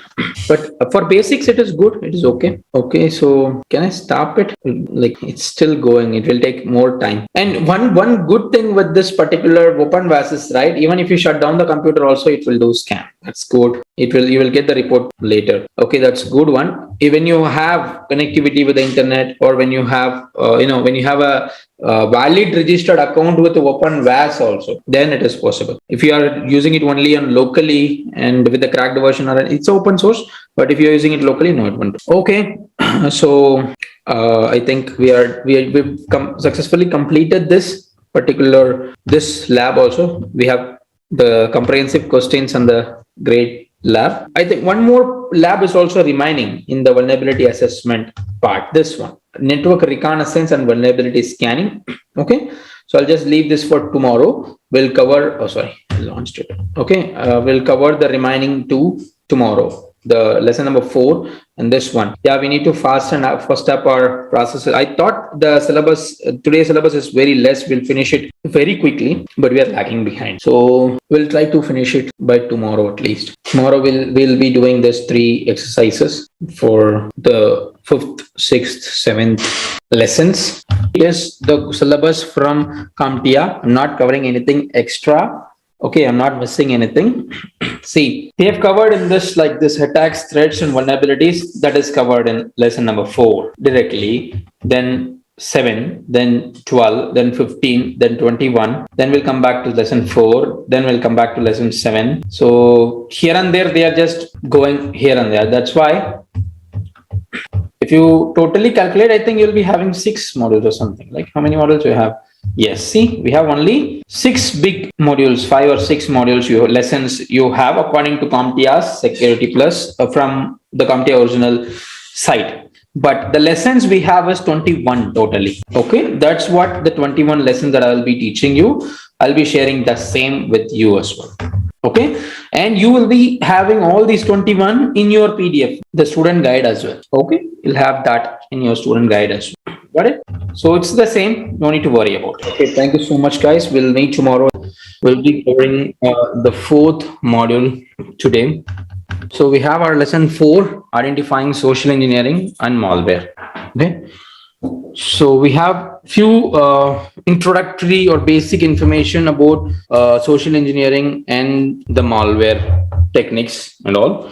So we'll cover one by one, and it'll be a little bit interesting topic. Okay. And we'll learn about the different types of social engineering techniques. Wait a second. Okay, we'll learn about different types of social engineering techniques and how attackers will approach you and what they will seek for gaining something into their hands. So we will learn everything. Okay, what is social engineering is actually? Social engineering is an act of convincing people to reveal some sensitive information by themselves. Okay, that is what social engineering is. And it's the most important and most used technique by hackers to reveal, to gain some sensitive information when they are running out of vulnerabilities. Okay, means if they cannot find any vulnerabilities, the weapon they're going to use is this social engineering.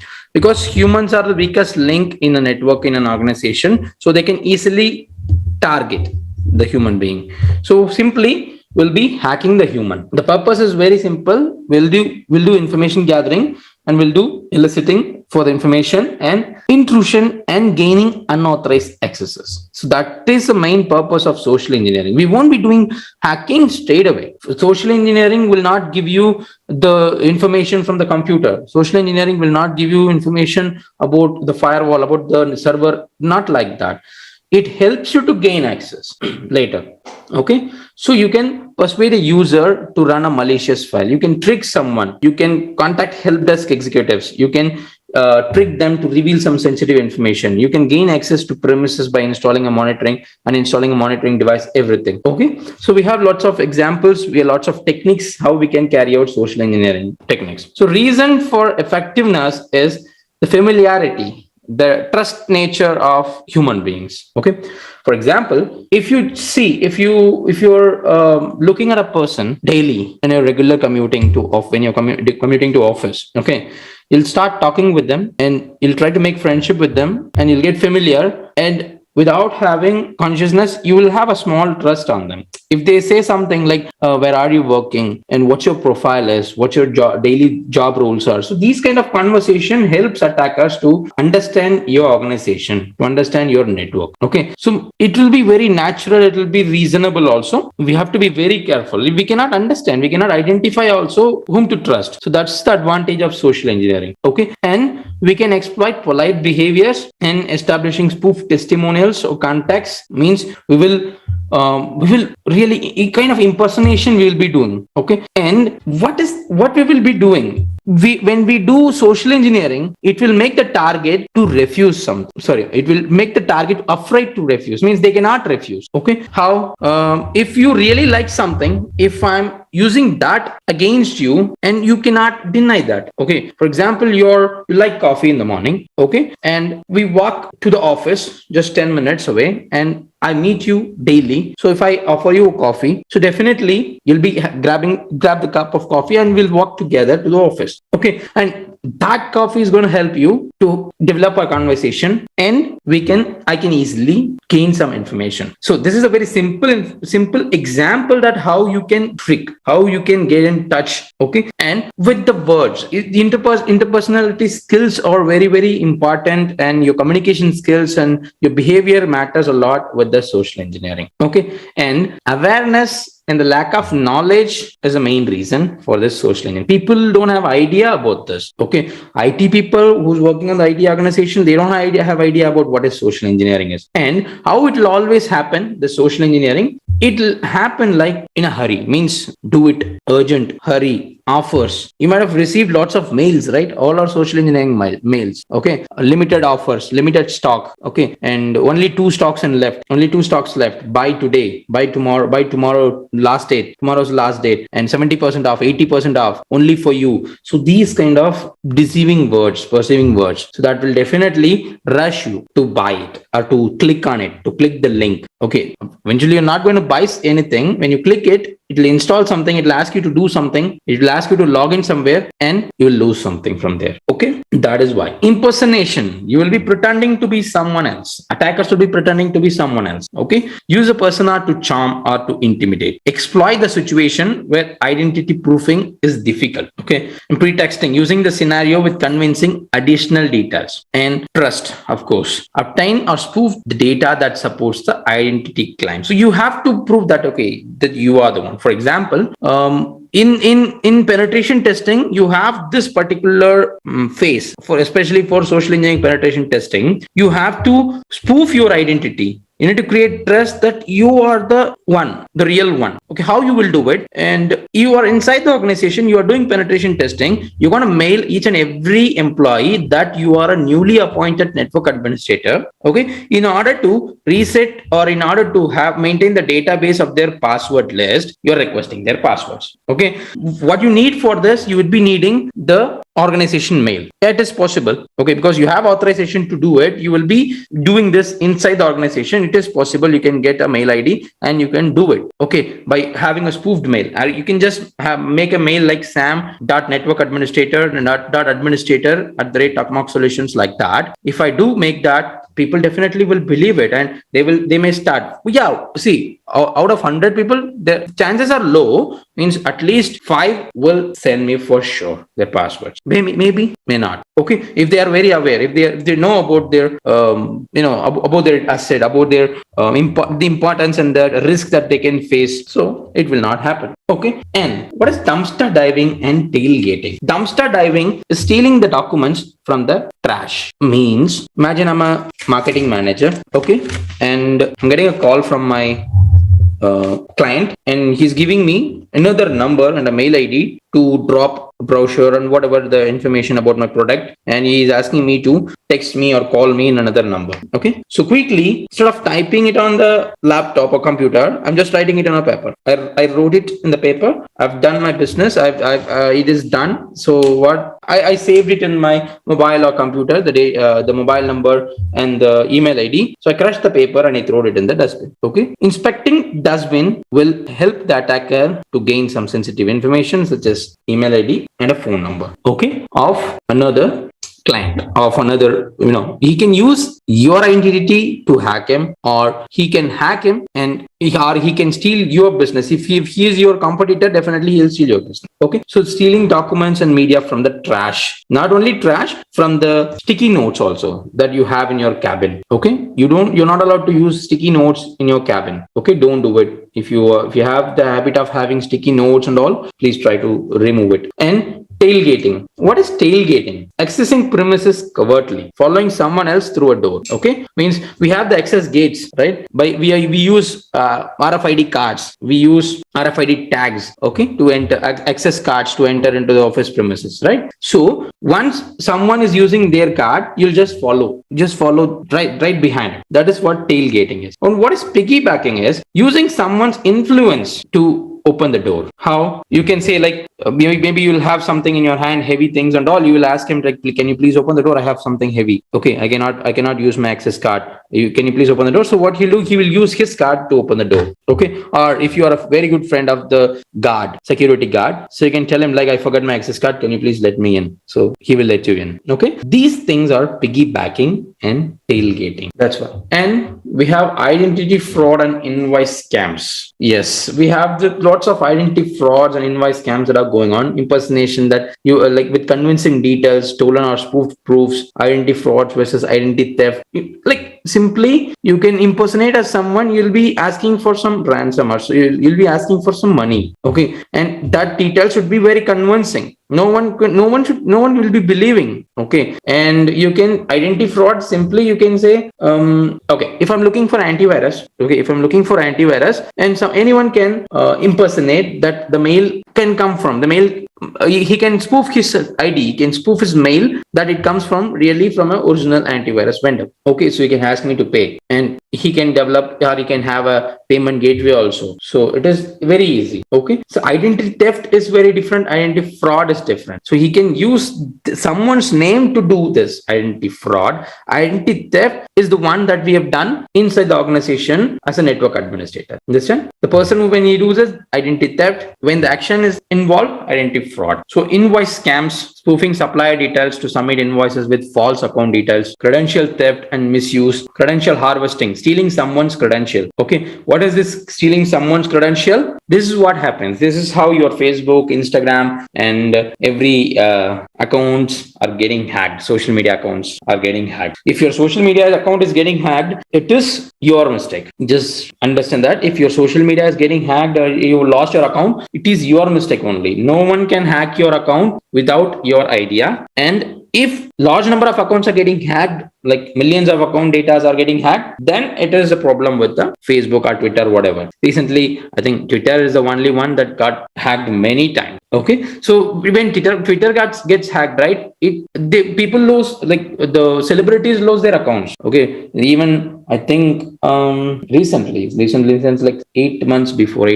before, Obama, Barack Obama, Kim Kardashian, lots of celebrities lost their account. They've just their account got hacked. Yeah, they can easily reclaim it, but it is done. The hacking is done, right? Okay, so credential harvesting and shoulder surfing. What is shoulder surfing? Shoulder surfing means this happens in our real day-to-day life. In ATMs, we face this shoulder surfing. When we do enter our ATM pins, someone will be standing at our back and they'll be taking in, right? So they'll be looking at what we are entering. So that is what called as shoulder surfing. If you are entering the password in your computer, if someone walks by and they can easily see what you're typing, right? So most of the people don't have much big graded typing speed, so they will type slowly. Okay, when they type slowly, it's easy for the attacker to remember the password. And lunchtime attack, when you're not available at the desk, they can use your computers. Okay, so these kind of few physical attacks are there, physical by way of social engineering, and few computer-based social engineerings are there. Okay, so this shoulder surfing and lunchtime attack, and you have this dumpster diving, piggybacking, tailgating. These are all physically available social engineering techniques. And the computer-based one are identity fraud, identity theft. These are all the computer-based one, and credential harvesting also included into it. The credential harvesting, we call it as phishing. Okay, what is phishing? So we will trick the target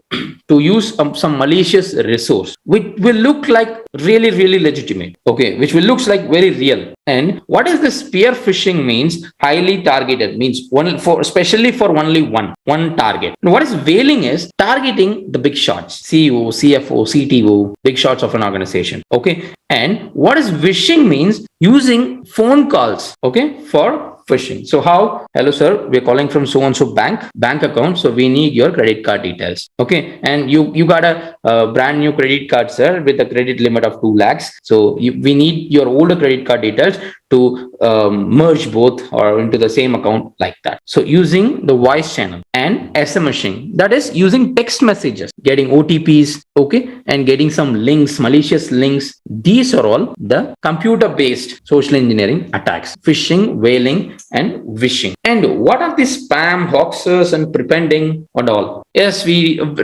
face these spams. That is an unsolicited mail, and people use this for email address harvesting, and we we get this spam in emails, in everywhere, internet messaging, everywhere. And what is hoaxes? Hoaxes are delivered as spam or malvertising. Means, lots of people might have faced this hoaxes. Okay, when you use some website, okay, suddenly your mobile will like your tab will close and it will show you some pop-up like your mobile is having so much virus or malware infected. 72 malware is there. Install this antivirus to get rid of it, and your mobile device will continuously vibrate for 5 seconds. I think it happens with Android user. I'm not sure about the iPhone users. I'm an Android user. Okay, so we Android users face this. When you visit some websites, automatically you get redirected to one website, and it will show you that your mobile phone is having. It will show clearly what your phone model is. Okay, so it will look authentic, very authentic, and you may believe that also, and click here to install the antivirus. That antivirus is your malware. Okay, so they use this advertisement technique to trick you to install malicious softwares so they can hack your phone. Okay, so never ever install that kind of applications. Just simply close the tab.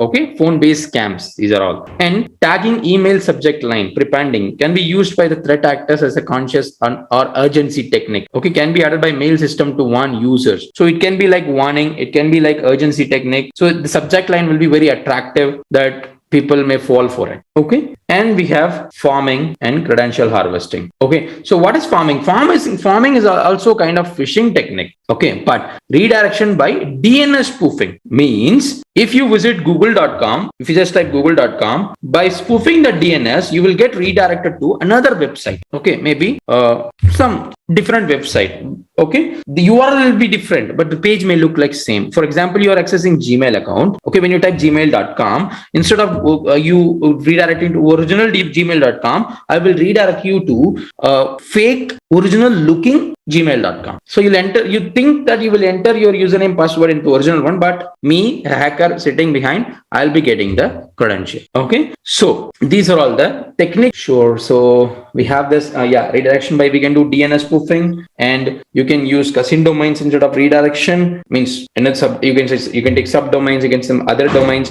make phishing pages that is more convincing. And we have watering hole attack. We use third party site. Means if I get to know that some organization is using a site that is often they use a site. So what I'll do, I will use, or I will trick, or I will hack that website. If I do, or if I infect that website. Okay, just take it like this. Watering hole attack is very simple. We use Google a lot. Okay, and an attacker hacked Google, and he just embedded a code that whoever opens Google, he'll get prompted to install extension, okay, to keep their Google search safe. Okay, so what we do, simply we'll just add it to our browser. Okay, so that extension will do anything. The extension can do anything by stealing your credentials, what are the website you do access, everything. Okay, so that is what called as watering hole attack. Tricking a third party site, maybe customer, supplier, hobbies, social media site, it can be anything. Okay, if I get to know the victim used to it, victim often use that site, and I can go for it. Okay, and attacks focused on obtaining credentials for sale rather than direct intrusion. Okay, attacks focused on obtaining multiple credentials for single company. So it's simply accounts hacking. That is what credential harvesting is. The motive is different in here. You can do it for sales, you can use it for brute forcing, or you can hack multiple accounts of a single organization. Okay, that you can carry out with the credential harvesting and farming. Credential harvesting mostly happens with phishing attacks and guessing attacks very rarely. The reason is guessing attack, very rarely it happens because no one use these days passwords like 1 2 3 4 5 6. Very rarely people use it. Yeah, people they still use 1 2 3 4 5 6 passwords for their accounts, but do not use it. And if you are using one, please change it. Okay, and we have the influencing campaigns. Okay, that is influencing campaigns or specific. Hackers use it for political purposes a lot. Okay, to change opinions on mass scale. Okay, they can easily change people's mindset that without having idea, we all are getting used to it in our social media. We do believe something that comes in social media, we're getting influenced by it, and people make trend into, like, they make everything into trend. So that is the reason we see the post regularly and we get used to it, right? And we may get influenced. These things are happening. And we have soft power, leveraging diplomatic and cultural assets. Hybrid warfare, using of for use of espionage, disinformation, hacking. They can use influencing campaigns. Use of hacked accounts, bot accounts. They will use these to spread rumors and to reinforce messages. Okay, if your account if your account got hacked, they will use your account to start such kind of influencing campaigns and all. For cyber terrorism, for political activities, they use it. Okay, and simply if your account got hacked and someone is posting very harshly about some famous politician, definitely police will track whose account is this and they'll get back to you. Okay, it's good to not use Facebook or social media at all, but if you're use it properly. Do not use it for one time and leave it for 1 month, 2 months. Don't do like that, because if you don't have idea what's happening with your account, so it's a very big thing. If you are not using, delete it or deactivate it. Okay, for the social media. And analyze the indicators of malware based attacks. So we have malware here. So what are the types of attacks can happen? What are the malware classifications are? That is what we're going to discuss in here. Okay. So we have malware classification in here. So what is malware? Of course, you must be aware of what is malware is. Malicious software. Okay, and we have this malware classified based on the vectors and or the infection methods. We have viruses and worms, trojans. Okay, boot sector virus, multi-parted virus, multiple polymorphic virus. Different types of viruses are there. Worms are there. Trojans, spywares, adwares, keyloggers. Okay, backdoors, remote access trojans, rat. Okay, so we have different types of malwares are there. That's what we're going to discuss now in here. So the classification, it is classified by vector and the infection method. And virus and worm spreads within the code without authorization. But only difference between the virus and worms are virus need human interaction. Worms don't need anything like that. If you have copied some file and the virus comes with it, and if you copied and pasted it somewhere, it won't move or it won't propagate through the network. But worms are not like that. It will propagate for sure. Okay, without any human intervention. And what is Trojan? A malicious program that is concealed with another one. Okay, within another legitimate looking one. Okay, and it doesn't need to be the binded one. You can have a separate standalone Trojan also. But mostly, if you create a Trojan, it is good to combine it with a good looking one, the original softwares that will really trick the users. Okay, and what is potentially unwanted programs or applications are? These are pre-installed bloatwares or installed alongside another app. Okay, and you have multiples of applications. If you go for Samsung or any Chinese mobile phones such as Redmi, Oppo, Realme, and OnePlus also these days. Okay, so if you go for it, you will have lots of pre-installed bloatwares inside. If you don't want it, please uninstall it. Okay, that is installed alongside another app. Unnecessarily, we have a lot of applications installed by default that are not completely concealed, but you don't have idea. It may be installed by covert. It is also called grayware. Who knows, like it is a potentially impactful program that can create a big impact. So don't have that kind of applications on your phone. And classification by payload, what it does really. Based on that also we can classify it. Okay, payload determines what that particular malware is going to do. Okay, on what machine. Okay, classification depends on that also. And payload is the code of your Trojan, code of your malware. Payload is a code that you have written, or you can use any tools to get it written. And based on your target, is it a Windows or is it Android or is it Linux? Okay, and what is the architecture? What's the nature? What you're going to do really? Payload, you can use payload for virus also. Okay, you can use payload for Trojan also. The difference is virus is a destructive program. It will delete, replicate, and create multiple functions, multiple processes. But Trojan gives you reverse connection. So based on the payload, it has been classified. And the computer viruses rely on some sort or host file or media, non-resident file infector, and memory resident. What is this like memory resident and all? Memory resident are like it will create random processor. Okay, memory resident are it will create random processor. And when you execute a file, okay, it will create a new process in the memory. Okay, even you close the file also, the memory will run it in the background. Okay, that is because of the memory resident virus. Boot sectors affect the disk boot sector of your computer. Okay, of a fixed disk or USB media. Okay, whatever. And when the OS starts, it will automatically kick in. Okay, then we have the script or macro virus. What is this meaning is it mostly focused or it targets the macro files, that is Word files. Okay, MS Office Word files, right? MS Office documents and Visual Basic documents, PDF documents. So these macro viruses target such applications. Means if you have seen any application with enable editing at the top, right? When it comes from the internet, you have this enable editing in a Word file or any file, right? PowerPoint slides or Excel sheet. If you click on that enable editing, it will trigger the malware. Yeah, if you trust any source, the source of the document, then you click on enable editing. If you don't trust, just use without clicking on that. If you just want to see the file, because clicking on that enable editing will trigger your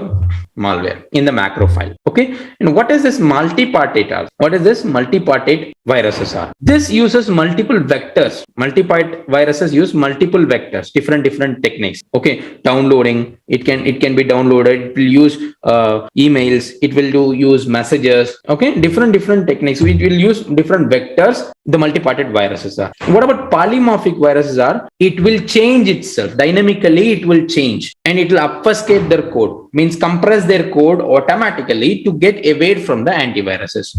Okay, and how it will get delivered? Vector for delivery is very simple. We all know that email, social media posts, downloading from the unknown resources, right? From another disk, untrusted sources. So these are all the vector for delivery, right? Multi-parted virus. When you use, if you download some games or some songs, okay? If you download some songs from an unknown sources, okay? That is a one vector, okay? Once it is downloaded, what it will do? It will download another file from another website.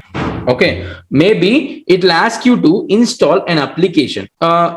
Just ignore this. Consider this: you are downloading a video. Okay, you're downloading a video MP4 file, and to play that MP4 file, it will ask you to have a special video player. Okay, and when you install that video player, it will ask you to install a special codec extension to play it in a high resolution. So it will ask multiple things. It will use multiple vectors downloading. Okay, multiple things will be used for a single virus. So we don't have idea which one is having really that impactful destructive program. Is it the video file, or is it the player that you downloaded, or is it the codec that you have added to that player? Okay, so it is having multiple vectors behind.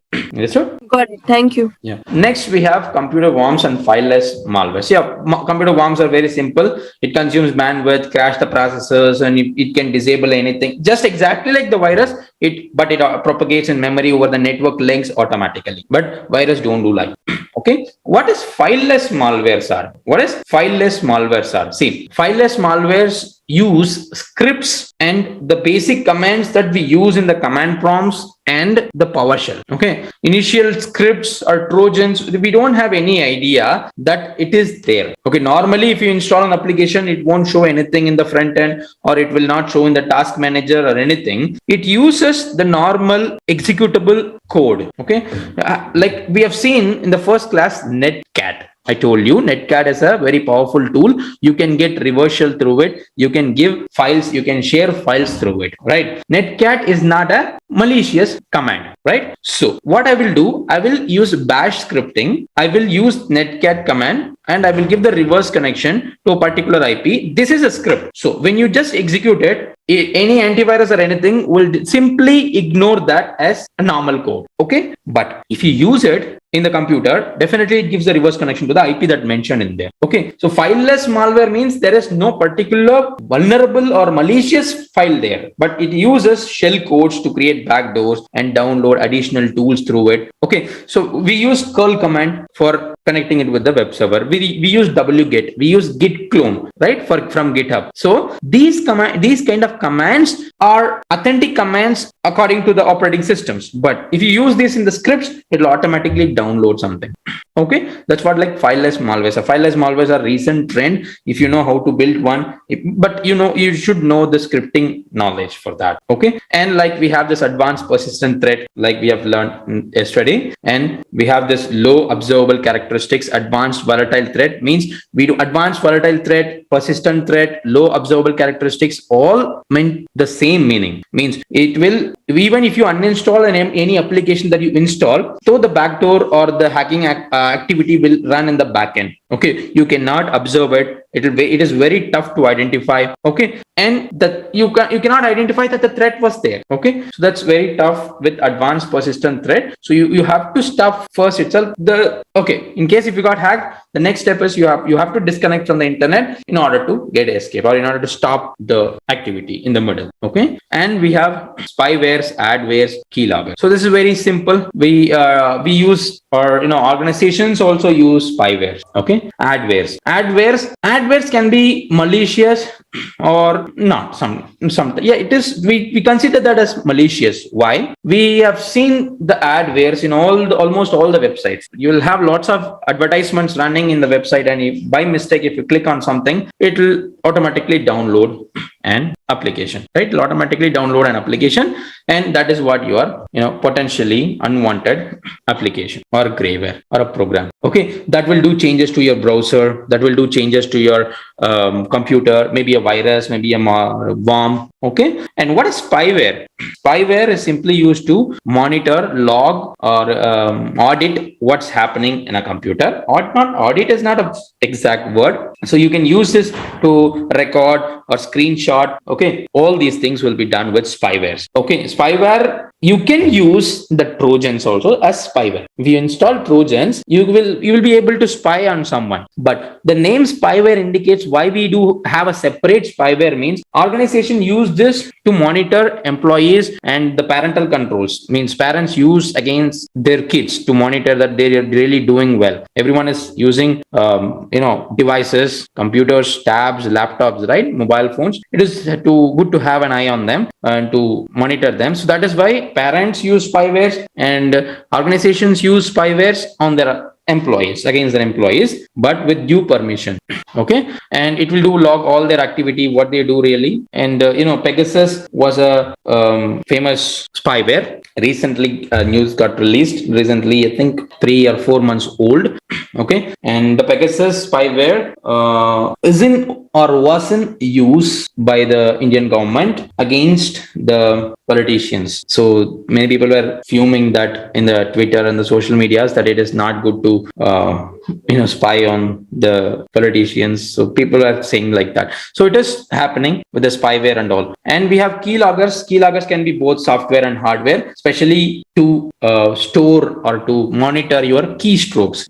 Okay, so why we have this virtual keyboard? To avoid that only. To avoid your keystrokes, we use virtual keyboards in the banking websites, internet banking website. We have this virtual keyboard, right? To avoid the keylogging activity, we have this virtual keyboard. Okay, and we have this backdoors and remote access Trojans. What is this? Backdoor malware, the one that I explained you, multi-parted. When we install the video and it is asking you to install a video player specifically to watch that video, right? That video player or the codec that you're going to install may be a backdoor. Why? It will give the reverse connection. That is also considered. And I told you, if you the advanced persistent threat will be used, is possible when you have backdoor. Okay, when you install an application and you are hacking it, and if the victim uninstall at any time, it cannot be done. Means your connection will get disconnected. So to avoid that, while you have the connection between the victim and your machine, you will install another application that is called backdoor. So if you uninstall the main one, the backdoor will run and you will gain access.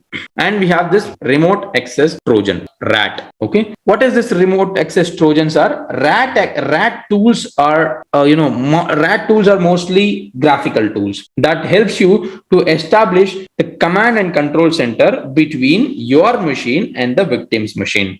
Okay, I'll come to that point. Command and control center, what is that? Is C2 or CNC, where you can push files, you can download files, delete files. Okay, it is like your computer. When you do install, when you do connect, disconnect, anything you can do. That is what command and control centers are. Okay, so this remote access Trojan will help you to establish one. Then what is bots and botnets are? Bot or botnet. Bots are remotely accessible application, malicious applications where you can remotely access from anywhere. So if I give it to you, if you install it, I can access that application to perform some like intended action. If I want to hack someone, I will use the botnet from your mobile and I will hack it. So when someone tracks it, it will point towards you. So I'll be escaped from that. So if I do have hundreds of bots compromised together, that forms botnets. Okay, so anyone can easily hack someone and they can get escaped from there by putting someone on that position. Okay, backdoors from misconfiguration and unauthorized softwares that are running on your computer, that is also possible. Great. And we have this rootkit, local administrators versus system root privileges. It will replace the key system files and utilities, and very simply it will attack your root. It will have the root privileges. It will take full control of your operating system. It will purge the local files, and firmware rootkits also, it will attack the firmware. Exactly. So to gain access, attackers use to have control over them, to have control over the complete operating system, they use rootkit. Okay, the names are different, but malicious actions are all same. Okay, and ransomware, crypto malware, and logic bomb. So what is ransomware? And I think you must know this.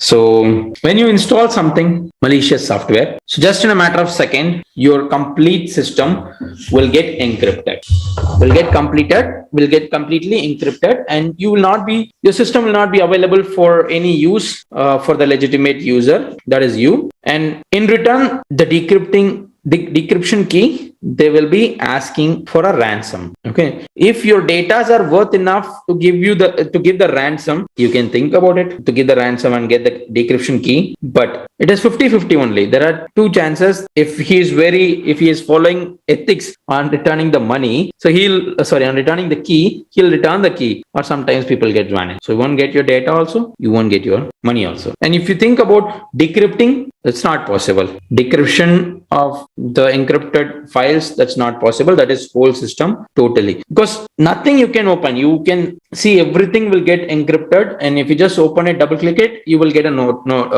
notepad file or something like this, the image that you can see here, right? So they will have here, and look at this, they will say send $300 worth of Bitcoin to this address. They have this Bitcoin address, deposit here. Okay, and they will give you the decryption key, and you just decrypt your file, and you will have the time limit also before you have to do it. Otherwise they won't give you anything, you will lose all your data. Okay, that's what ransomware is. And we have crypto malwares. So this is also exactly like ransomware, but the impact will be very high. Encrypts data, files, drives, everything. Okay, and in this particular ransomware, you have this nuisance where it will lock out user by replacing the shell. Means you will not be able to use except shell. It's a simple one. Okay, it is not exactly the ransomware.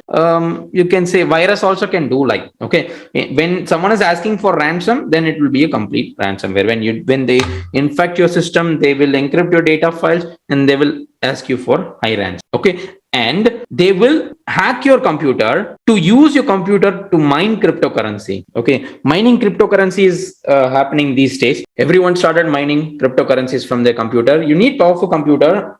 Means if you have a computer of like 2 lakhs or 3 lakhs rupees with a powerful computer, maybe you can start mining. Then you can start mining if you have such computer. So if you have quantum computer, you have very powerful computers, maybe you can try mining. If you mine it, you'll get the Bitcoins and and you can earn some money through it. Okay, if you do it in yours, then it's good. But if you do it in other computers, then it become cryptojacking. Okay, and what is logic bombs are? Logic bombs create random processes in your computers. These are all viruses. Logic bomb viruses are there. So creation of logic bomb virus is very, very simple. I'll give you the code also. Just 4 characters are there in creating that bombs virus. Okay, it will not create anything. It will create lots of random processes, and eventually if you run it for a longer time, it will consume the resources and it will crash your computer. Okay, so what happens really when you have malware in your computer? So browser changes and it will have ransomware notification, and you will have antivirus notifications continuously and behavior based analysis. Okay, something is getting misplaced where you place something and you will have somewhere else. Okay, or you can go for malware analysis, sandboxing malware analysis tool such as Cuckoo. Cuckoo is a malware analysis distribution platform. We have the penetration testing distribution Kali Linux, right? So exactly like Kali Linux, Cuckoo is also a penetration testing distribution where you can analyze the malware sandboxing through sandbox. Sandboxing is a contained platform. Okay, so you can check the task manager and you can check registries, temporary files for any file system changes. Okay, that is how you can easily check out the that you have been affected by the malware. Okay, so then we have the signature based detection and network and host behavior, running processes. So simply just open your task manager and you will get to know what are all the process running. Okay, then you can identify really like it is the one that is running with your permission, or it is running unauthorized one. It is having unauthorized processes or not. So process explorer, logging activity, network activity. This is where you need your Wireshark. Okay, so when you suspect something is going on with your computer, open Wireshark, and if you can see any continuous traffic that goes from your computer to some strange IPs, then your system got hacked. So that's where you use Wireshark for network activity. Got it? So that is what with this complete 4th lesson, we have completed the social engineering techniques and the malwares and what are the different types of malwares are. Okay, and we have labs also. We have labs to complete. We'll go with the labs. Okay, just let me know if you have any questions. Metamorphic virus, right?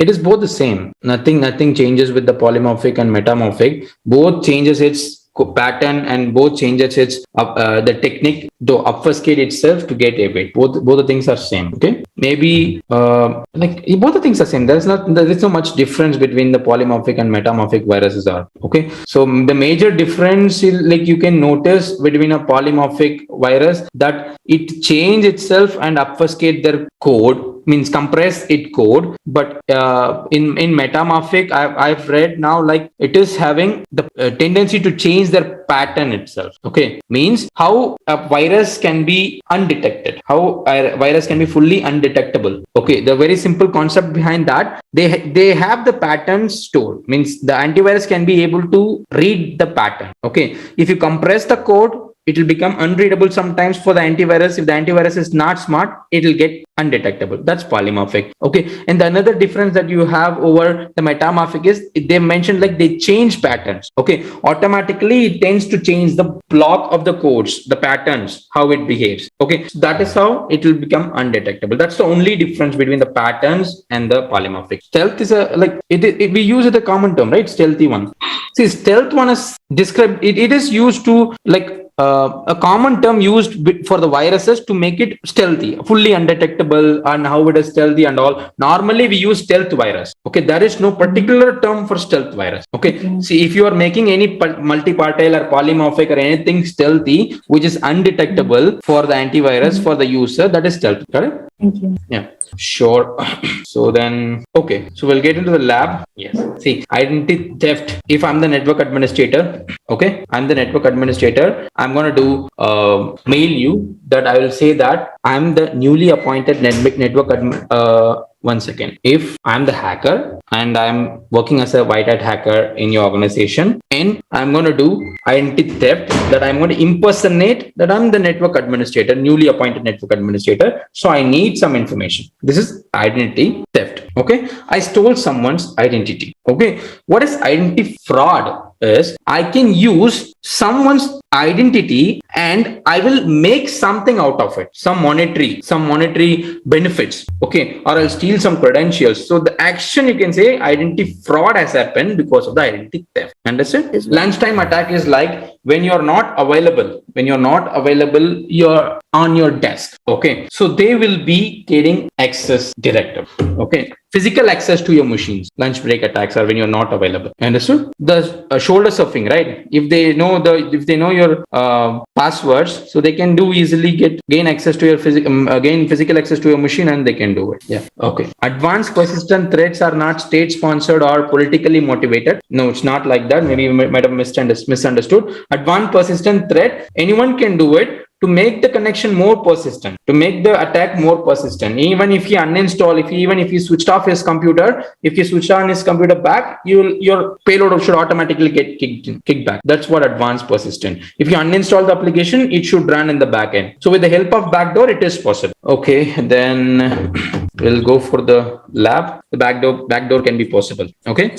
I'm going to give you an application. Okay, I'm going to give you an application. See, do not compare it with the very famous application that you've developed in your productivity environment. Okay, so you know about MS Office, okay, a standalone setup installer that is of 700 MB or something, 2003 or 2007 version. Okay, that comes. Now what I'm going to do, I'm going to bind my malicious software with that MS Office. Okay, no one is going to check that. Okay, when you install MS Office, my code will get triggered. Okay, it will install and I will get my shell, means I hacked your system. Okay, and you feel something suspicious, something is going on with your computer, your network is getting slow, your computer is getting slow, something you feel suspicious. So what you're going to do, you install the latest one, so you thought like, I'll uninstall it, I'll go for the latest one. So meanwhile, what I'll do, I'll create a quick backdoor, especially the malicious one software only. Okay, I'll install it in the backend itself, or the first application that I installed, right, it will have the URL with it where it can download the backdoor from my website. Understood? That is what backdoor is. Then if you uninstall the Windows like MS Office 7 or 2003, whatever, it will run the newly installed application in the backend. So you will think like, I've uninstalled the application, so now I'm safe, but it will run in the backend. Understand what is backdoor is? So we have the lab in here, installing, using and blocking a malware based backdoor. Okay, so we are going to use MS1 machine in here. We will be disabling Windows Defender first. Okay, you may have this question. Okay, so one more thing to add up in here with the malwares and all, whatever malware that you create, whatever malware that you are creating, that you can create automatically these days, will definitely get detected by your Windows 10 and Windows 11. Okay, so what we can do then, like if it is getting detected, then how are you going to hack? You will have this thing in your mind, right? Like if you're getting detected by the antivirus, so how we can successfully complete it? Yes, our objective is not to hack anyone. As a security professional, our objective is not to hack anyone. Your objective is to verify really all the preventive measures have been deployed or not. Okay, and everyone is aware of their risks in the organization. That is why, so you have to try it. You may not get anything, you may not get the details back or the data back, but you have to try it to verify that it is really working or not. Okay, so it's no issues that if you are not able to gain anything or hack anything, but you have to do it. So disable the real-time monitoring. Okay, we've disabled, I think. Now they are installing an ISO image, thinking that it is a piece of software, legitimate software they've mentioned. I don't know what name they've given. Let's see. Okay, they've mentioned like installer will run smoothly, but it's not the one. So we've installed it. We can see the simple hash and our simple salter. We have it in here. That's what the task is. We need to just install these two applications. They should mention it like what we're going to do. Okay, identify the system changes. So what happened? Right click on the taskbar. Now open task manager and go to more details. Okay, it is more details only. Now inspect the process. Do we have any anonymous netcat? Ncat is running in here. 32-bit one. It is, I told you, like netcat, ncat, both are same. So that is having the ability to give reverse shell or to share some files, right? So there are chances that this seems to be suspicious. Okay, runtime broker, SNMP service, and Windows. These are all Windows processes. Okay, so in background I can see that netcat is running suspicious. So I'm just marking like this is seems suspicious. Yeah, that's the right one. Okay, so confirm that the malware has been installed by verifying netcat.exe is running in the process list. Yes, it is running in the process list. Okay, now this is a malware. They mentioned that this is a malware, and we get to know that this is how you just verify, right? Really, it is if infected our computer or not. When you install some application, we install the ODCs and it installed two files, simple salter and simple hash. But along with that, we have this netcat also installed. Okay, so it is a backdoor. It is a backdoor. It installs. See, this is a normal application, but it installed a backdoor also. Okay, even if you uninstall this, the netcat will run maybe. So maybe the next steps will be that only. We'll see that. Now we'll go to domain controller, so we can check the backdoor listening. Okay, see, Angry IP Scanner is another tool for your ping sweep. Yesterday we've discussed about NetDiscover, Nmap, right? So Angry IP Scanner is another tool to do ping sweep, so we can find out the range. Okay, box type 10.1.0.2. This is how you do ping sweep. You will get the available machines. See, this is active, but the rest of the things are not active.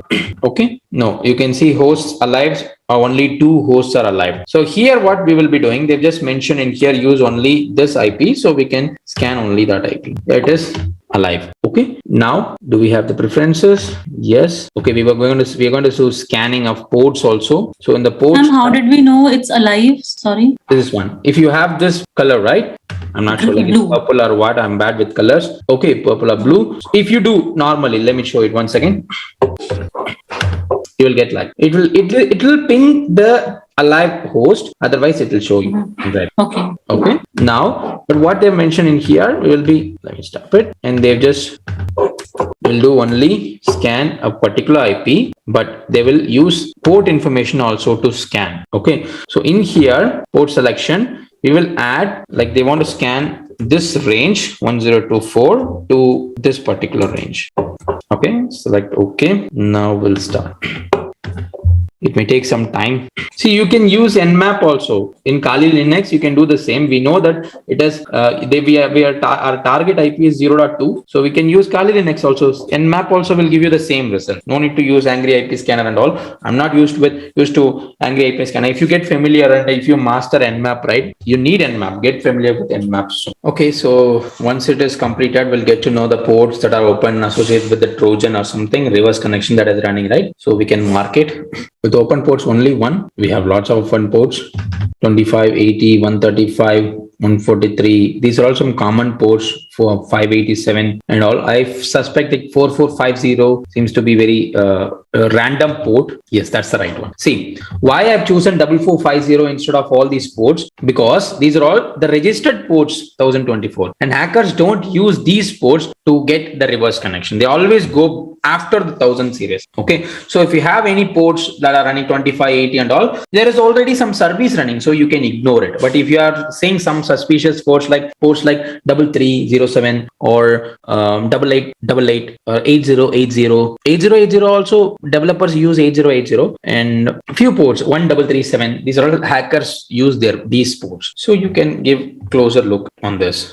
Okay, now we're going to test the backdoor. So to connect to the backdoor on MS1, you will use a terminal emulation called putty. Okay, so we'll use the normal SSH putty in here. They show that only. Now we will just go to lab files. Have this putty, open it, because netcat is running reverse connection with port number 4450, right? So we'll just simply try to connect it. 10.1.0.2 level 450 connection type raw type. It's not SSH because SSH use port number 22 or telnet uses 23. So we won't be going for all these things. So just directly go with the raw connection type. Depends on the port and depends on the IP. Right? Now in the saved sessions, type ms1, save it. Okay, open it. We are connected. What is this? We hacked it. We are in the another machine. Now let's check.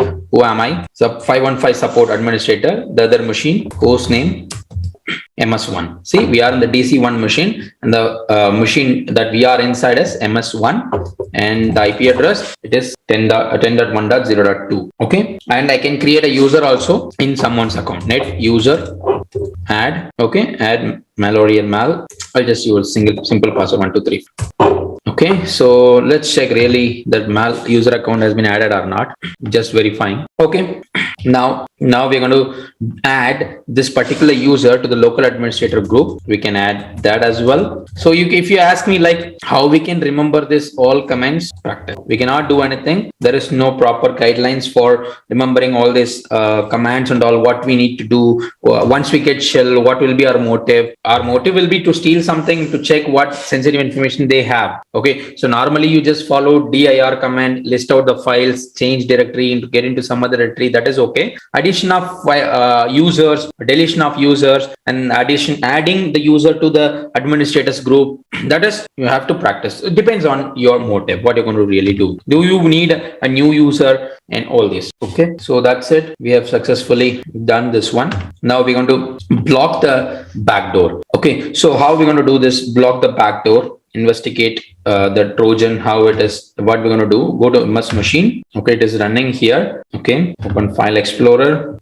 You understand? Okay, so we're going to block the backdoor. Let's see how. So we have this Visual Basic file, opening it in the notepad. See, port number 4450 only. It is clear that the script is connecting to that 4450 port. Okay, now we just need to go to Task Manager. Okay, and click on this NCAT. Click on end process, end task. If I click on end task, I'll get disconnected from there. Okay, we just end this task. We will have the firewall security enabled. They're just doing that. Go to inbound rules. Okay, and do we have anything might relate to an NCAT backdoor that was installed? Where it is, inbound rules.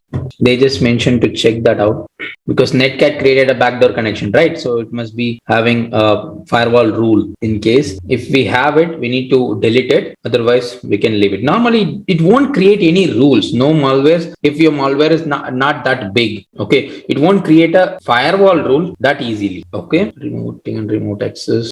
Okay, nothing seems to be suspicious, but they mentioned like what is the name of the firewall rule associated with it. I couldn't see anything. OT or service port.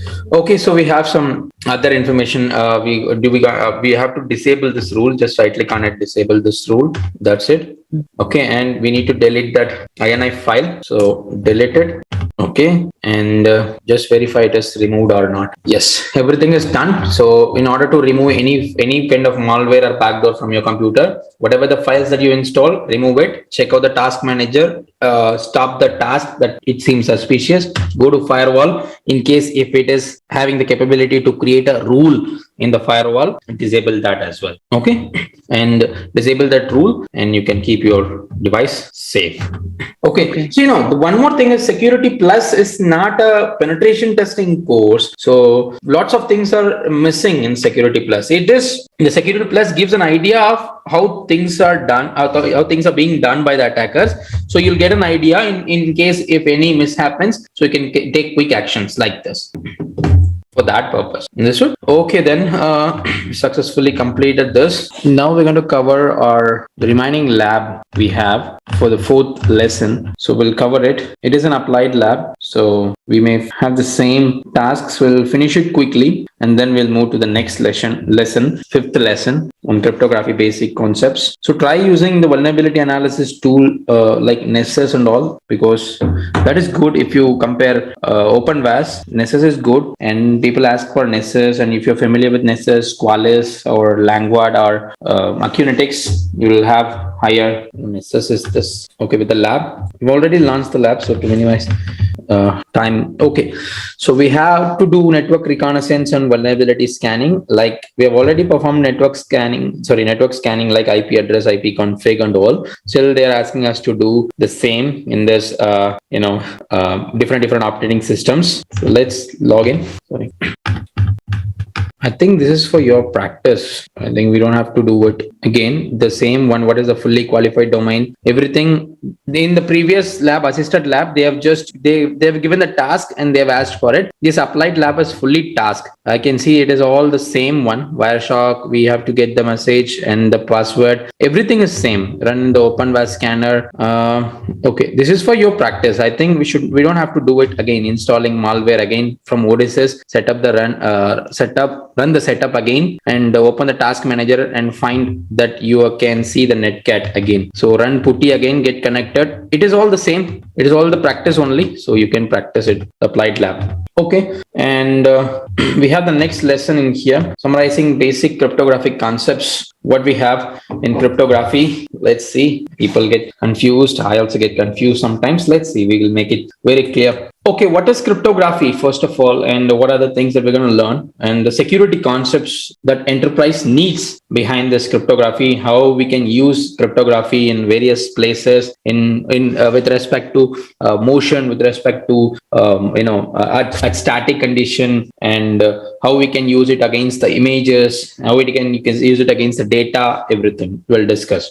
Okay, so cryptographic concepts: encryption and decryption, encoding and decoding. Okay, encryption is a different thing. Encoding and decoding is a different thing. How it can differ much. Encryption uses algorithms, ciphertext, and everything. But encoding, decoding just uses a substitution or the very basic functionalities. It doesn't use any algorithm. Encoding and decoding doesn't use any algorithm. Encryption and decryption depends on encoding and decoding. It means encoding and decoding is needed to do encryption. Part of encryption is encoding and decoding. Okay, so plain text is an uncoded message. Okay, ciphertext is a coded message, and cipher is the algorithm that is responsible to convert the plain text into ciphertext. Okay, like I said yesterday. And cryptanalysis is a process or art of cracking the cryptographic system. If you have the hash, if you have the encrypted data with you, so by using cryptanalysis, if you have few information, you will try to crack it. Okay, now we have this different scenario. We have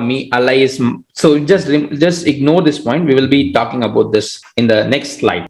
Okay, so we have the hashing algorithms and the encryption ciphers, means algorithms such as symmetric algorithm, asymmetric algorithms, and all. So let's discuss about this hashing algorithm, where we need this hashing. Okay, fixed length hash. There are two hashes are there, salted and unsalted. Okay, we will discuss about the salted and unsalted later. Just we will discuss about the hashing here, simple hashing. Okay, why we need this encryption? Why we need to go for this hashing? If we share something in plain text, it can be easily visible for any unauthorized user in an unsecure medium like internet. So if Alice is sharing something with Bob, Mallory can see it anytime by sniffing, just like we have done with Wireshark if you're using HTTP only. So that is why we need an encryption such as HTTPS, secure socket layer, that lock symbol. Okay, we need an encryption to avoid this. Okay, so the one-way plain text that goes from Alice and it will reach to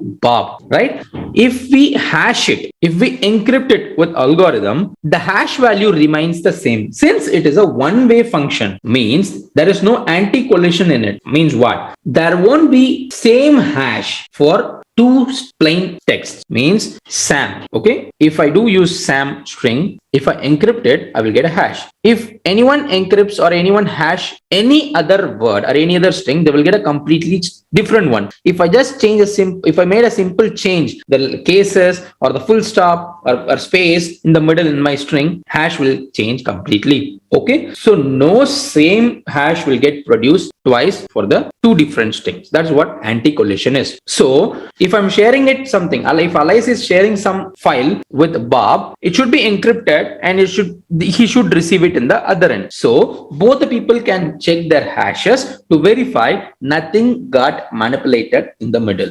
Okay, if Mallory is trying to inject any malicious file in the middle, Okay, or if Mallory wants to delete something in that file, if Mallory wants to add something into that file, she cannot do it. Okay, so in case if they didn't do this hashing and all, right? One second, I think I confused a little bit. So okay, Mallory cannot change the hash value, but she can change the file. Means Alice is having a hash value of so and so. The file will get displaced or dispersed. Mallory can sniff it, or if she wants to add something into it, and she will send it again to Bob. But when Bob calculates the hash value, it won't be the same because something got tampered in the middle. Okay, if a hash differs, he can come to an idea that something got tampered. He will inform it to Alice, so they can again restart the conversation. They can restart the sharing. Okay, that is why the hashing is very important, and it is a matter of integrity. And you can also say checksum. Okay, and we have multiple algorithms are available: secure hash algorithm,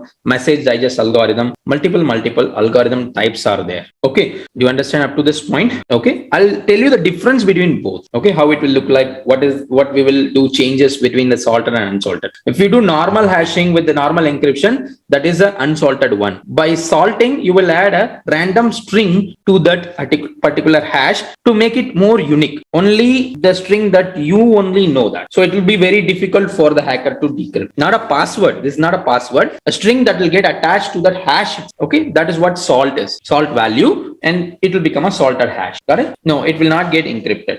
Okay, you are going to share some file to me. Okay. Before sharing that file, you will hash it and you will have the value with you. Okay, for that particular file. See, this is an encryption at static. You are not encrypting the content. You are not encrypting the content of the file. You just published a value for that file. It's a small difference. You will calculate the hash value for that file. You will not encrypt the file. Understand? You will not encrypt the file. Calculation of hash is different. Encryption of file is different. Okay. Hash calculators are there. Simply you just upload your file and it will give you the hash value. Just a graphical tool, upload and calculate. That's it. Okay. It's not a big deal to calculate one. And you will have that hash value with you and you will share the file with me. If there is no manipulation is done in the middle, so I'll get the hash. I'll do it from my side. Same, whatever the hash technique that you used. And if the both of our hashes matches, so file is very clean. If both of the hashes is not matching up, so there are two chances. Some manipulation has been done in the middle by an attacker, or some files or the file got corrupted,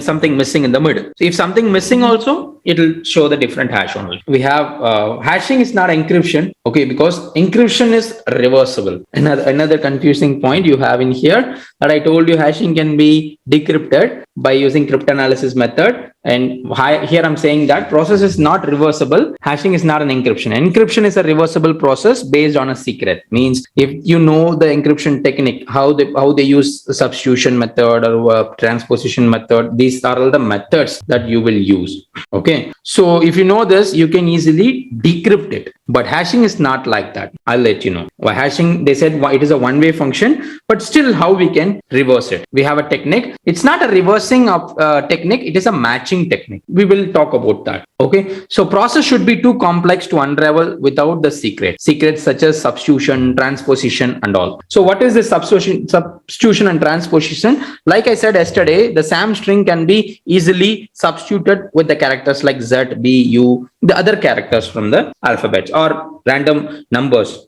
You can use it. Okay. So when we use it, it will be very tough for someone who can to unravel it, to crack it. So not tough, you can say.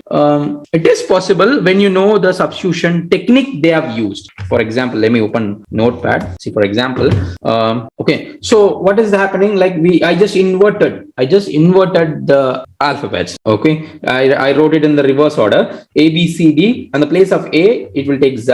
On the place of B, it will take Y. So if I write my name Sam, so with respective reversed alphabets, it will automatically write my name in a different string. But it is very easy for an attacker to guess this thing if he inspect multiple encrypted or encrypted strings. Okay, if he verifies, if he sniff, if he check, he can easily come to an idea that in this manner only it is got substituted. Transposition, just taking the whole character or whole thing and putting up in a different place. Okay, so this process should be used but at least it should be used for encryption processes, basic encryption process, but it can be easily decrypted. Got it? And we cannot keep this cipher or algorithm itself a secret. Means this particular transposition or all these are all algorithms, how you will do for encryption. We cannot use this as a secret. Secret is here is a key. This is your password. For if you are encrypting something, you will be asked to have a password for encrypting. Algorithm is different. Your key, secret key is different. Okay. So what this key will do, this ensures that that encrypted cipher text remains protected. Okay. Even when the operation of the cipher is known, means even when they know the substitution, it is in the reverse order or it is in the transposition order. If they know that also, they won't be able to crack it because it has a password key. Okay. So protecting the key is very easier. People can easily find out. See, if I just open it in here, there's a certificate. I get to know that what kind of encryption SHA-256 they use, hash algorithm. But I cannot decrypt it because password is different, and they have used different techniques to do it. So I cannot do it. Okay, that's what the point is. So you can protect the key that very easily than protecting the hashing algorithm. Correct? Now, what is symmetric encryption and asymmetric encryption? We have two different types of encryption and all. So let's discuss about what is symmetric encryption. Symmetric encryption. So here again, Alice and Bob is going to talk, and they're going to use the symmetric encryption. Symmetric encryption uses same key for both encryption and decryption. Why? It is very fast and it is suitable for bulk encryption of large amount of data. Problem is storing and distributing the keys securely, because since it is a single key, it can be easily decrypted. Confidentiality, a bit. It is very low. Confidentiality is very low because sender recipient know the same key and it can be leaked out easily or it can be sniffed out easily. So it is not an advised one. Yeah, symmetric key encryption is still in use along with another mode of encryption added to it. We are yet to see that. Okay, so here what's happening? Alice is going to share something to Bob, but before doing that, Alice is using a symmetric key, maybe some password or something to encrypt it, and he will share that file, and Bob will use the same key to decrypt it. That's it. Understood? Very simple. Are you going to ask me like what key what key it is in here? What is the key it is in here, and how it is going to get transferred into Bob? Exactly the same method, the same answer that I told you, right? Anyhow, she needs to share the key with Bob, otherwise he cannot crack it. Okay, maybe I can use some encryption tools for you. Maybe we'll get it in labs. Hold on a second. If I have some tools.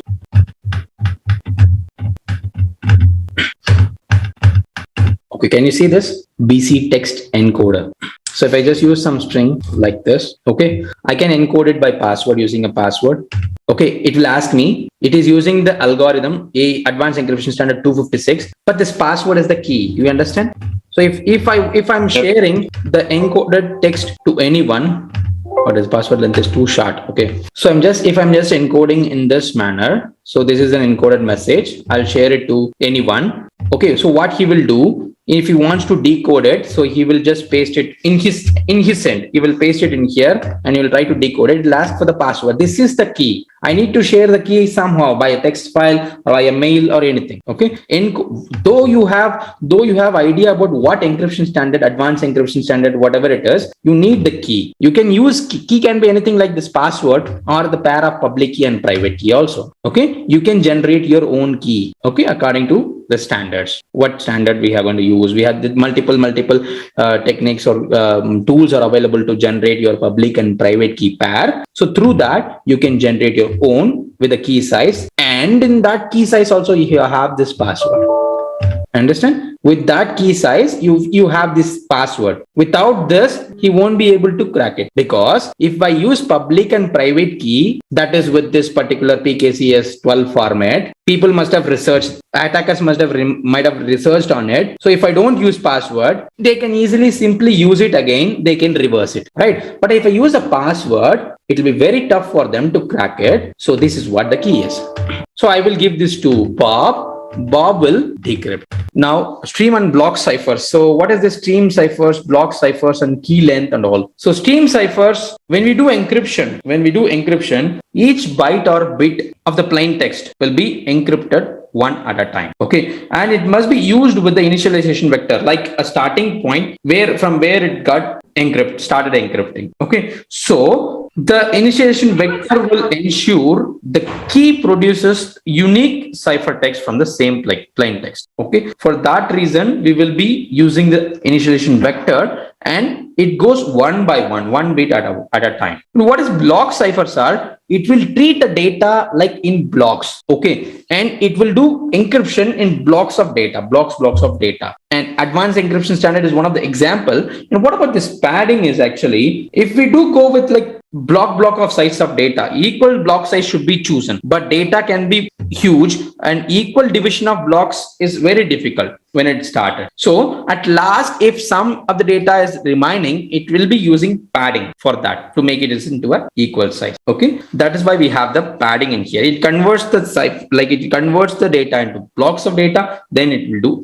it will do encryption. And range of key values is the key space. Okay, what is this key length is actually with a particular space, space that is what called as key space that is available to do encryption. Okay, it is roughly equal to I think 2 to the power of size of the key, I think. Okay, so for example, if you are using a longer key bit length means larger key space. So strength of the key of any given length varies between the cipher. So okay, let me give you like this: strength of the key, length of the key, what is the key space, everything. So we use passwords. We have seen now in here, in creation, in here, key size. So each and every technique we have the key size in here. Okay, so when we have the key size, based on that you will be having longer key length means larger key space. Correct? So larger key space, range of key values. So you can have the key value means your password values. Correct? So you will have the stronger encryption when you have a longer key length. Understand? Simply you can keep this in mind. If you have longer key size, then you have stronger encryption. That's it. Got it? Okay. So now we have asymmetric encryption. What is asymmetric encryption are? Public or private key. We'll be using both. Okay. Again, Alice and Bob is here. So Alice, okay, this time Bob is going to generate asymmetric key pair, and he keeps the private key with him, and he publishes the public key, and Alice keeps a copy of it. Okay. Alice keeps a copy of it. Now, what if Alice wants to share some data? She will encrypt it with Bob's public key, but Bob can only decrypt it with the private key that he have. Okay, even if Malware sniff it and learns the public key, but she cannot decrypt the data because she don't have the private. Understand? Now, where this key gets exchanged, that's what your point is. This public key, how it will reach to Alice, right? We have an example for that. This certificate that we hold, right? Your digital certificate. This digital certificate holds your public. This digital certificate is the one that holds your public key. When you enter your credentials, how it is encrypted and going, how no one can sniff it, because how no one can decrypt it, because you can check the public key. When you do sniff it, you can see the public key, but you will not be able to see the private key. You need private key to decrypt it. This digital certificates holds the public. Okay, we have the digital signature, digital certificates topic yet to come. You will be learning in detail. So message size is limited to key size in here. It is not suitable for large amount of data. It uses small amount of data for the amount of authentication data in here. That's the asymmetric encryption we have. And what is this public key? At the same place, you won't be needing asymmetric at symmetric. If your time is your constraint, right, you have to give the time. There is no other way that you can be the time, or you can compromise your security. If you want security, then you can go for asymmetric, but you have to give the time for it. But if you think like you can securely transmit the key to the other end user, if you have any ways, or if you can like meet in person, you can share the key with him, or then she can do encryption, decryption and all, then you can go for symmetric encryption. Otherwise, do not prefer symmetric encryption. Yeah, you can use symmetric encryption. People use symmetric encryption technique for other techniques, like for login parameters, for login techniques they use it. For sharing of files, you cannot go for both. You can do in this way. encryption of data will be done with symmetric method. Symmetric key will be encrypted with another method. Okay, so they can easily decrypt the key quickly and they can decrypt the large amount of data. This will be my suggestion. What is it? You are sharing some bulk data, and bulk data encryption is not suitable for asymmetric. So you're going to encrypt the data with symmetric, but the key will be encrypted through asymmetric, and the same method you'll be giving private key and public key to Alice. So she will decrypt it, the symmetric key, then again she will decrypt the data with the symmetric key, then she will get the data. This would be my idea. Got it? Okay. So simple example in here, asymmetric encryption in here is our website only, SSL certificate only. Okay. So whatever the SSL certificate we get from the server, that is what responsible for your encryption. Okay. They have their public key and private key. So whatever we share information, it will go in an encrypted format to them. So they will decrypt and they will check out at their end because they have the private key. Okay. So no one can do sniff in the middle. Understand? Okay. So we have public key cryptography algorithm. So RSA algorithm is one of the example for it. Basis of many public key cryptography schemes, trapdoor function, easy to calculate with the public key, but difficult to reverse without the private key. Same that we have seen the asymmetric encryption, right? There is also like we have the public key and private key cryptography, which uses trapdoor function. Okay. So what is this trapdoor function is actually? This particular RSA algorithm provides mathematical properties for deriving key pairs. Okay. And performing the encryption decryption operation. Okay. That is what trapdoor. Trapdoor, you need one. You will be depending on one. Otherwise, you cannot do any encryption or decryption. You will be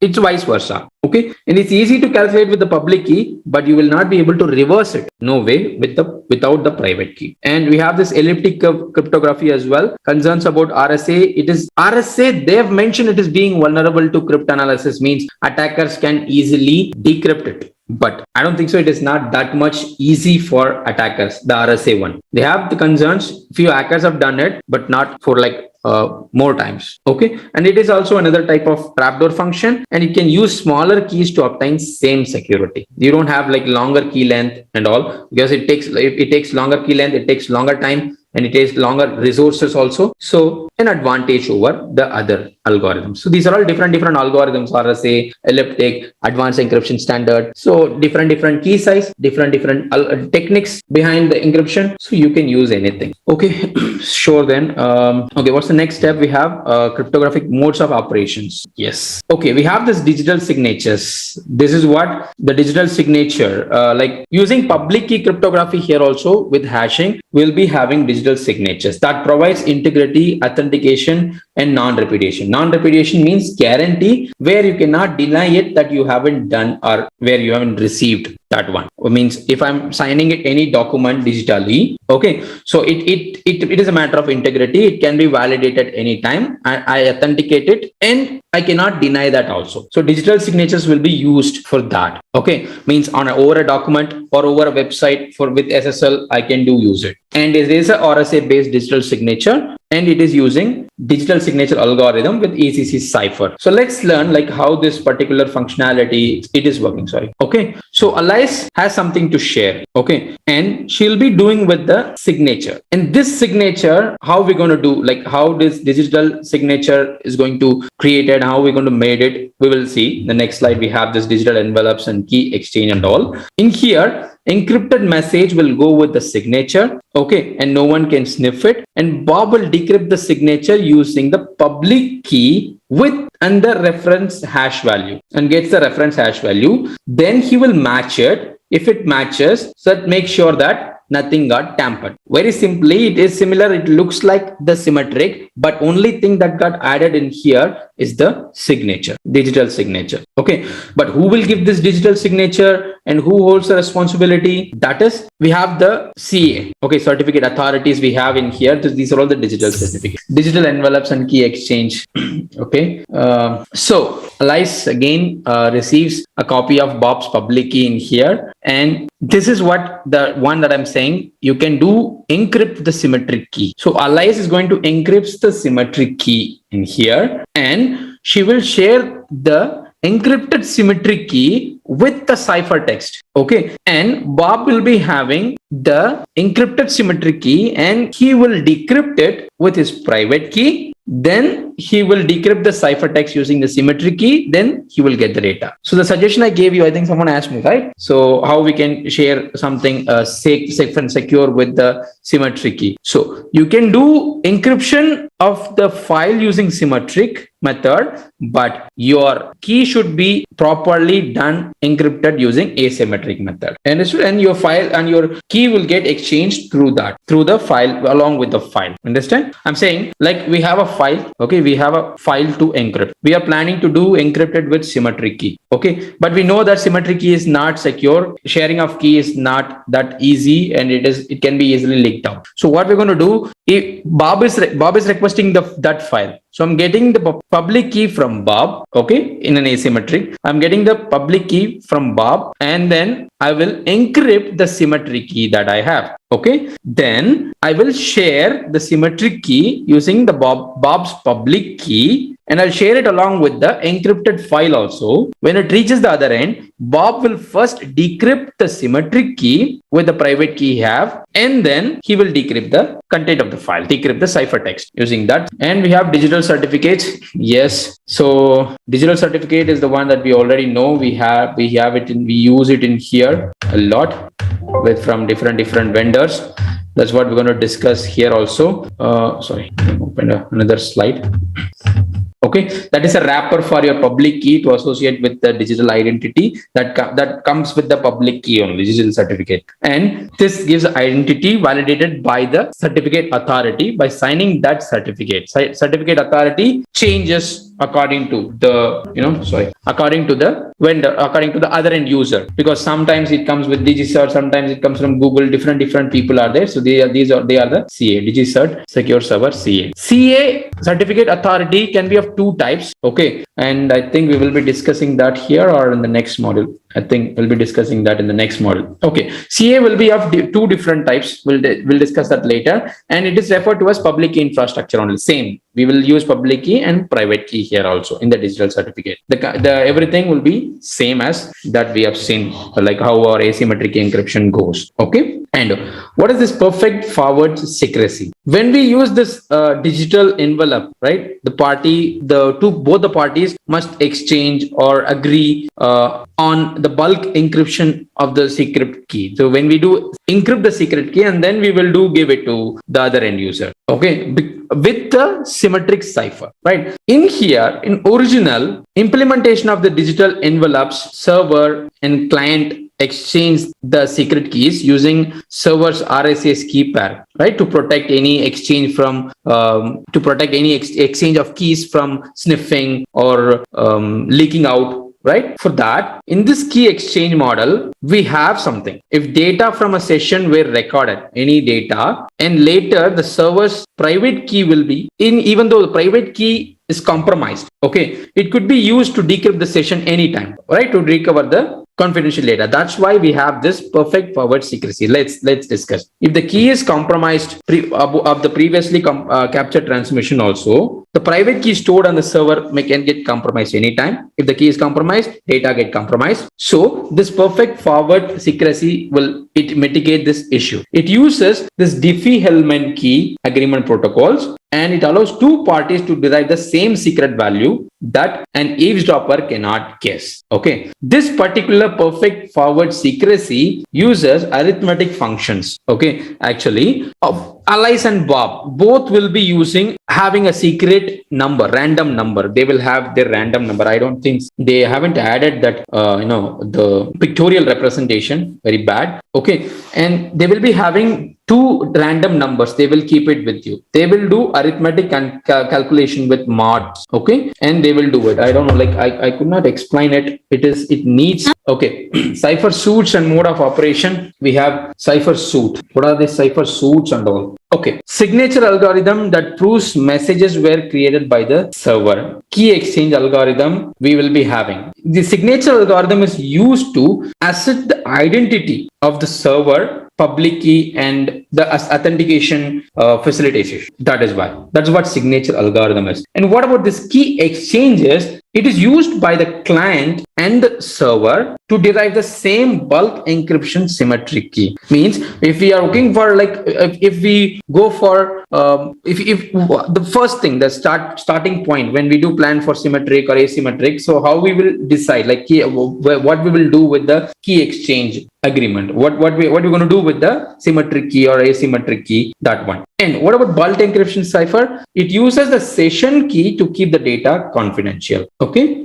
let me explain it. Okay, see, for example, in protocols such as transport layer security, okay, the requirement to both authenticate the identity of the server and to encrypt the communication between the server and the client, okay, needs to be fully properly taken care of by the cryptographic products or the cipher implementation, whatever the algorithm that you use, okay, when someone is communicating between the server and the client. Okay, so this combination of the ciphers supported, what ciphers that is supported for this particular action, that is what called as cipher suite is what we're going to use really. Okay, so the server and the client negotiate mutually. I mean, they will be having a mutual concern that, okay, it is a part of like handshake that we're going to make, or it is a part that how we're going to communicate. So we are going to use this signature algorithm, we're going to use this key exchange and the bulk encryption cipher. Okay, so the signature algorithm proves the messages were created by the server, means from the other end. Okay, and the key exchange allows the client and the server to agree the session keys that it has been created by them, so we can have the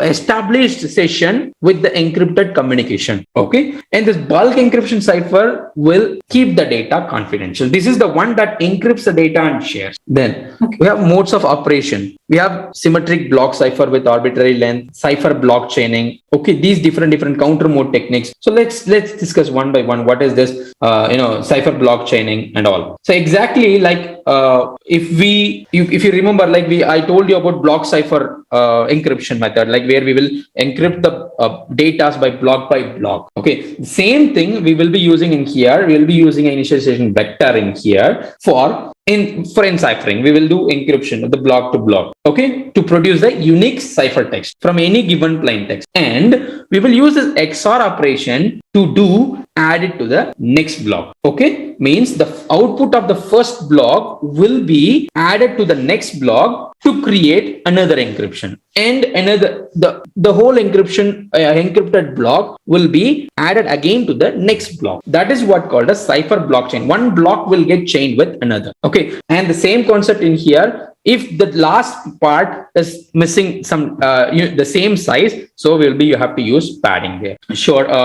Now the next one is in here counter mode. So what is this counter mode? Is like this one will make the advanced encryption standard to work as a stream cipher. Okay, with initialization vectors with it. Okay, plus an incrementing counter added to it to generate a keystream next to next, because we need to know that the keystream is XOR to the data in the plain text blocks. Next to next, we need to add it. We need to go on in the keystream, and it does not require block padding because we won't be using the equal size. We will just go with the next keystream. Keystream is used bit by bit, right? So it will go until it lasts. Okay. And we have the authenticated modes of operation, unauthenticated encryption. We have secret key encryption that cannot prove integrity. Authenticated modes of encryption. These are some general normal points that we have to keep into account. Okay.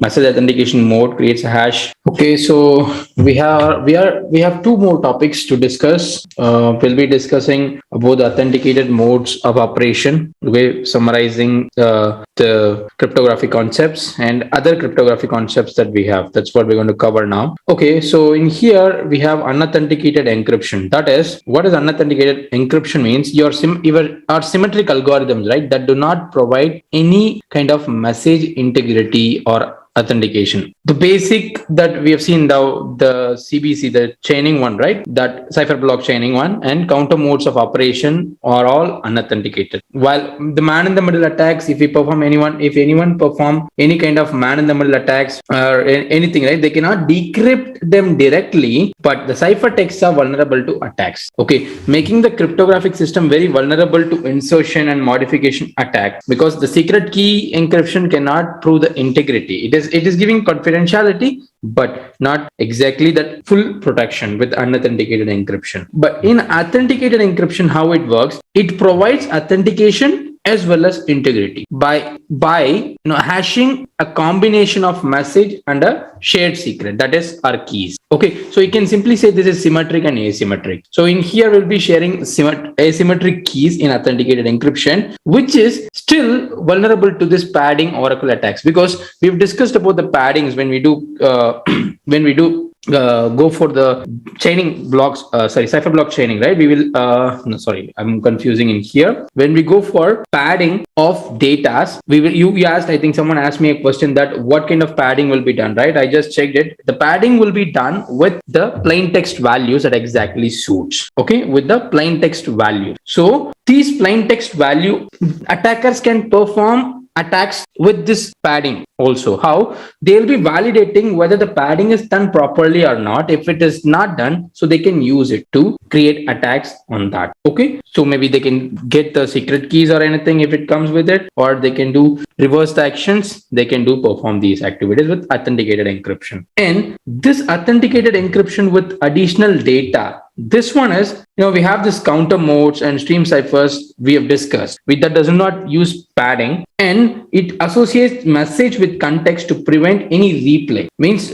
you can do replay the contents also. In the sense, you can say associated data allows the receiver to use message header. See, whatever the data we receive, the data header, message header will ensure the payload has not been replayed from a different communication stream. So whatever the communication stream that comes, it makes sure that it will not get replayed by other communication stream. Whether sniffing or replaying attacks will be happening. We were discussing that Malware can replay anything and all. Don't confuse with the exact one, but we were discussing if in case the Malware can inject or can replay the content hashing and all. So in case if anyone is trying to do like that in the man-in-the-middle attack and all, so it helps us to prevent that kind of replay attacks and all. So these are all some additional points that we can add with our encryption technique, like symmetric, asymmetric, and continuous cipher block chaining methods. Okay, and we have the topic in here. We will be summarizing the cryptographic cases where we can use, how we can use, and the weaknesses that we have and the limitations that we have over the cryptography. Okay, so the cryptography for authentication and non-repetition that we know that cryptography is for confidentiality and for integrity and resiliency for all. So let's see one by one. So what is this cryptography that that's for specially for authentication and non-repetition? First of all, what is cryptography? Primitives and cryptography system, new terms in here, right? Primitives are nothing but your symmetric cipher, asymmetric cipher, and the algorithm, simply a hash function. That is what called as primitives is. And what is cryptography systems are? That is, you can call it a systems or product, the complete cipher suite that we were discussing. All multiple cryptographic primitives added together to form cryptography system. Okay, and we have the authentication and access control in here, where we assume the private key is secure and encrypted token will be needed. Could have been only created by the key holder. Simply, we have the key passwords and all. I told you, like in case if we are storing some data, the private key will be with them, and that is, they only know that. In case if they want to decrypt or encrypt, they will be using that. In non-repetition, that sender cannot deny the message, only he or she could have created it. So we just, again, once again, we will be revising what we have done, summarizingly. So in cryptography that supports confidentiality, we have hybrid function where public key cryptography is only efficient with small amount of data. Symmetric encryption makes the key distribution very difficult, and it is used for bulk encryption and protected by public key cryptography. Means if you want to protect the symmetric key for sharing, you can use public key cryptography at that moment. And file encryption, you can go for private key that encrypts the symmetric key. And use of key is logged to a user account credentials. If you will be having credentials, if you want to use the key, means simple password, not a credential in the sense. A password can be used in order to use the key over it. Then transport encryption, how we can transfer the keys. The session key exchange we discussed, okay, and the envelope method, agreement, all this in the transport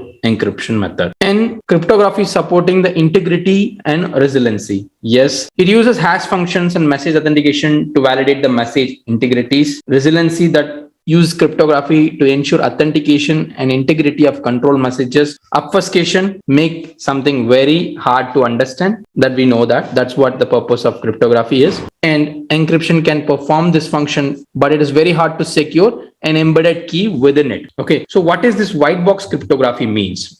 White box cryptography is a new term here, right? Actually, we have seen that it is good to protect the key instead algorithm, right? But if you are doing obfuscation, means if you are adding the key with the file itself, okay, so your whole focus will be in securing the key, not in the confidentiality of the document. So that is what called as white box cryptography. You won't be doing that. It is not a, the advisable one. You need to have a good algorithm and a key to be exchanged very separately. If you are sharing it along with the file, that will become a white box cryptography. Then both together travels at the same time. Got it?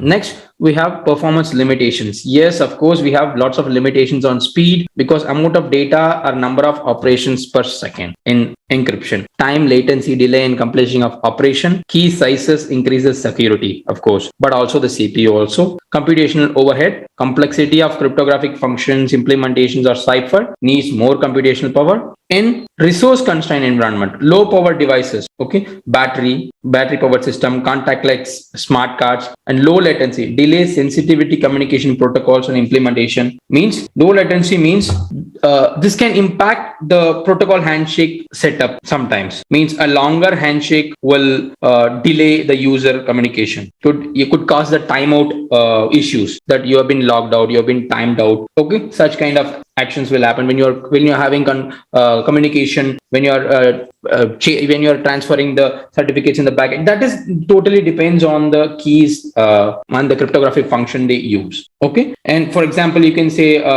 if the cryptography is deployed in real-time channels like such as big size videos or audios or movies, okay, or big files, so that time definitely it'll happen, the latency one. Okay, then we have the security limitations. Of course, we have disorders, entropy. It is a measure of disorder. Entropy is a measure of disorder. And the plain text checksums must reduce the order. Of course, the checksums means that is if we have proper checksum cipher text, it will reduce the disorder. Weak ciphers, weak keys, these are all the limitations. If you are using weak keys, weak ciphers, then it's not good. Weak implementation, so you can say Caesar cipher is one of the old cipher technique, very weak one. Okay, you should not use it. Randomness, weak randomness, no. Randomness means if you are adding some randomness will be added in the key length. Okay, when you're adding randomness, you have to go with a strong one. Means you cannot add just like 1 2 3 4 digit, 6 digit randomness. It can be easily cracked, because with the high computational brute forcing machines, it can be easily cracked with the cryptanalysis. So you should not go with that weak randomness also. Alphanumeric would be good if you are adding something. And the predictability and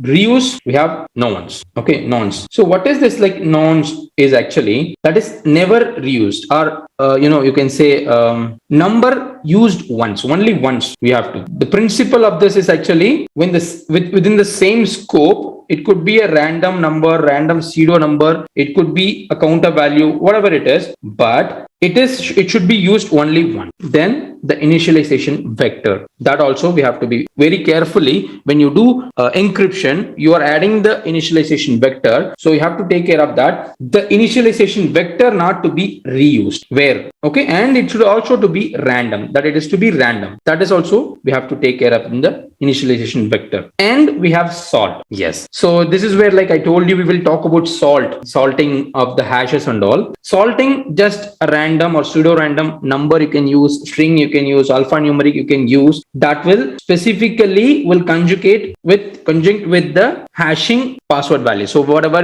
the hash you generate, it will get added. The salt values will get added with it. Okay, so what is the difference between the salted hash and an unsalted hash? What is the advantage over it? If you are using unsalted hash, okay, it can be easily matched with the rainbow table. Okay, so we have this, I think, in our next modules. What is this rainbow table is all about? Actually, rainbow tables are pre-computed hash tables. Like I told you, hashes cannot be matched. Sorry, hashes cannot be cracked. It can be only matched. Okay, means with the pre-computed hash table, both the hash table will match it, and we will be having the exact match of the value. But if we use salt, it is very difficult for the rainbow tables to do this activity for matching up the hashes. So that is why we go for salt. Salting hashes will beat the rainbow table. So you may get a question from here. So what is the technique, or what is the way to beat the rainbow table? So salting, you will be having multiple unsalted hash, salted hash, and you will have other techniques, strong hashing techniques. But the basic thing is salt. You have to choose the answer salt. You'll get a question from here. Okay, and great. And we have this man-in-the-middle attacks, downgrade attacks also, that interferes with the public key presented to the client. We can try, like attackers will be trying to steal that public key, private key. They can do attacks with that. And what is the downgrade attack means? Downgrade attack means, TLS is a transport layer security, is the top level security. We can go with it. But attackers can do push or pull the security to only SSL. Okay, only SSL when the server use a specific lower specification protocol or weak ciphers or weak key length. So when they use these kind of things, attackers can easily, the server might prefer the client request the use of SSL. Means like the user can easily go for SSL automatically from TLS 1.3. If you are TLS 1.3 version is the latest one. Sorry, not the latest one. It is a strong one. Okay, strong layer of transport like security. But if you are using the weak encryption, weak key length and all, automatically the server might prefer that the client if it is using SSL, that is like both are like same. That is what called as downgrade attack is. If client automatically uses the SSL, normal SSL, not the TLS. Okay, so it will become very easy for the attacker, okay, to sniff any data, to do man-in-the-middle attack, okay, or to get the public key, okay, or to forge the signatures also. So these kind of things can happen when you are using a very weaker protocol versions and ciphers. Okay, and we have key stretching. Okay, so what is this key stretching? That is key stretching. It's user generated data is always low entropy. Means there are some disorders. Of course, we generate anything on our own, but key stretching means using some additional rounds to strengthen the keys. Okay, so that repeatedly it will happen. Actually, in the CompTIA in this particular session, one thing has been missed. They haven't explained about how many rounds of encryption will happen if we talk about advanced encryption standard or data encryption standard. For your information, let me add it in here. Then we'll go for the key stretching. See, if you go for data encryption standard, it will go 10 iterations, 10 times. Okay, and 16 times. If you go for advanced encryption standard, it will go for 10 times, and each time the output of the previous block will go to the next round. Okay, the key will add it each time. But data encryption standard is not like that, just it will go. But in advanced encryption standard, the key size will get added to it with the ciphertext, then it will keep on going. Okay, this key length, the key stretching will happen when your key length is very short. So additional rounds will be added to strengthen the key. That makes attacker to do more work. It will slow down the brute force. If he is trying to reverse it, it will take more time for him. That is what called as key stretching is. Okay, so again we have salting, that is adding a random value to each password when hashing it for storage. Then it will prevent the pre-computed hash tables, that is rainbow table. Correct. Then we have the collisions and birthday attack. So exploit the collisions to forge a signature. Usually it is not possible to create collisions because hashes won't produce the same hashes. Okay, but attacker will submit the document for signing by the target. So he will try to figure it out what is it, and he may try to exploit any vulnerabilities for any creation of collisions, but means creation of the same thing, but it is not possible. Okay, because then if it is possible, right, then it will become encoding. Okay, it won't be a hashing. Then the birthday paradox. What is this birthday paradox actually? Birthday paradox will be used for guessing attacks or predictability attacks and all. Okay, so out of 100 people, you can say if there is 100 people in the room, at least 2 will share the same date of birth. Okay, that is what called as birthday paradoxes. Means out of 100 keys or out of 100 encryption techniques or encryption algorithms, so you can do at least 2 will match. Okay, that will share a particular same data, same key or same length, everything. Okay, then chosen prefix collision attacks. Same like choose prefix collision attack is like exactly when you have idea about the hash, then you can guess it and you can make exactly the same hash. You can reproduce it to have the collision attack. Okay, anything else want to ask? Okay, sure. Then we have this. Yeah, hi Sam. Then we have other cryptographic technologies as well. We have quantum computing, okay, and we have communication tamper evident key distribution. We have cryptanalysis with quantum based ones, okay. So superpositions, entanglements, collapse, everything. When we have quantum computing, when we go for quantum computing, then we will be dealing with what is in this quantum computing. It can be a set of zeros and ones. We call it as quantum bits, okay. It can be set to 0 to 1, okay, and or an intermediate state also that we call it as superposition. Okay, then the probability where like a bit of confusion state is there in here. It can be entangled. The chances are 50-50. The power of the quantum computing power of quantum computing comes from the qubits, right? That is zeros and one. It can be entangled, collapse. So it's very tough part to discuss. We need to learn more on quantum computing. Okay, then we'll get to know about it. Okay, so we have communications on it, post quantum techniques, cryptanalysis using quantum computers, and cryptography replacement for the current algorithms. We have the post quantum cryptography. Still we haven't not discovered fully the cryptography stuffs. This one is like recent trends that's going on. People are moving towards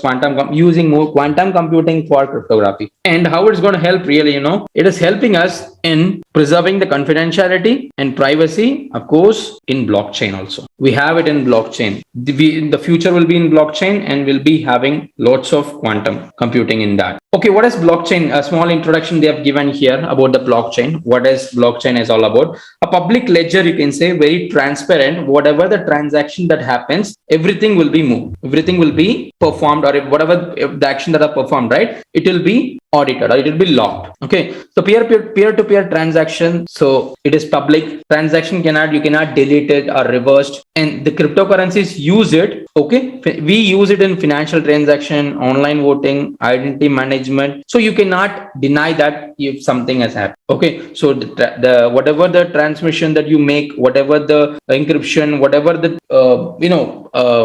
hashing performance, everything, whatever you do, it will be carried out by each block of data. Okay, each block holds the transactional records, and it will move to another block, and it will be stored as a ledger in the ledger. Okay, that is what blockchain is. Very shorter introduction they've given, and they have steganography also. Steganography, it is kind of hiding information or concealing messages within another format. Okay, under another format means I can hide images, or I can hide data under images. I can hide data under audio, video, and I can make covered channels through that. Okay, that's what we have in here in steganography. So it's a very big one. Like I said, like yesterday itself, like it will be too vague, and I'm not concentrating fully into cryptography. And yeah, maybe you might have confused a little, but once you have the study guide, you can go with it. You can clear your doubts also. Let me know if I can help you with it. And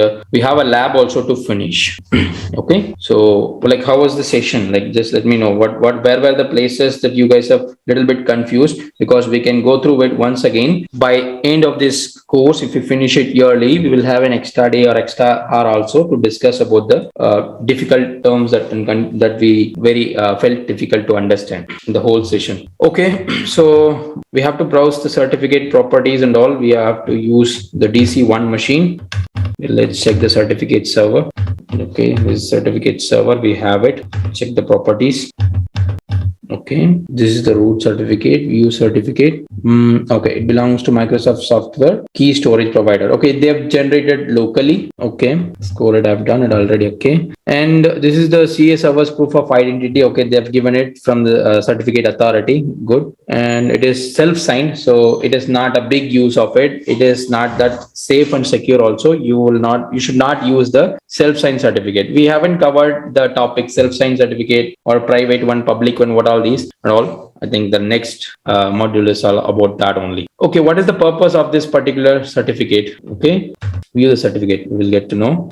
Okay, the purpose is all issuance policies and all application policies will be using this certificate. So we just mark that as well. Nothing much there. We just checked the certificate from the server. Now browse the certificate services components. Okay, we have this issued certificates. Okay, this is an issued certificate. Open it. Let's see what that certificate is and who issued it. Okay, it is given by DC1 card. Okay, this one.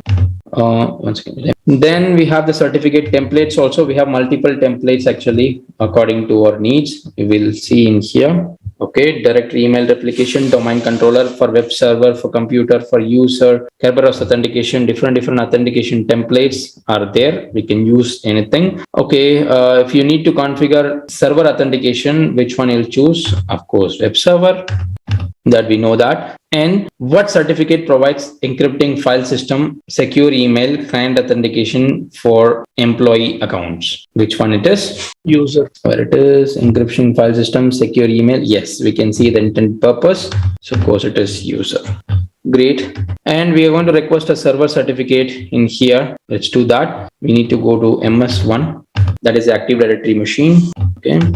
Yes, here they are not going to do any achieve any objective or something. Their objective is to walk you through to check what are all the certificates that you can check it out from your certificate manager. Okay, and what are the purpose of each and every certificate, who issued that certificate. Okay, to get to know about that, where you can check all these things. That is their main objective here. Okay, so nothing else. They are not for this exercise here. They are requesting a server certificate now to use it to configure a secure web server. We will be doing that. Let's see. Okay, on it. Okay, server certificates. Okay, so in here, create domain certificate. Lab is very slow. We're going to create a certificate and we will attach it with the domain, common name, updates.corp, organization, 515 support, organizational unit, web services, city or locality, testing, anonymous. Yes. Okay, this is enough. Click on next. Okay, in here, select this particular domain. We already have the domain, right? That's why we have it in here. Otherwise, you won't be having. You want a friendly name or anything, you can give for your understanding. Because we'll be, so here what we're going to do, we're going to create a SSL certificate, server certificate we're going to create in here using IAS. Okay, so for that I need to go to tools and click on IAS manager, and in here you will have the domains. Okay, here you will have the domains. So click on this domains. If you click on the site or something like, you will not be getting that option for choosing server certificates. So make sure you select the domain, not the site. Okay, so when you do select that, you will have this option, server certificates. Okay, double tap it, and here create domain certificate. You can do create self-signed certificate also. So for a complete domain, you are adding it in here, create domain certificate. Okay, so we'll type the company name, sorry, common name, organization unit. Okay, so something like India. Okay, next. Okay, in here we have to select online certification authority page. Okay, is it connecting with the internet? Are we really doing with the online one? Yes, I think the request was denied. It should not get denied. Maybe because of the local environment, it's not reaching out to the servers, because you can see in here, in this, we don't have internet access. Okay, no problem. See, we are just approaching the domain controller DC1. From there, we should get the certificate approved, but we're not getting it. Should get at least. I thought it's reaching out to internet, but okay, it's not working. No problem. Let me create a self-signed certificate for you. Okay. If we are creating a self-signed certificate, I can just make it in here. Test. Okay. So it's not personal. It's for web hosting. Okay. And for the sites, go for bindings. Add. Click on HTTPS. Okay. You need to give the IP address. What is the IP address that you really have? Okay. So if any site is running 10.1.0.2 443 host name www. No, not like this. If you need a site to be running there, then it is really very easy to do it. And in the SSL certificate, you can choose the certificate that you have created and click on OK. Yeah, I know that it is not, there is no site, or they don't have the domain name for the particular web service running there. So if you have a domain web service or website running there, you have to give that particular domain name. For example, www.example.com. Then it is possible. But in here, we don't have that also. We cannot proceed. No issues. They have mentioned how to bind certificate to HTTPS port. We'll try this, how this it goes. Then sites, default websites, select. Again, we are doing the same thing. Edit the bindings. We've done the same. Okay, they just give the domain name itself, not the site name. You can give both will work. Support.com. Okay, click on host. Okay, so it got added now. See, previously we were trying to do domain certificate, but we couldn't get one. It was not receiving from the certificate authority. But we tried to create one local certificate, self-signed certificate. It worked fine. It has been created, and we just binded it. Okay, good. Then we need to restart the server. Okay, great. Now we'll move to DC1 to check the issued certificates. Okay, sorry, we were this in here, right? Issued certificates. We can see only one. It's not reaching out here. Maybe because of that domain certificate we haven't added. It is just a local certificate, self-signed certificate, only for the MS1 machine. So I think that is the reason we are not getting that in here also. No problem. You can create domain certificate. You can create self-signed certificate when you are planning to give it to whole domain for local internet, for the local network, or at that time you can go for the domain certificate. If you have a domain, certification authority, get one from the third party. Do not use the self-signed certificate. It's very insecure. Okay, so if you just check out the URL updates.car155support.com, you can see that log option they have mentioned in here. So let's see, really it is showing something or not. Okay, they said like you are about to view pages over a secure connection. I think it's working. Continue to this website. Yeah, it is giving the right warning that it is not recommended to go. But see, certificate is there. We can see the certificate, but the certificate is presented by a local IIS server. It's not a trusted one. Okay, see, this is given by the MS1. We have created and we have given it to a self-signed certificate. If the domain controller is created like the way we requested, you can see the DC1 name there. The issuer will be DC1 over there. Okay, and if you don't want the certificates, you can revoke it, you can delete it. Okay, very easily. And that's what we're going to do. Go to domain controller in the revoke certificates. Okay, we have already one revoke certificates in here. Go to issued certificates, just right click on it, all tasks. If you want to revoke this certificate, you can revoke it. So it won't be in play. Okay, it won't be in use. Okay, what is the difference between this revoking certificates, suspending certificates and all? It is yet to come. We will be checking out all this in the next lesson.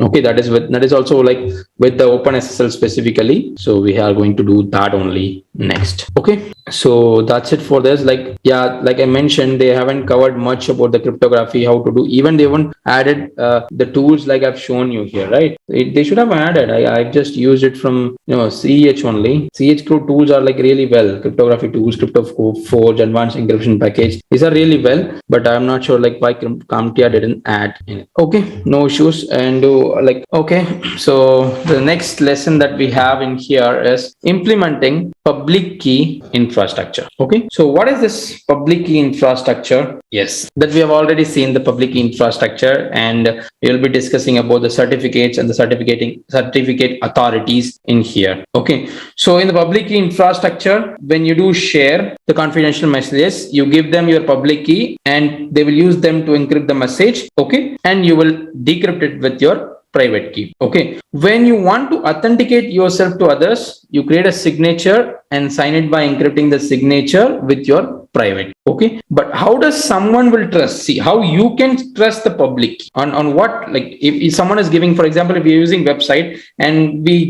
have the public key from them with the digital certificate, but how we will trust them? How we will get to know the identity of the owner of the public key? The public key comes in wrapped in digital certificate, we know that, and that has to be signed by the certificate authority. So the certificate authority is responsible for the identity of the owner, so you can trust them. And both the sender and recipient must both trust the certificate authority. You means we and the server both need to trust the certificate authority. Okay, so who's certificate authority really? There are private certificate authority and the third party certificate authority. Private, just now we have done that, right? Self-signed certificates in IAS servers. So these are all the domain controllers that we use locally. These are all private CA. And who are all third party? Third party CAs like DigiCert, we have seen it, and for Google we have different one. Okay, so they are all different. So GTS, CA, and what about this? DigiCert. So these certificate issuing authorities are third party one. Okay, and they offer services such as validity of the certificates and the users, and that users will get to know what is the validity of the certificates, trustworthy of working procedures, that if I'm sharing my credentials, how trustworthy it can be, and managing the server and keys between both, like whatever the keys that they have given and what we're going to do and our one second, sorry. Okay, so they will manage all the communication between the client and the server. And what is PKI? Public Infrastructure Trust Models and Certificate Chaining. So we have this single CA and we have this hierarchical chain of trust. We have leaf certificates. The root certificate comes from the particular CA, and we have the intermediate CA, and we have leaf certificates also. Okay, so what is this different meaning? Okay, a single CA means the root CA who issues the certificates to other several intermediate CA. Several intermediate CA will be there. So they will give it to several intermediate CAs. And these intermediate CAs issue the certificate to the subjects, means we, leaf entities. Okay, we will get it, or another, you can say CA. You cannot say CA. Leaf certificates are us only. Okay, leaf or entities. That's we. That's us. Okay, and online versus offline, that we know that if you go for self-signed certificate, that would be offline, and online one we would be having complete CA certified. Okay, certificate. And the registration identification procedures we have. Yes, what is this registration authority and CSR and all? Yeah, we have to give proper identity proof in case if you are going for third party CAs and all. Registration, identification and authentication procedures are very, very mandatory. That the client will generate the key pair and sends the public key to CA with the CSR, certificate signing request. Okay, means when a subject, that is us, we want to get a certificate, okay, we need to do this certificate signing request to the CA. So what is the CSR is actually, it is a base 64 file. It is a file that contains the information, subjects, that what we want to use in the certificate, what public key, fully qualified domain. For example, if you are buying any digital certificate from any GoDaddy or any service provider, they will be having that based on the need that what we have. If you are getting some certificates based on the site or based on the thing that you're going to use, they will be giving the certificate. Okay, so they will be getting it from the original CA with the certificate signing request and everything. Okay, for a web server, this may it can simply mean verifying that the subject name, fully qualified domain name. Okay, it should be, both should be the same, means the website name and the fully qualified domain name should be the same. Okay, and who's responsible for the domain? They will be initiating the, okay, means we won't be handling this thing from our end. That is a good thing that hosting service providers are taking care of this in the middle. But if you are taking for separately for your server, then you have to go with it. Okay, and whose record information as identified in whose record. Whenever you have IP with you, definitely you will have whose record with you. So according to that whose record, who's the owner of the domain, they can do it. Great. Then you will have the CA will perform the subject identity checks. Okay, he will check really that domain belongs to you or not. Then he will sign and he will issue the certificate. Okay, this registration authority is the one who monitors all. Okay, means they will monitor completely. CA also, okay, where you can do like complete identity check, the CSRs, okay, behalf of end users. Okay, so if they do not actually sign or issue certificates, if you have any issues, okay, maybe delegated by the CAs, the registration functions. So we have this registration authority also. Okay, and what is this digital certificates? Yes, we have seen this digital certificates again and again. Contains subject's public key, we know that, and information that identifies the subject plus usage and validity, everything will be there. And that particular certificate standards, public key infrastructure, what is used, standard they are using in that particular certificate, we will be having all. Okay, and the certificate attributes will also be there.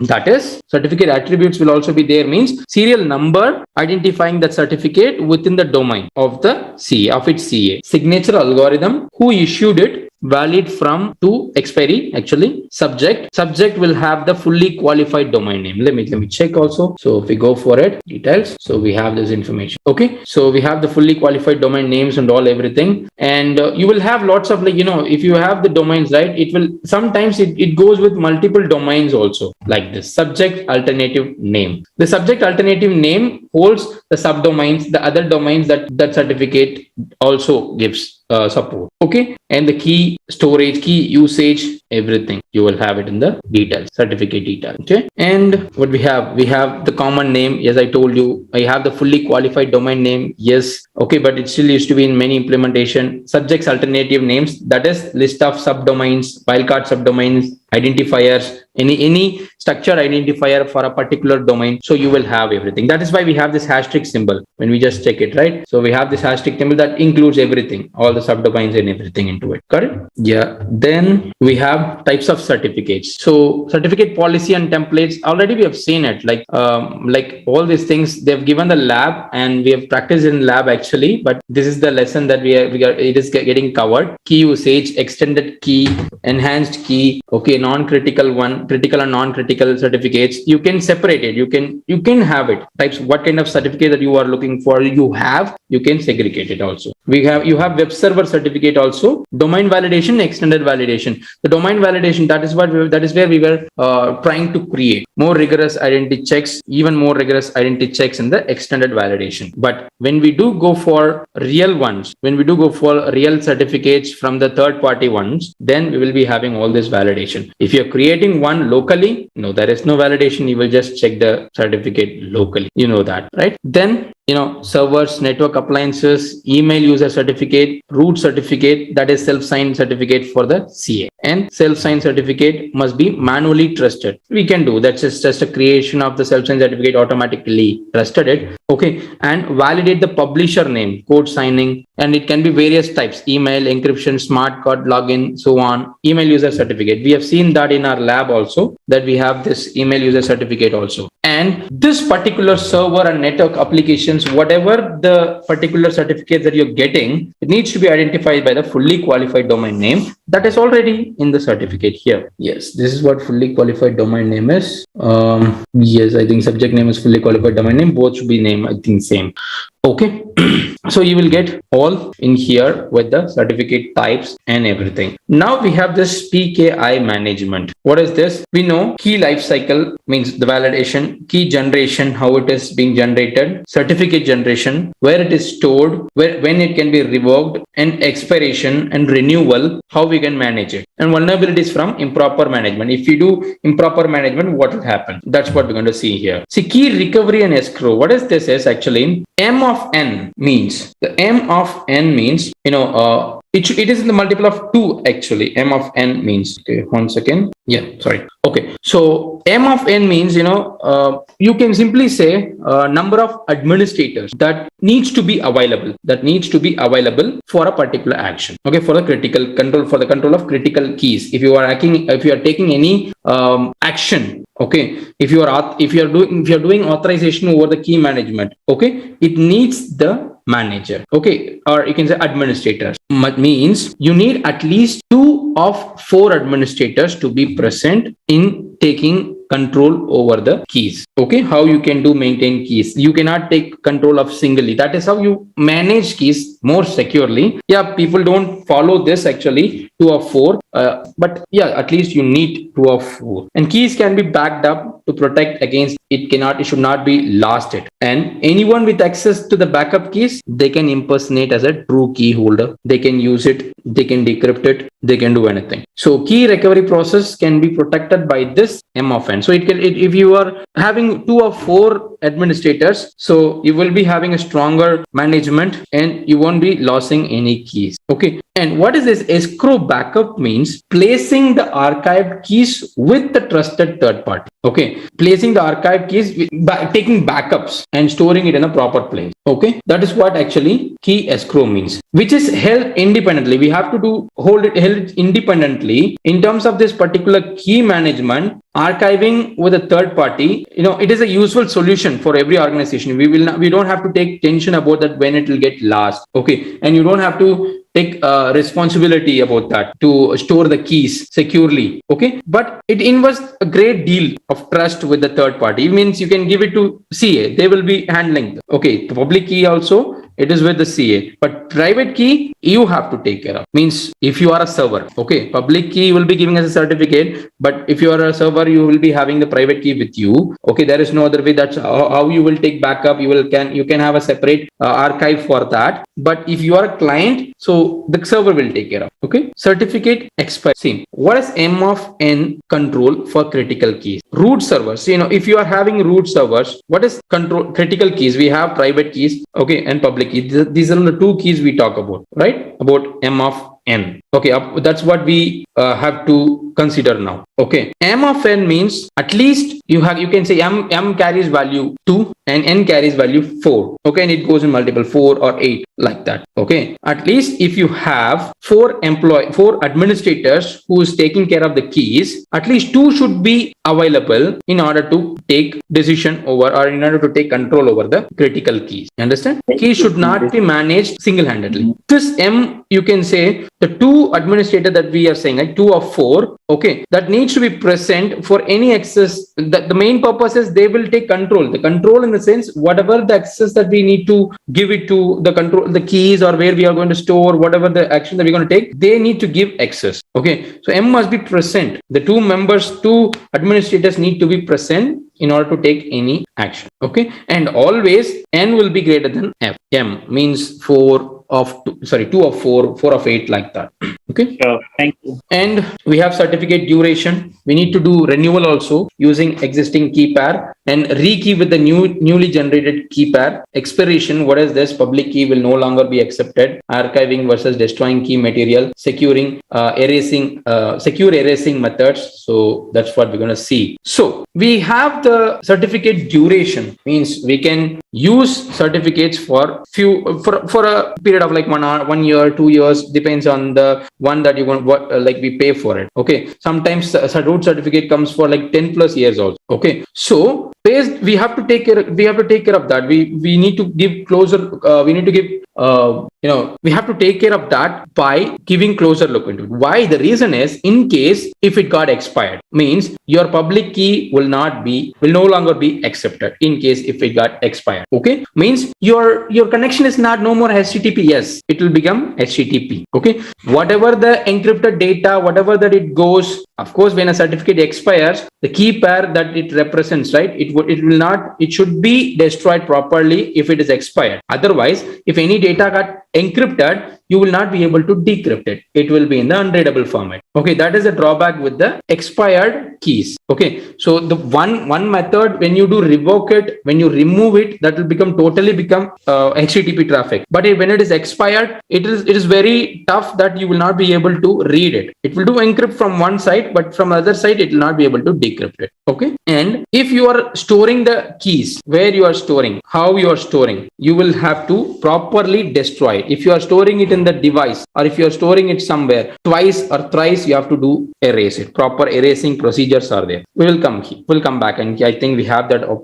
here. Do we have that certificate pinning format? No. Okay, so if you have that in the device, if you have the certificates on your device, you have to delete or you have to overwrite the data at least 2 to 3 times, because it cannot be retrieved. It should not be retrieved. That is why the secure erasing methods are that one. Okay, and certificate revocation revocation list. Revocation versus suspension. What is that? If you do revocate, right? If you do revocate, certificate may be revoked or suspended based on the owner. Whatever like the CA wants to do on a particular certificate, he can do it because he provides it, right? So in case if the private key has compromised, okay, or the business are closed, okay, or the user left the company, okay, or a domain name have changed, so that time CA can revoke or suspend the certificate. Okay, so or he can do on few more conditions as well, like unspecified key compromise, okay, or suspend so operation has been suspended. Okay, so these are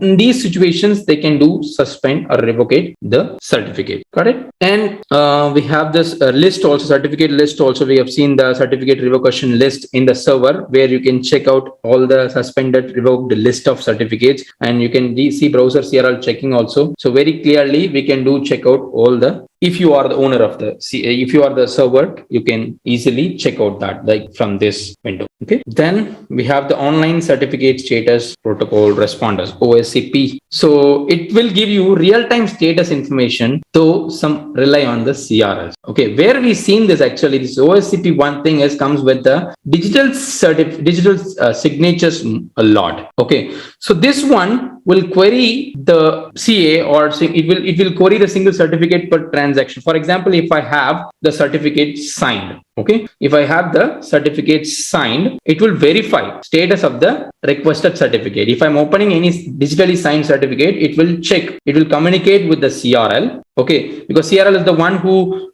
approved that particular certificates and all, right? So it will just verify their status of the requested certificate, it is there or not. It comes in the digital certificate also, it comes in the digital signature also. I've seen it, OSCP. Okay, what is OSCP stapling? One of the like OSCP stapling, it will resolve the issues by having the SSL or TLS web server periodically by having the timestamps on the OSCP. That is from the CA. Okay, so you won't be having that timeout error or anything. So it will be in a proper sync. Okay, because rather than making the client contact with the OSCP responder itself, so this stapling functionality will help you that it will be easy to track the clients. Okay, and it is a kind of proxy that is acting in the middle. Okay, that helps you to make sure that is a trustable one. Okay, that is what the use of OSCP stapling. Got it? Then pinning, the certificate pinning we have seen in lots of places. Okay, if you have anytime heard about mobile penetration testing or anything, you will be having this SSL pinning and certificate pinning. This certificate pinning will help you to defend the man in the middle attack on the chain of trust. Okay, why? This will authorize the public key in the header itself, HTTP header. Okay, by public key pinning, that will ensure that the request or the response that comes from the same channel, not from the different one.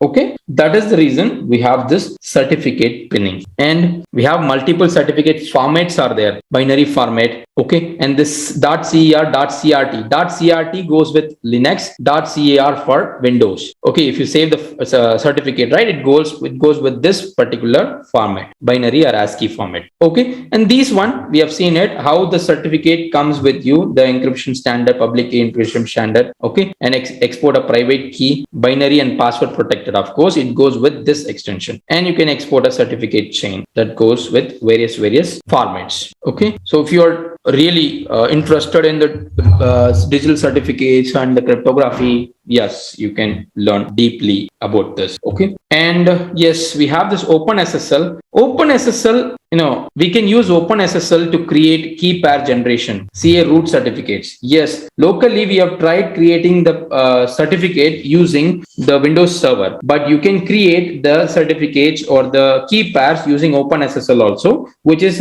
a command line interface with Linux. Okay, so you will have the certificate request, viewing and verifying the certificates, converting the certificate formats, everything you can do with the OpenSSL. Got it?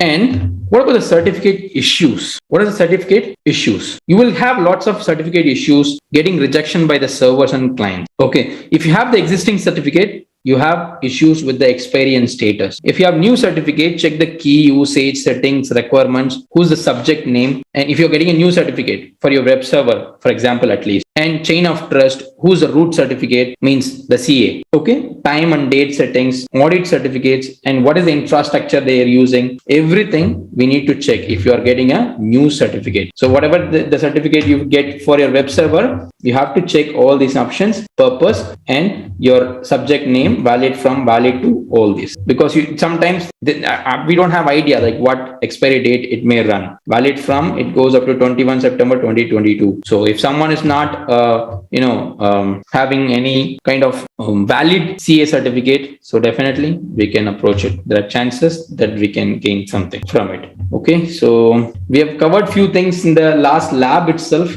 but still it is a normal public infrastructure, how it will be used in the digital certificates and the SSL layers that we use in the web servers, and how to manage the public key and private key, and how to manage the keys with according to the date, time, and expiry details, and the key length, everything. Okay, sure. Then so we have a lab to complete with the OpenSSL. Okay, so that's what we're going to do first, then we'll move to the next lesson. Okay, so first we have the lab in here.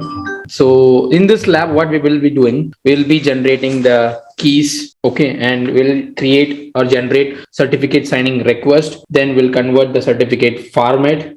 Okay, and why actually these steps we need to carry out as an administrator when we do get keys for the web servers, email servers, and other devices. Okay, as a responsibility. So let's do this one by one.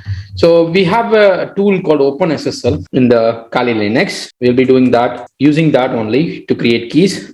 So they gave a task to check what version of OpenSSL is running first. So we'll start from there. These are all inbuilt tools in Kali Linux. That's, you don't have to install it again. Okay, it is 1.1.1. Great. So first, next we have to create a directory called keys, and now we're going to create asymmetric encryption RSA keys. Okay, and we'll extract the public portion to prepare the certificate signing request. For certificate signing request, we'll be sharing the public portion of the key with the CA, so we can get the certificate. Okay, now open SSL, generate RSA key, and that should be with the name this. Okay, extra arguments given, everything is same. Gen RS open. Great, I think it's generated. Let's check. Yes, it is generated now. Okay, now we're going to extract. How we're going to do it? Open. No, first we will check it out. Cat the key. So this is how the key will look like. Cat will just display whatever the content of the file in the terminal itself. You cannot edit or anything. You can just check it out. And whatever, irrespective of the file type, text file or whatever, image, exe, whatever, you can see it. Okay. And I'm not sure like which one is the public part in here. It is having like a beginning of the private key in here they've mentioned, and it must be having the public key part, public key file also inside it. So it is showing in here. It must be having the private public key also in here, because the next command is that we will be extracting the public part of that particular key and we will save it in the new one. That's what the next command is. OpenSSL RSA, we know that, and the input file is the file that we have saved already, right? That file I've just used a name, and we are going to take the public key out of it, and I'm outputting that in a file named as this comp.515support.com public.key. Understood the command meaning, right? Writing the RSA key, ls, we have the public key. Let's check out how the public key will look like. Okay, so this is a part of public key. Let's check our, so can you see anything different? Okay, from here, the first part is a private public key, and up to it goes, I can find the line. Both are mixed together. It is inside, but there is no proper like the part, public part is at the top, public part is at the bottom. There is nothing like that. Okay, but it is in there in the key itself. It just extracted the two keys and it stored it. Okay, so we have this public key and private key. The two key files are there, and we can move to the next step. Now we're going to generate the certificate signing request. So how we're going to do with OpenSSL, with the request, a new request. We will be making this. Actually, we will make like different format, and we will use the format to we will be converting the format also. We'll explain step by step. -new key corporation. Okay, key Okay. Country name. So it is a request that is we are making directly. Country name it's asking. We'll just type India. Your state or Delhi. Country name. Second string is too long. Okay, sorry. IN should be there. Okay, some state. Delhi. Locality name. Something. Noida. Okay. Organization name. Okay. Topmock. Okay. Unit name. CS. How many? Common name. Just leave as it is. No, made a mistake. Delhi 515 support. Okay. Web services. So it is getting the whole information, identity information. It is necessary. Okay, it's asking for a challenging password also. The challenge password, nothing. Optional company, nothing. They've just mentioned do not add anything. Okay, now, okay, we have the request file also. Great. Just let's see. Okay, now we need to check, verify the certificate request that is properly made or not. We are verifying it with request and we will input the file in verify. No output. We don't need any output this time. Okay, we have lots of, yes, this is how your certificate request will look like with the subject. It belongs to India, Delhi, Noida, and what is their supporters and their domain name. So when you add domain name, you will have means you are giving your identity to them. When you buy a domain, definitely you'll be having, you might have given all the identity about yourself, right? So no issues. And we have the email address, RSA public key, and algorithm SHA-256 with the key size of 2048.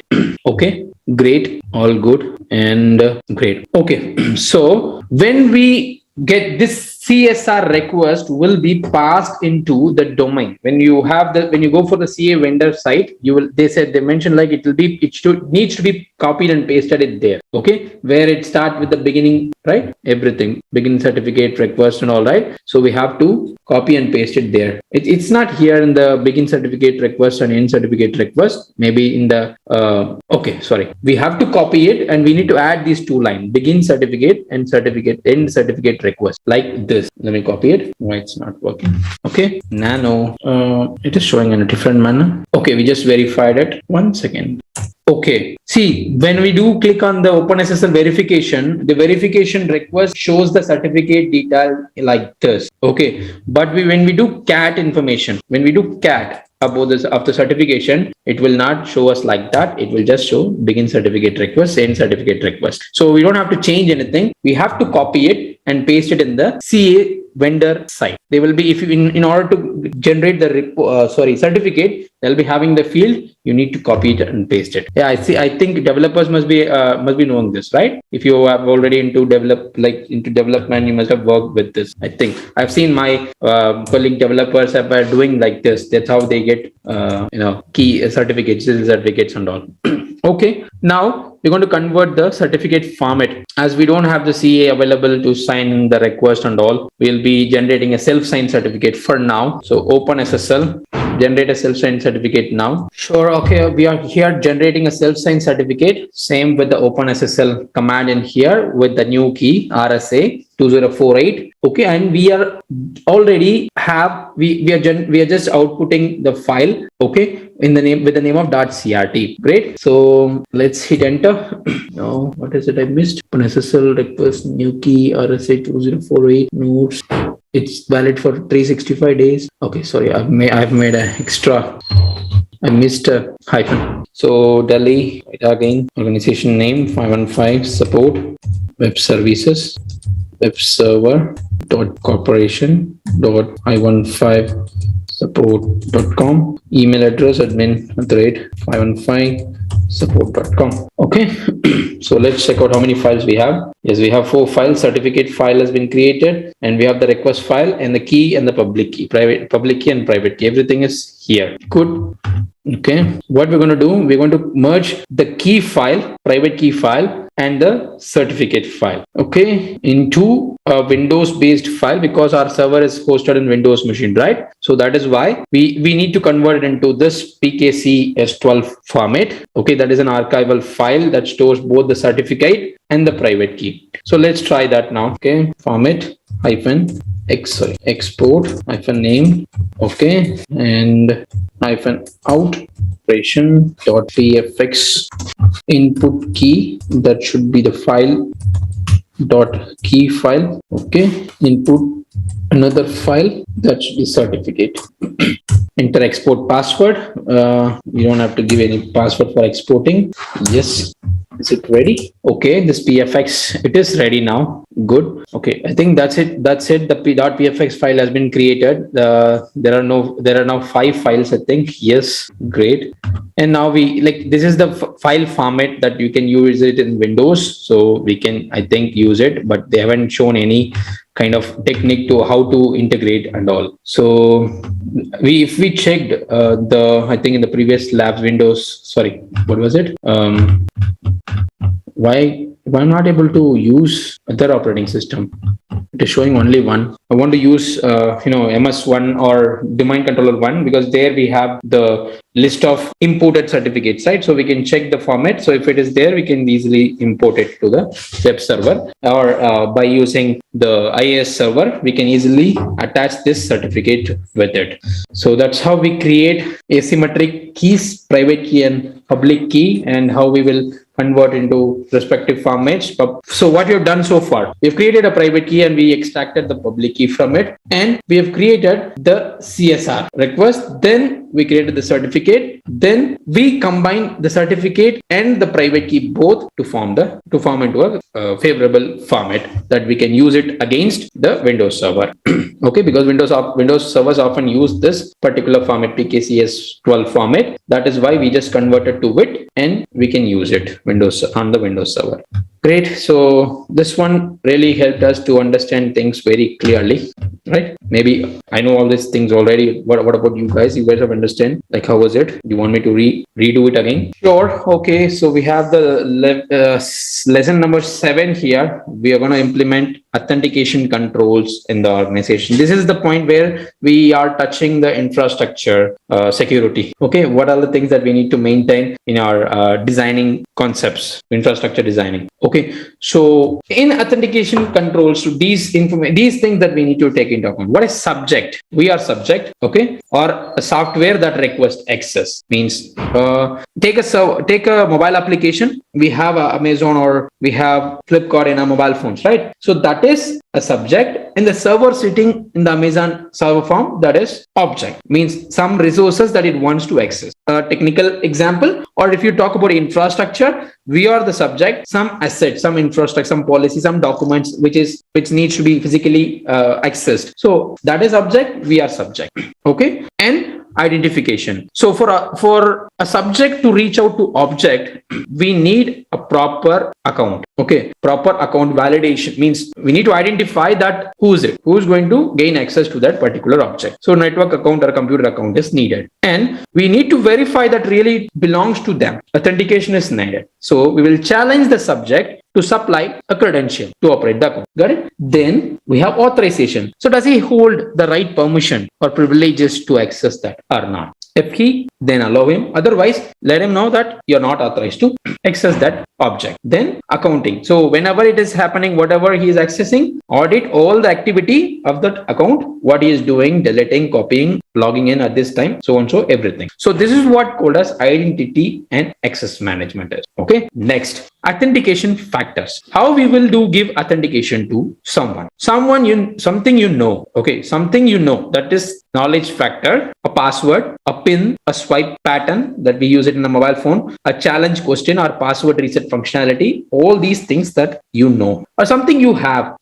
Sorry, ownership factor, hardware tokens and FOBs. Okay, these are all the something you have. For example, you can say cards, access card. Okay, so these are all some RFIDs. So these are RFID tags. So these are all something you have, and something you are, biometric factors. Okay, so fingerprints, everything. Then authentication design. Then okay, and we have the authentication design. So the authentication design should meet all these points we know: CIA triad, confidentiality, integrity, and availability, so that we can keep the credentials secure, secure. So threat actors don't have any control over any unauthorized files. We don't want to touch. And availability, the mechanism does not cause undue delay or support issues over any file. If we just simply take an account, a simple profile, so the CIA triad goes with that as well. We have to keep the credentials secure. We don't want any perpetrators to have control over that account, and we don't want anyone to take down the account, so we can access it anytime without any delay or issue. So we have the CIA and the multi-factor authentication here.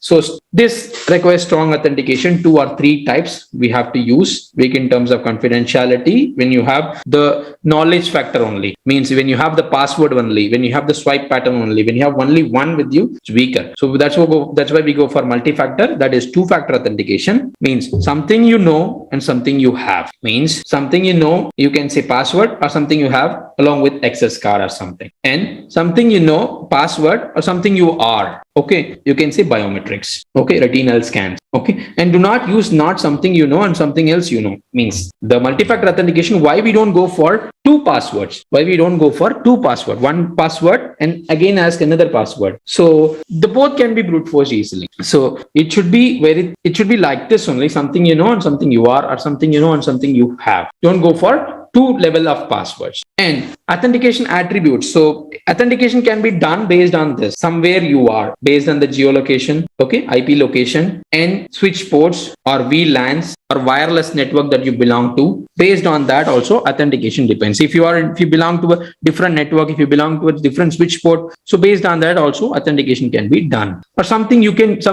do, unique pattern. Okay, and you can say an action in a way that can be captured as a unique pattern. Mostly we don't use it, and it's quite like, what are all the actions that you can do in front of a camera or something that you can do. Maybe a mobile pattern also can do something you can do, or something you exhibit a behavior or a personality trait, aggression, anxiety, or it's not a personality trait actually. Getting angry, or you can say like a personality trait can be used to capture as a pattern. Implementing the knowledge-based authentication. What is this? Local, network, and remote authentication. Authentication providers, passwords versus password hashes. Yes, it's very simple. Means locally, how you will do authenticate. You should not go for password, because password hashes are very safer. So whatever you do authentication, the authentication in the backend or the storage of password should happen with the password hashes, not the only passwords. And the Windows authentication, where multiple authentication types are there. When you talk about Windows authentication, local sign-in that we know, that is our normal login log off password. What is network sign-in? Network sign-in is our Kerberos and NTLM. When you use Active Directory, you will use this network sign-in. What about remote sign-in? When someone is asked to do sign-in using VPNs, okay, that time there'll be an authentication method, remote sign-in. They will use VPN to gain access. They'll have the VPN credentials, then they can get authenticated into a server or whatever, into a computer or anything. Okay. And what is Linux? In Linux, how the authentication is happening? In Linux, we have the etc password and the etc shadow file. Both the files are responsible for storing your account details and the hash values. In Windows, we have different types of login method. We use local login. Okay. Or if we are in the Active Directory network, we use Kerberos authentication method. Okay. Or if anyone is connecting remotely, they'll be using VPNs. Okay. So in Linux, how it's happening? In Linux authentication, how it's happening? Okay. So in Linux, we have a file. Normally, if someone asked you how the authentication is happening locally, in your Windows machine. First, let me finish the Windows one, then I'll come to the Linux part.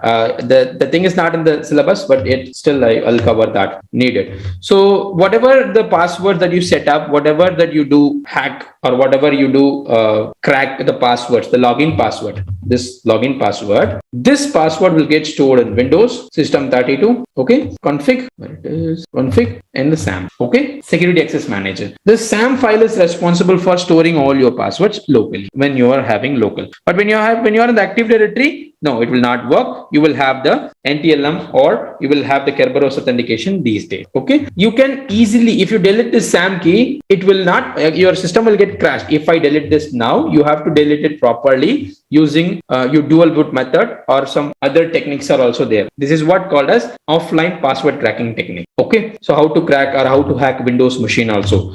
Okay, so that one. So if you just do, this is the file that holds your password. This is the how the authentication works in Windows. Now in Linux, how it's happening, you have a file called etc password and etc. Okay, etc password and etc shadow file. Both the files are responsible for authentication in Linux. This is the file etc password, okay, and etc shadow, this one.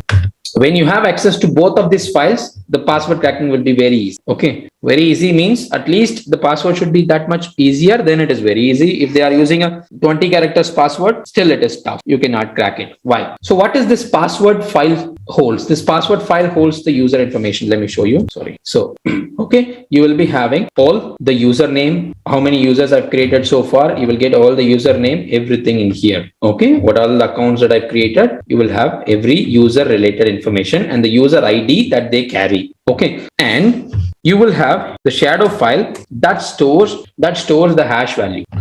Okay, that stores the hash values for a particular user. Okay, when you have these hash values, you can easily crack the password, but matching out with the password file and the shadow file, then only it is possible to crack. These are all password cracking techniques with the password and shadow file. This is an authentication method with your Linux. Okay, and we have this PAM, pluggable authentication modules. What is this? It is a package for enabling different authentication providers, smart card logins. Okay, multiple, to authenticate. You can go for smart card login, you can go for RFID, like that. So you can use that also. Linux, most of the machines that you will be using comes with Linux architecture. And we have single sign-on. What is the single sign-on technique? Is a single sign-on will be used for almost all the other platforms or other network devices and all. You don't have to sign in again and again with the single sign-on. Okay, once a local device is authenticated and all the other attached compatible application servers that you give authorization to don't have any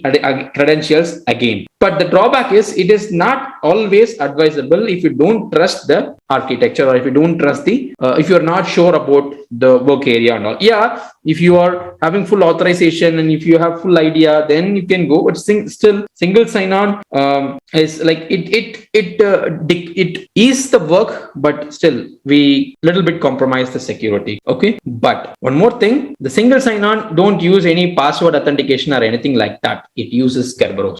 Single sign-on authentication and authorization provider will be from Kerberos. Okay, so what is this Kerberos authentication is and how it is going to work? Okay, see, maybe this diagram you can understand. Now this is V. Okay, there is an application server. Then this is what called as key distribution center. Okay, the key distribution center will be having an authentication center and a ticket granting server in the KDC itself. Let me show you in Paint, because you need this authentication, how it works. This is V. This is our server that we need to access. Okay, and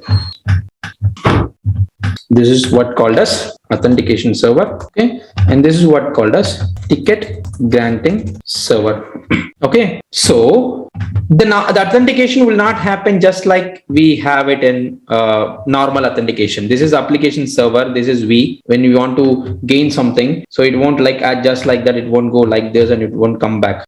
Okay, because it doesn't happen like that. Got it? Ignore my bad drawing skills. Okay, then how it happens? It is like extra authentication or extra proof that you are a real user. It gives an extra authentication and security for a login system. Okay, now the user needs to log in with the credentials and all. This authentication server will be having the database. It will verify really that you are the one or not. Okay, that you are the one or not.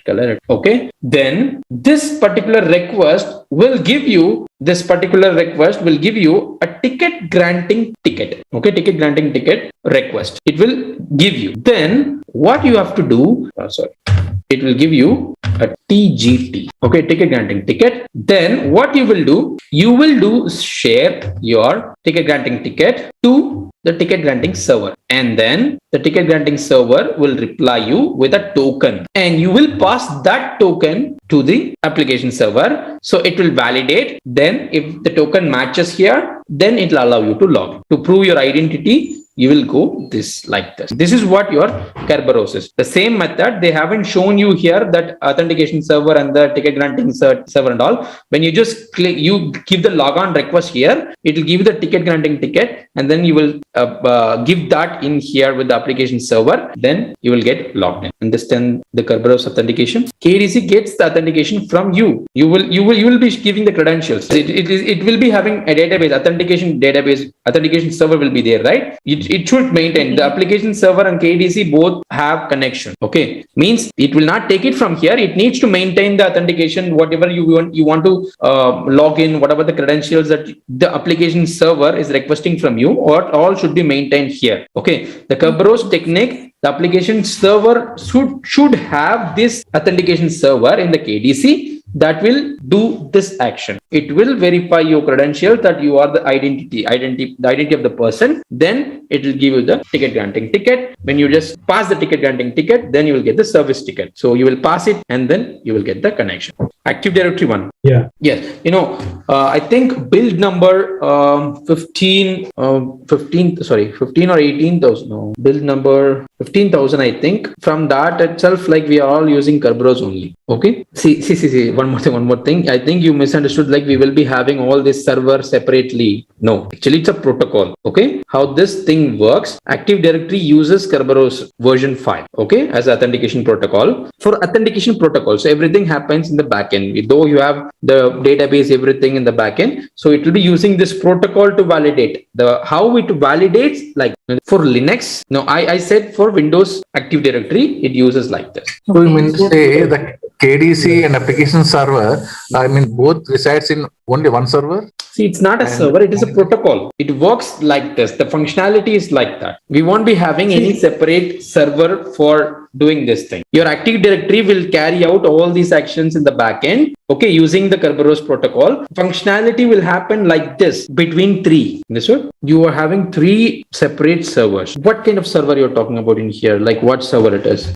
See, one more thing. Let me clarify. Active Directory, if you are talking about Active Directory, it uses as protocol. Okay, but if you want to use this Kerberos technique, then you have to use it separately. If you have three application server, yeah, you can have the three application server, but the connectivity should be made according to, yeah, you can have a single KDC also for three application server, but the three application server, for which application server that you are going to generate ticket, or which application, for example, this is a web server, and another application server is a email server. Okay, and this guy wants to authenticate with web server, another guy wants to authenticate with mail server. Okay, so when this particular guy is getting authenticated by the KDC, the KDC should be capable of giving all the informations according to the application servers. Understand? If you are making a separate Kerberos level authentication for a standalone or for a separate server, okay, but if you are using a server, definitely you will be having authentication system, Active Directory or something. So if you are using like that, automatically it comes under that. The protocol falls under that. Understood? I have few diagrams from the Red Hat Enterprises, also from the Linux as well. Okay, but it is like the same that I shared the information with you. There is no proper explanation. Let me show you this. If you understand, that will be good. Can you see? It is, see, there will be like, you won't be getting the infrastructure design, architecture design, you won't be getting that. The simple Kerberos functionality will be there. In enterprise level, you cannot see, how can I say? It is all inside the Active Directory only. It is a, Kerberos is a protocol. I have something, maybe we can try and like this.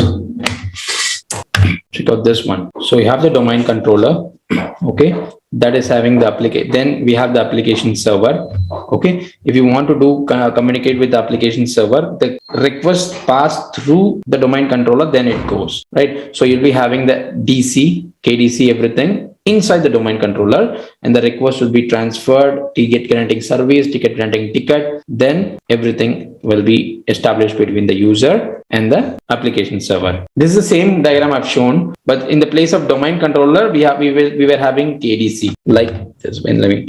This one, the application server here, we don't have any application server. We are not going to achieve any application server. This one particular one that we are trying to do here, it may be, just assume that it is a database or something that we will be getting authenticated from here. So Kerberos will get request everything done from the whole KDC, then it will approve us to have access. It will just verify. Okay, then it will share, then it will allow us. Okay, if you are trying to approach to an application server, real application server through domain controller, then this one is right. Great. And we have the other authentication methods also available. Password authentication protocol, completely unsecure one, only if you use that. Handshake authentication method, that is similar to NTLM, that is also not secure one. So only this password authentication protocols, password authentication that is designed to work with remote access protocols, point-to-point protocols. If these protocols are like few protocols we have apart from that, but not the secure ones. Challenges repeated during the session to prevent the replay attack. Multiple for VPN connection, for dial-up connection, we use this various protocols. Okay, and we have password attacks as well. Plain text sniffing passwords from unsecure protocols, the same one. If you're using HTTP, we can sniff the password. And we have challenge handshake authentication protocol, where the server will challenge the client in here. Okay, the server will challenge the client to sending a randomly generated challenge message. Okay, then in response, the client will respond with the hash calculated from the server challenge message and the client password that he already have. Okay, or other any secret that he have. Then the verification will happen. Then it will work in the challenge handshake authentication. It is also similar to NTLM, not the safer one. NTLM hashes, we know, like it's a very weaker one. Okay, if the hash stored, for example, the server will the hash that you are sharing along with the password that you have, because hash is similar to the challenge that is generated by the server. So both will be verified by the server end. And the third step, okay, then if all the things are matching, then it will give you authentication. It's a three-way handshake, kind of three-way handshake. First will come from server with a challenge. Second will go from the client end with the hash of that particular challenge. Okay, and the third step will be the server will be verifying. Okay, that's the challenge handshake authentication protocol. This remote access protocol is for like our VPNs. Okay, this is our normal HTTP protocols. Okay, and this one you can say it is an inverted form. You have kind of CAPTCHA. You cannot say CAPTCHA. CAPTCHA will be used also a challenge, kind of challenge. Or yeah, you can say not a CAPTCHA, not like calculation of hashes won't be done in real time. Like we won't be calculating hashes. We won't be passing it to into the real authentication panel. But the authentication method is like that. We won't be having it in the login panels for sure, this one. But this one is specifically made for avoiding the replay attacks. Replay attacks are like that. When we have hashes, when we have usernames and password, we can replay it. Okay, but this one, how it will defeat that kind of attack, the challenges will keep on changing according to the server, and you may have the password, but the challenges keep on changing. But when you do replay it, it will not work. That is how it defeat the attack. Got it? NTLM is it is a very old technique, you can say, for authentication. Okay, and it is using two parts. Your hashes, everything will be saved as two hashes, two parts. Okay, which is actually new technology LAN manager. We say it as new technology LAN manager, NTLM. Okay, and it is very easy to crack, and it's not that much harder encryption technique it was using. And yeah, if you are using it locally, that's okay, NTLM hashes. But if you are using it in the Active Directory environment or anything, that's not good. Again, of course, Active Directory uses Kerberos these days. So NTLM, if you use it locally, okay, but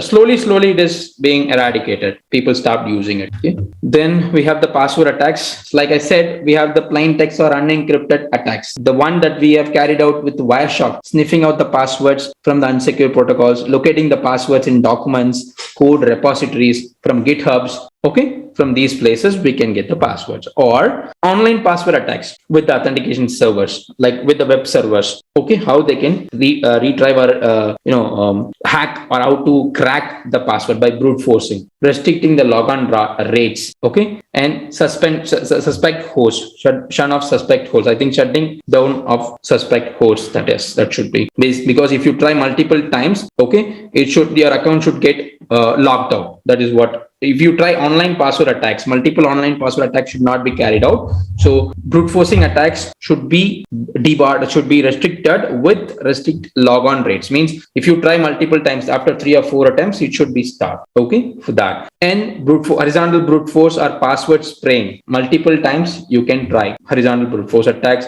Offline attacks, the one I showed you now, how to crack the, not how to crack, I haven't shown you, but what you can do with the SAM file, hash transmitted directly. If you have the password, or you can, if you have a list of hashes, you can give the hashes, not the password. Okay, and hash used as key to sign in as HMAC. Okay, so we have that information about HMAC also. We'll see it. Okay, so simply you can say, in cryptography we have that hash-based authentication method actually. Okay, let's see. Hash-based message authentication code. HMAC means hash-based message authentication code. Okay, where hash will be used as key, not the password. Okay, hash will be transmitted directly using this method by, instead of giving the password, giving the hash itself. Okay, let me give you an example for this. Okay, if the encryption or anything is happening in the web application client side level, you have a web application website, you're logging in. Okay, and the encryption is happening from, the encryption is very weak encryption, MD5 encryption, or is something very weaker base 64 encryption and all, and that your password is getting encrypted and it is getting passed. Okay, you can intercept the web request and you can check it using tools like burpsuit and all. Okay, and you feel like instead of giving passwords, password brute forcing is disabled in case because they have a CAPTCHA, or password brute forcing cannot be done properly. But intercepting the request, and at the back end you can use hashes, but you need pre-computed hashes for that to pass. Understand? So basically there would be some algorithm which would unhash, and then hash would be used to first unhash it and then use it as a password, right? Or otherwise, how hash string would be used to sign in? See, you're not understanding. In case if the web application architecture is like that, there is a login panel. Okay, you're logging in and with the username and password field, and there is a CAPTCHA field also, so you cannot brute force it. There is a CAPTCHA field, so you cannot brute force it, because every time it keeps on changing. So automated bots like brute forcer cannot bypass it. Okay, now you don't know the username and password. You just try with 1, 2, 3 and ABC with the username and password. But when you do intercept the request, you found that username goes as plain text 1, 2, 3, but password goes as a base 64 encoded or MD5 encoded, whatever. Okay, you have seen that it is going like that. So what do you think, like brute forcing in that particular field by intercepting the request, okay, with the hashes? Okay, because it is accepting the hash here from here itself. It is not going to, the server is not going to decrypt, and it is not going to validate because it stored the password as hashes. So it just match it. If it is the one, it will authenticate the user. That is the functionality of the server. So what as an attacker you're going to do in here, you will have a pre-computed hash table with you. If you convert it and play it, it will not work because the functionality is different. So you will play, or you will just input the hashes itself. Okay, and you can try it in that method. Understand? CAPTCHA is in the front end. Understand? You are doing the attack while intercepting the request. When you bypass the first front end, right, you will capture there and you will do it. You don't know the username and password of anyone. Okay, you want to hack someone's account. Okay, but you know the username, sorry, not password. You know the username, Sam, but you don't know the password. Okay, you have to create an account first of all in that particular site. You need to verify what is the username. Okay, you need to log in, username and password. First, you need to gather information about that particular one, that what kind of hashes it is using for passing my password. I know my password, right? 1, 2, 3, 4, whatever it is. You can sniff out the password. Okay, you can use it in the password field. You can gain access in. Okay, you and me both are in the same network, and somehow when I do use internet and you sniffed out the hash and you stored it with, and later you don't know the password, but you just have the hash. So later when you intercept, you just change my username and you insert the hash, and you can do it. So how this encryption is happening, the hash value that we were talking about, right? That is all because of the HTTPS only. Okay, whatever the encryption technique that is going from the application level, okay, that goes with HTTPS. Okay, guys have heard about burp suit. Okay, maybe if you've used burp suit, right? If you've used burp suit, you can clearly intercept any HTTPS request. Also, you can check out the traffic, what's the request that you are sharing. Okay, so whatever the request that you make, it will be, you can see it in the clear text. Okay, and if you can see that particular request that is going with the hash format, okay, if they have that functionality, there I'm saying you can play the hash that you've captured through sniffing, Wireshark or whatever. Okay, but if that guy is using HTTPS, you cannot even sniff also. Okay, got it? If that guy is, if you and me are on the same network, if I'm using HTTPS site, you won't be getting my hash at all. But how you will be able to crack my account then? By having a pre-computed hash table, then you have to do brute force at the backend. Burp suit, you won't be capturing all the traffic and all. You will just intercept the request, and you can check out the field that what are all the requests that you are making. Just for a single click, you have to do, you can see the request. Okay, if you pass the request, that's it. You cannot capture it again. It will go to the server. You cannot capture anything like just like in Wireshark. It is not a capturing tool. It is an intercepting tool. You can see it. You can modify it. You can send it. Understand? The HTTPS interception, right? It can be done locally. Means if everyone is sitting, I cannot capture your request. I cannot see your request. It can be done locally only. From my browser, I can capture it. You can ask me that how I'm going to crack it. I can change your user into your username. Then I need to use the pre-computed hash table to crack it. Then it is possible. Only you will be available when you intercept some request. Okay, when you intercept some request, when you do deal with username and password and all, right, you will have different fields like that. Okay, if I can see your request that goes with the hashes, like hash in here, for example, I will first try it with my account, my username and password. For example, this is a hash password field that hold the hash. So what I will do, I will delete my hash. Okay, I will delete my username. I will use your username, and I will use this field for pre-computed hash tables, multiple hashes. I will play it in here. Okay, and I will check out the response. If I get the positive response, means this hash is the right hash. Okay, so I will just go to a decoder. I will decode the hash. I will use the password. I will crack your account. Understand? The request, yeah, I can understand your question. So what is the what is the idea of getting, what is the reason that we are using HTTP? Yes, if you can capture it, right? You cannot capture someone's traffic. You can capture only yours. Okay, and it is using a certificate also to trust this particular application to capture it. You will be adding that certificate to your browser. Then it is possible to capture the HTTPS request. Understand now? Great. Okay then. So we have the remaining password attacks and brute force attacks and password crackings and all. And we have the lab as well. So we'll continue it tomorrow. Okay. Okay. So the labs we have covered up to managing certificate with OpenSSL. Thank you so much. We'll discuss the rest tomorrow. Okay. So we will be discussing brute force and dictionary attacks and all. Okay. And that what is the use of HTTPS when we can capture the traffic very plainly? Yes, right. The first, you can say two answers for that. The first one is you cannot capture that traffic in remote machine. Means you and me are sitting, when you are sharing something without doing something on your computer, I cannot capture that traffic, HTTPS traffic. One thing, if I do it with Wireshark, I can do it with Wireshark, but I won't be able to see in plain text. So there itself, it's dropped. I cannot do it on a remote computer.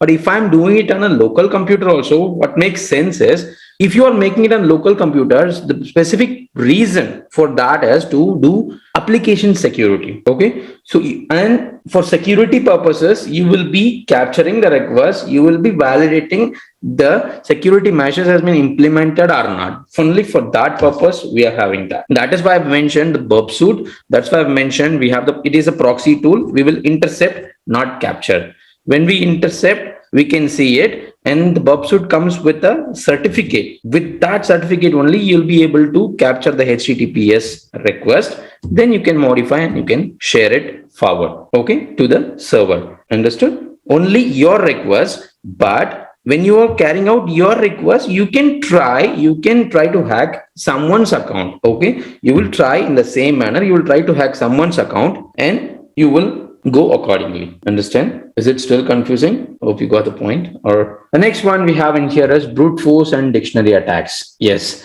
we have this brute force and dictionary attacks from very long before, where we have the user panel, authentication panel. We can do this. We have several techniques to beat this by having captcha, by having account lockout functionalities and all. So let's see what is brute force attack, what is dictionary attack, and what is hybrid attacks are. So to find out the weak user password selection or weak cryptographic mechanism, we'll be doing brute forcing. And the brute forcing attacks are generating or trying every possible combination that can match. Okay, and it is every possible combination means I can give the alphabet characters, or I can use numbers from 1 to 0. I can try each and every combination within it. That is what brute force attack is. You won't be having any dictionary list for that. You will be giving just character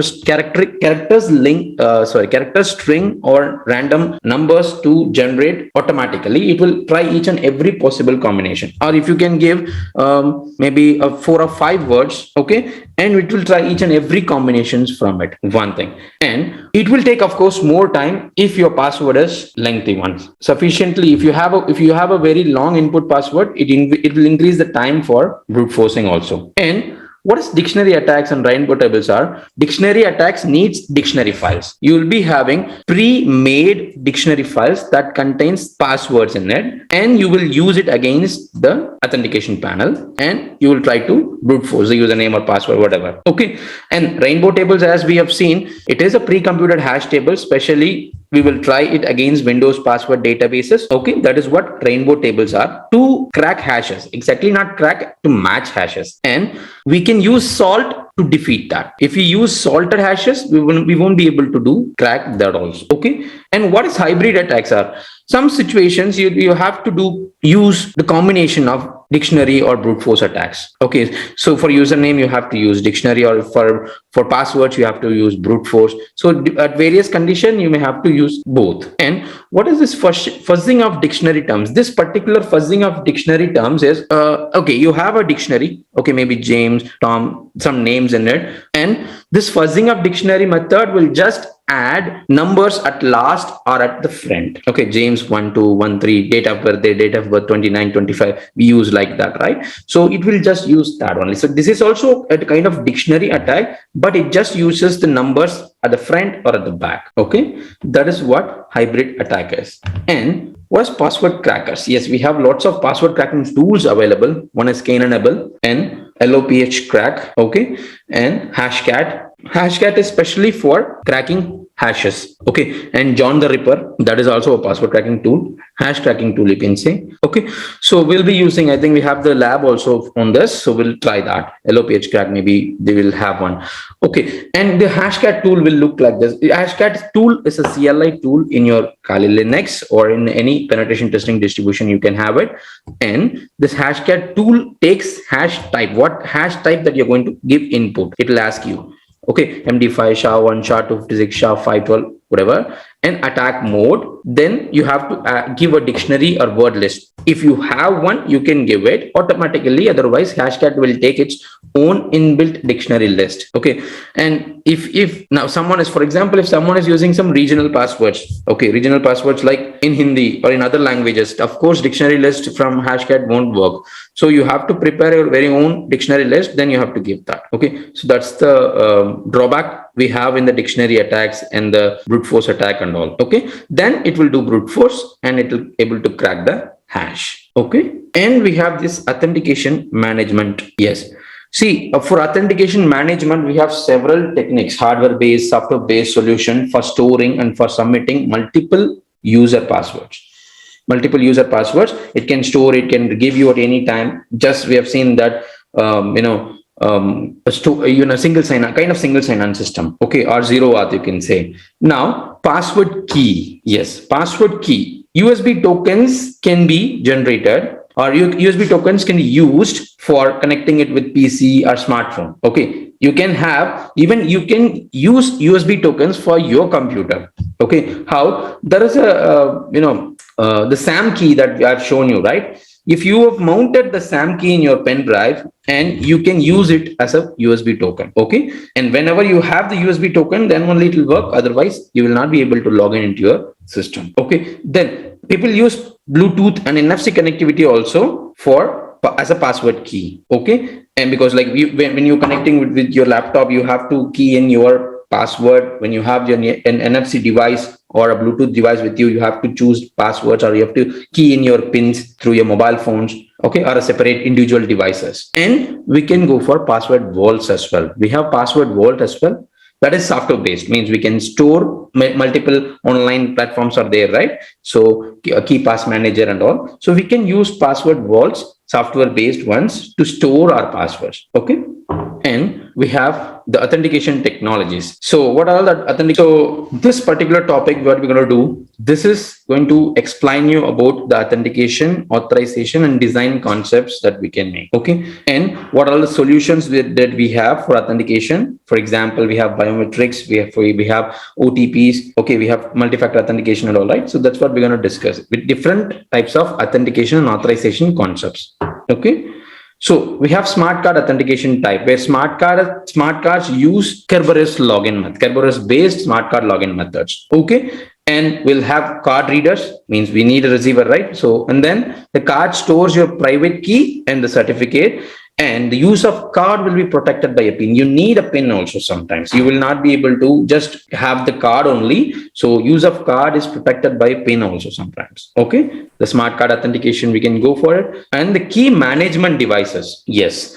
The provision of keys with risk of insider threats will be reduced. Why? The provision of keys from the management devices will reduce the insider threats. How it will reduce that insider threats actually? Maybe if you are using a smart card, okay, the smart card on the particular management devices or the provision keys. If your smart card is a dumb card means if it is using the static data only and it is not generating every time. So that is why we go for PIN also. We have a PIN, okay? And if we don't have that, anyone can get access, okay? And particularly for a particular zone, if someone is entering without having authorization, and if someone is entering just like that, the provision of keys will definitely reduce it, and that will go according to the access privileges and everything. The keys will be generated according to that. And we have the smart cards. We know that USB keys already, we have seen it. And this trusted platform module that comes with virtual smart cards. Virtual smart cards are like QR codes, barcode readers and all separately. So we'll just scan that only. And we have this hardware security module. We have this hardware security module that provision keys to devices across the network. And it acts as a key archive also to store your keys to avoid damage or to avoid in case of loss. Okay. So it will store your keys, and whenever you need it, you can take it from there. It will act as a key archive and escrow. Okay. Escrow is also like the same, like key archive and escrow, both are like same. It stores in case of any damage, it will give you, or you can retrieve it anytime. It will reduce the attack surface and no one can tamper it. That's the advantage. And it cryptographically generate the number, the PIN or keys. Okay. And we have this remote authentication dial-in user service. See, in here, the keys are encryption keys. Okay. The machine won't be giving you the password each and every time. Okay. We have this cards with your identity and all, but the keys will get matched at the back end. USB keys are like simple. It's according to your the USB keys will be having your identity and what your access you have, that you can use. Just like I've told you, we can use SAM file in the pen drive and you can use as a USB key. Okay, it won't be having anything. Maybe in a scenario, yeah, if your organization wants to add a signature to it or keys with it, private keys with it, definitely you'll be having that also in USB. And we have this Radius remote authentication dial-in user service. Okay. So it is actually, authentication method we have. Okay. So if someone wants to gain access, it is a Radius client. For example, you can take it as a router or a switch or whatever. Okay. So if you want to connect to that particular network, you need an extra authentication dial-in service to authenticate you. Okay. This Radius server and the Radius X client, that is your switch or router, share a same secret already. Okay. And when you connect with the network, this network access point will instruct you to authenticate with a key or a password, anything. And what you'll do, you will give the data, and the data will go from the access point to the Radius server in the Radius in an encrypted format with the shared secret. Okay, using the shared secret, it will encrypt it and it will forward to the Radius server. Then the Radius server will decrypt the packet using the same secret, and it will validate the credentials are right or not. Then it will issue the acceptance and you'll be able to connect it. That's how your Radius server authentication using Radius server at the backend. For connecting it with simply a single password will not work. Yeah, you can try it, but it's an added extra layer of security that you can add for your authentication. Then we have this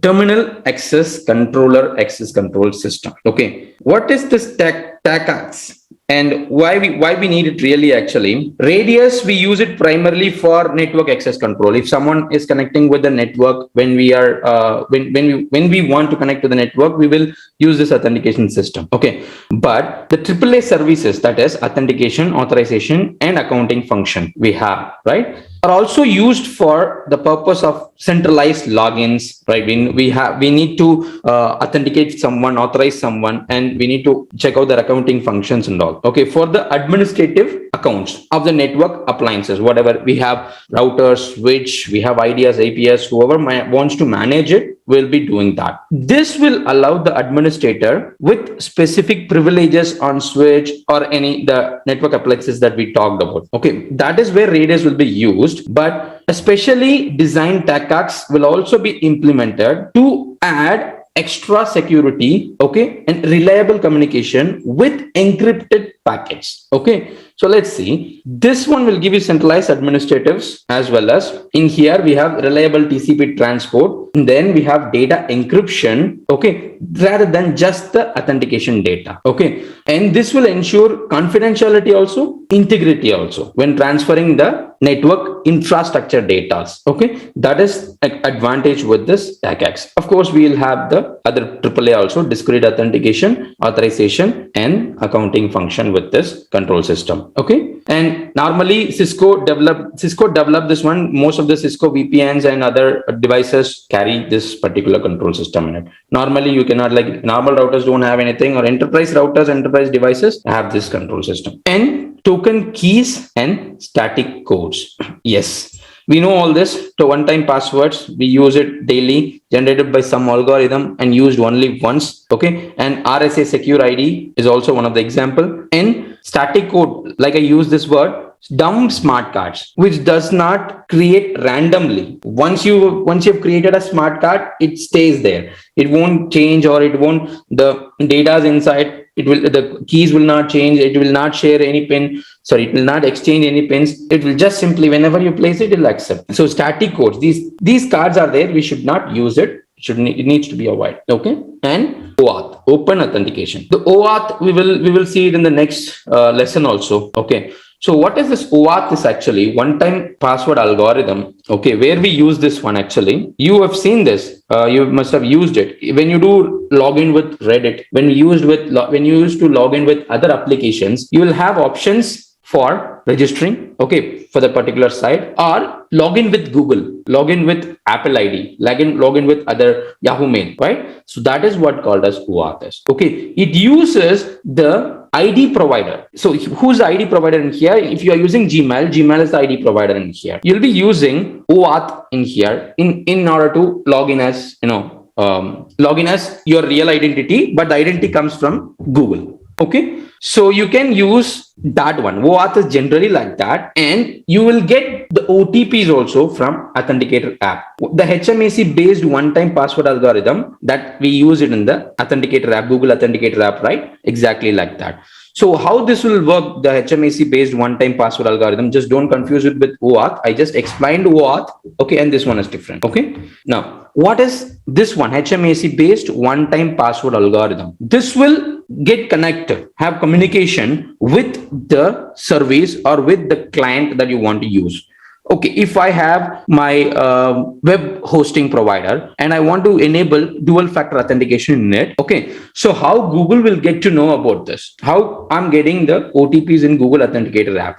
So when you are enabling the Google Authenticator app, the multi-factor authentication in your web hosting provider, you'll have a QR code. You have to scan it through your Google Authenticator app. Then both will get linked up. That's why you're getting your OTPs in here, okay? And we have this time-based one-time password algorithm that is 30 seconds, 60 seconds. It is valid for that only, and we use that also. And we have the two-step verification. We know it and how the code is getting transmitted, yes, through phone. So we have the verification, two-step verification, but how it is getting transmitted? We can transmit it through SMS, a phone call, or push notification, or email account. Through email also we get the OTP from the banks especially, okay. And the possibility of interception, maybe you can say, but it is very low, okay. You cannot intercept email connection unless you hack the account, okay. Unless you hack the complete device, then it is possible for interception. Possibility of interception is very low. That's why two-factor authentication is very preferable or advised, okay. And yes, we have the biometrics authentication concept. So this topic is going to explain about in this topic, we'll be discussing about various authentication and authorization design concept that we have with biometrics. Yes, we do enrollment, and it is sensor and feature based extraction that's happening with what we have, what we are, you can say, what we are. Okay. And the efficacy rate and considerations that we have over this biometrics. False rejection rates are one thing. Okay. Sometimes our original face will get rejected by our facial recognition, and false acceptance. Yes. Sometimes photographs can also be accepted. Okay. Android facial recognition is like that only. And what is this crossover error rate is? This crossover error rate means when your false rejection rate and false acceptance rate is meeting up together. It is measured in percentage. Okay, when it is meeting up together, that is what crossover error rate is. Okay, and we have to have very minimum amount of false rejection rate. Okay, that's what crossover error rate is. And throughput, speed. Okay, how quickly it can do. Okay, and failure to enroll rate. And is it failing that whatever we do, for example, if we use our fingerprint, okay, so how quickly it is getting. Okay, or for example, let me say like this. Throughput means what? So whenever a user is enrolling, or whenever a user is punching in, okay, it will show, like, it will take a fraction of a second to create a template for each user that they can use, or they can do punch in or like that. Okay, but this cannot be possible in high volume situations. For example, in metro or in airports or somewhere, because it takes time, 1 or 2 seconds. When we do in metro cards, it will take some time to show you the balance. It will show you how much it has been detected, all this, right? So the speed will take, the time duration it will take for the template to load. Okay, and what is this failure to enroll rate means? The template cannot be able to create it and matched for a user during the enrollment. For example, you must have faced this in the metro gates, when someone is getting in, and just right behind you placed your card, it will show you error. Your card is not accepted. Okay, and you have to take it and you have to keep it back. So that is what failure to enroll rate is. Okay, and what is cast implementation? Yes, of course, we have very difficulties are there in implementing the devices. Expensive, okay, and some of the devices are not easy to incorporate. Okay, but in mobile devices we have it, but it's not up to the mark. That's why the facial recognition and retinal scanning is good with, you can go iPhones. Okay, and we have the privacy concerns also. Okay, few people don't prefer this. Okay, because they feel like it is threatening to privacy. And accessibility concerns also there, because sometimes, think about it, if you're disabled, physically disabled, or the disabled peoples, they feel very bad. It is a discriminatory kind of thing for them. Accessibility concerns are there. They will not be able to use it. That's why. Okay. And these are all the difficulties and the considerations that we have over biometrics and the fingerprint recognition. Yes. Fingerprint sensors are there that uses small capacitive cells, easy to implement, relatively simple enrollment. Just in mobile phone itself, we started using it, and it is very quite vulnerable to spoofing. That is, anyone can easily create a model, okay, and they can spoof your fingerprint by having, if they've taken your fingerprint just like shown in movies, we may have some serious techniques to get your fingerprints, and they can replay it. So it's quite vulnerable to spoofing. So when matching is done in this particular fingerprint recognition, okay, vascular biometrics, more complex scanner. It is a more complex scanner. When you go for more complex scanner, of course, it must be expensive, and implementation is also a difficult thing. The incorporation won't be that easy. Okay, and we have facial recognition. Yes, we have in facial recognition, we have this retinal scanning and iris scanning. The difference between retinal and iris, we'll see. Okay.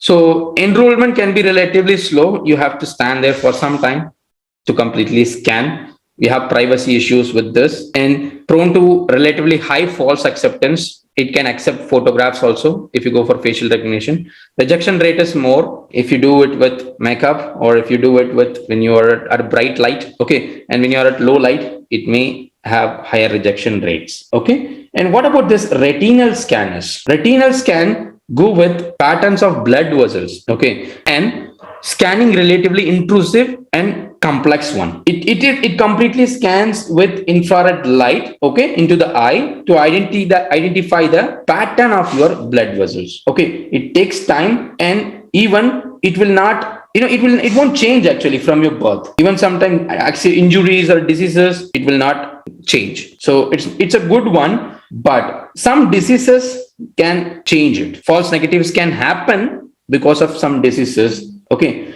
so this is possible on a very rare condition. Okay, very expensive again, and very difficult to use, means incorporate. Then we have iris scan. It matches the patterns of eye surface. Okay, it is very easier to scan, but more vulnerable to spoofing, because a high resolution photograph of someone's eye can be used to unlock your device or to authenticate as you. Okay, so that's a disadvantage with iris scan. But if you go for iris and retinal scan is preferable. That's good. Okay, and behavioral technologies. Yes, we can do something. You do voice recognition, we know, and we have this gait technologies. What is this? Gait technologies means locomotion. That is how someone moves. Okay, that produces template like how someone moves. Okay, maybe using camera or smartphone features like accelerometer or gyroscope. Okay, so you can use these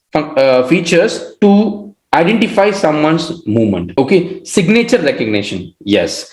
We use stylus to have physical signature. Okay, and the pressure that you give, okay, and the way that you use the stylus, okay, stroke, speed, everything will also be used with the behavioral technology. With the behavioral technologies, you can also use that as well. And typing speed also, okay, matches the speed and patterns of someone typing. Okay, of someone how he is typing his passphrase. Okay, that can also be used. Correct. Next, other uses than the authentication where we can use it. See, if we have the gait analysis, means the locomotion, we can use it for alerting on account logout functionality and all. Okay, how? If your camera or if your device has captured someone who's moving for so long or again and again over the workstation area, or not in the workstation area, maybe in the data center or in the server area. Okay, so it can easily create alert. Okay, if someone is unauthorized person or who's not having access to server room and all, he is continuously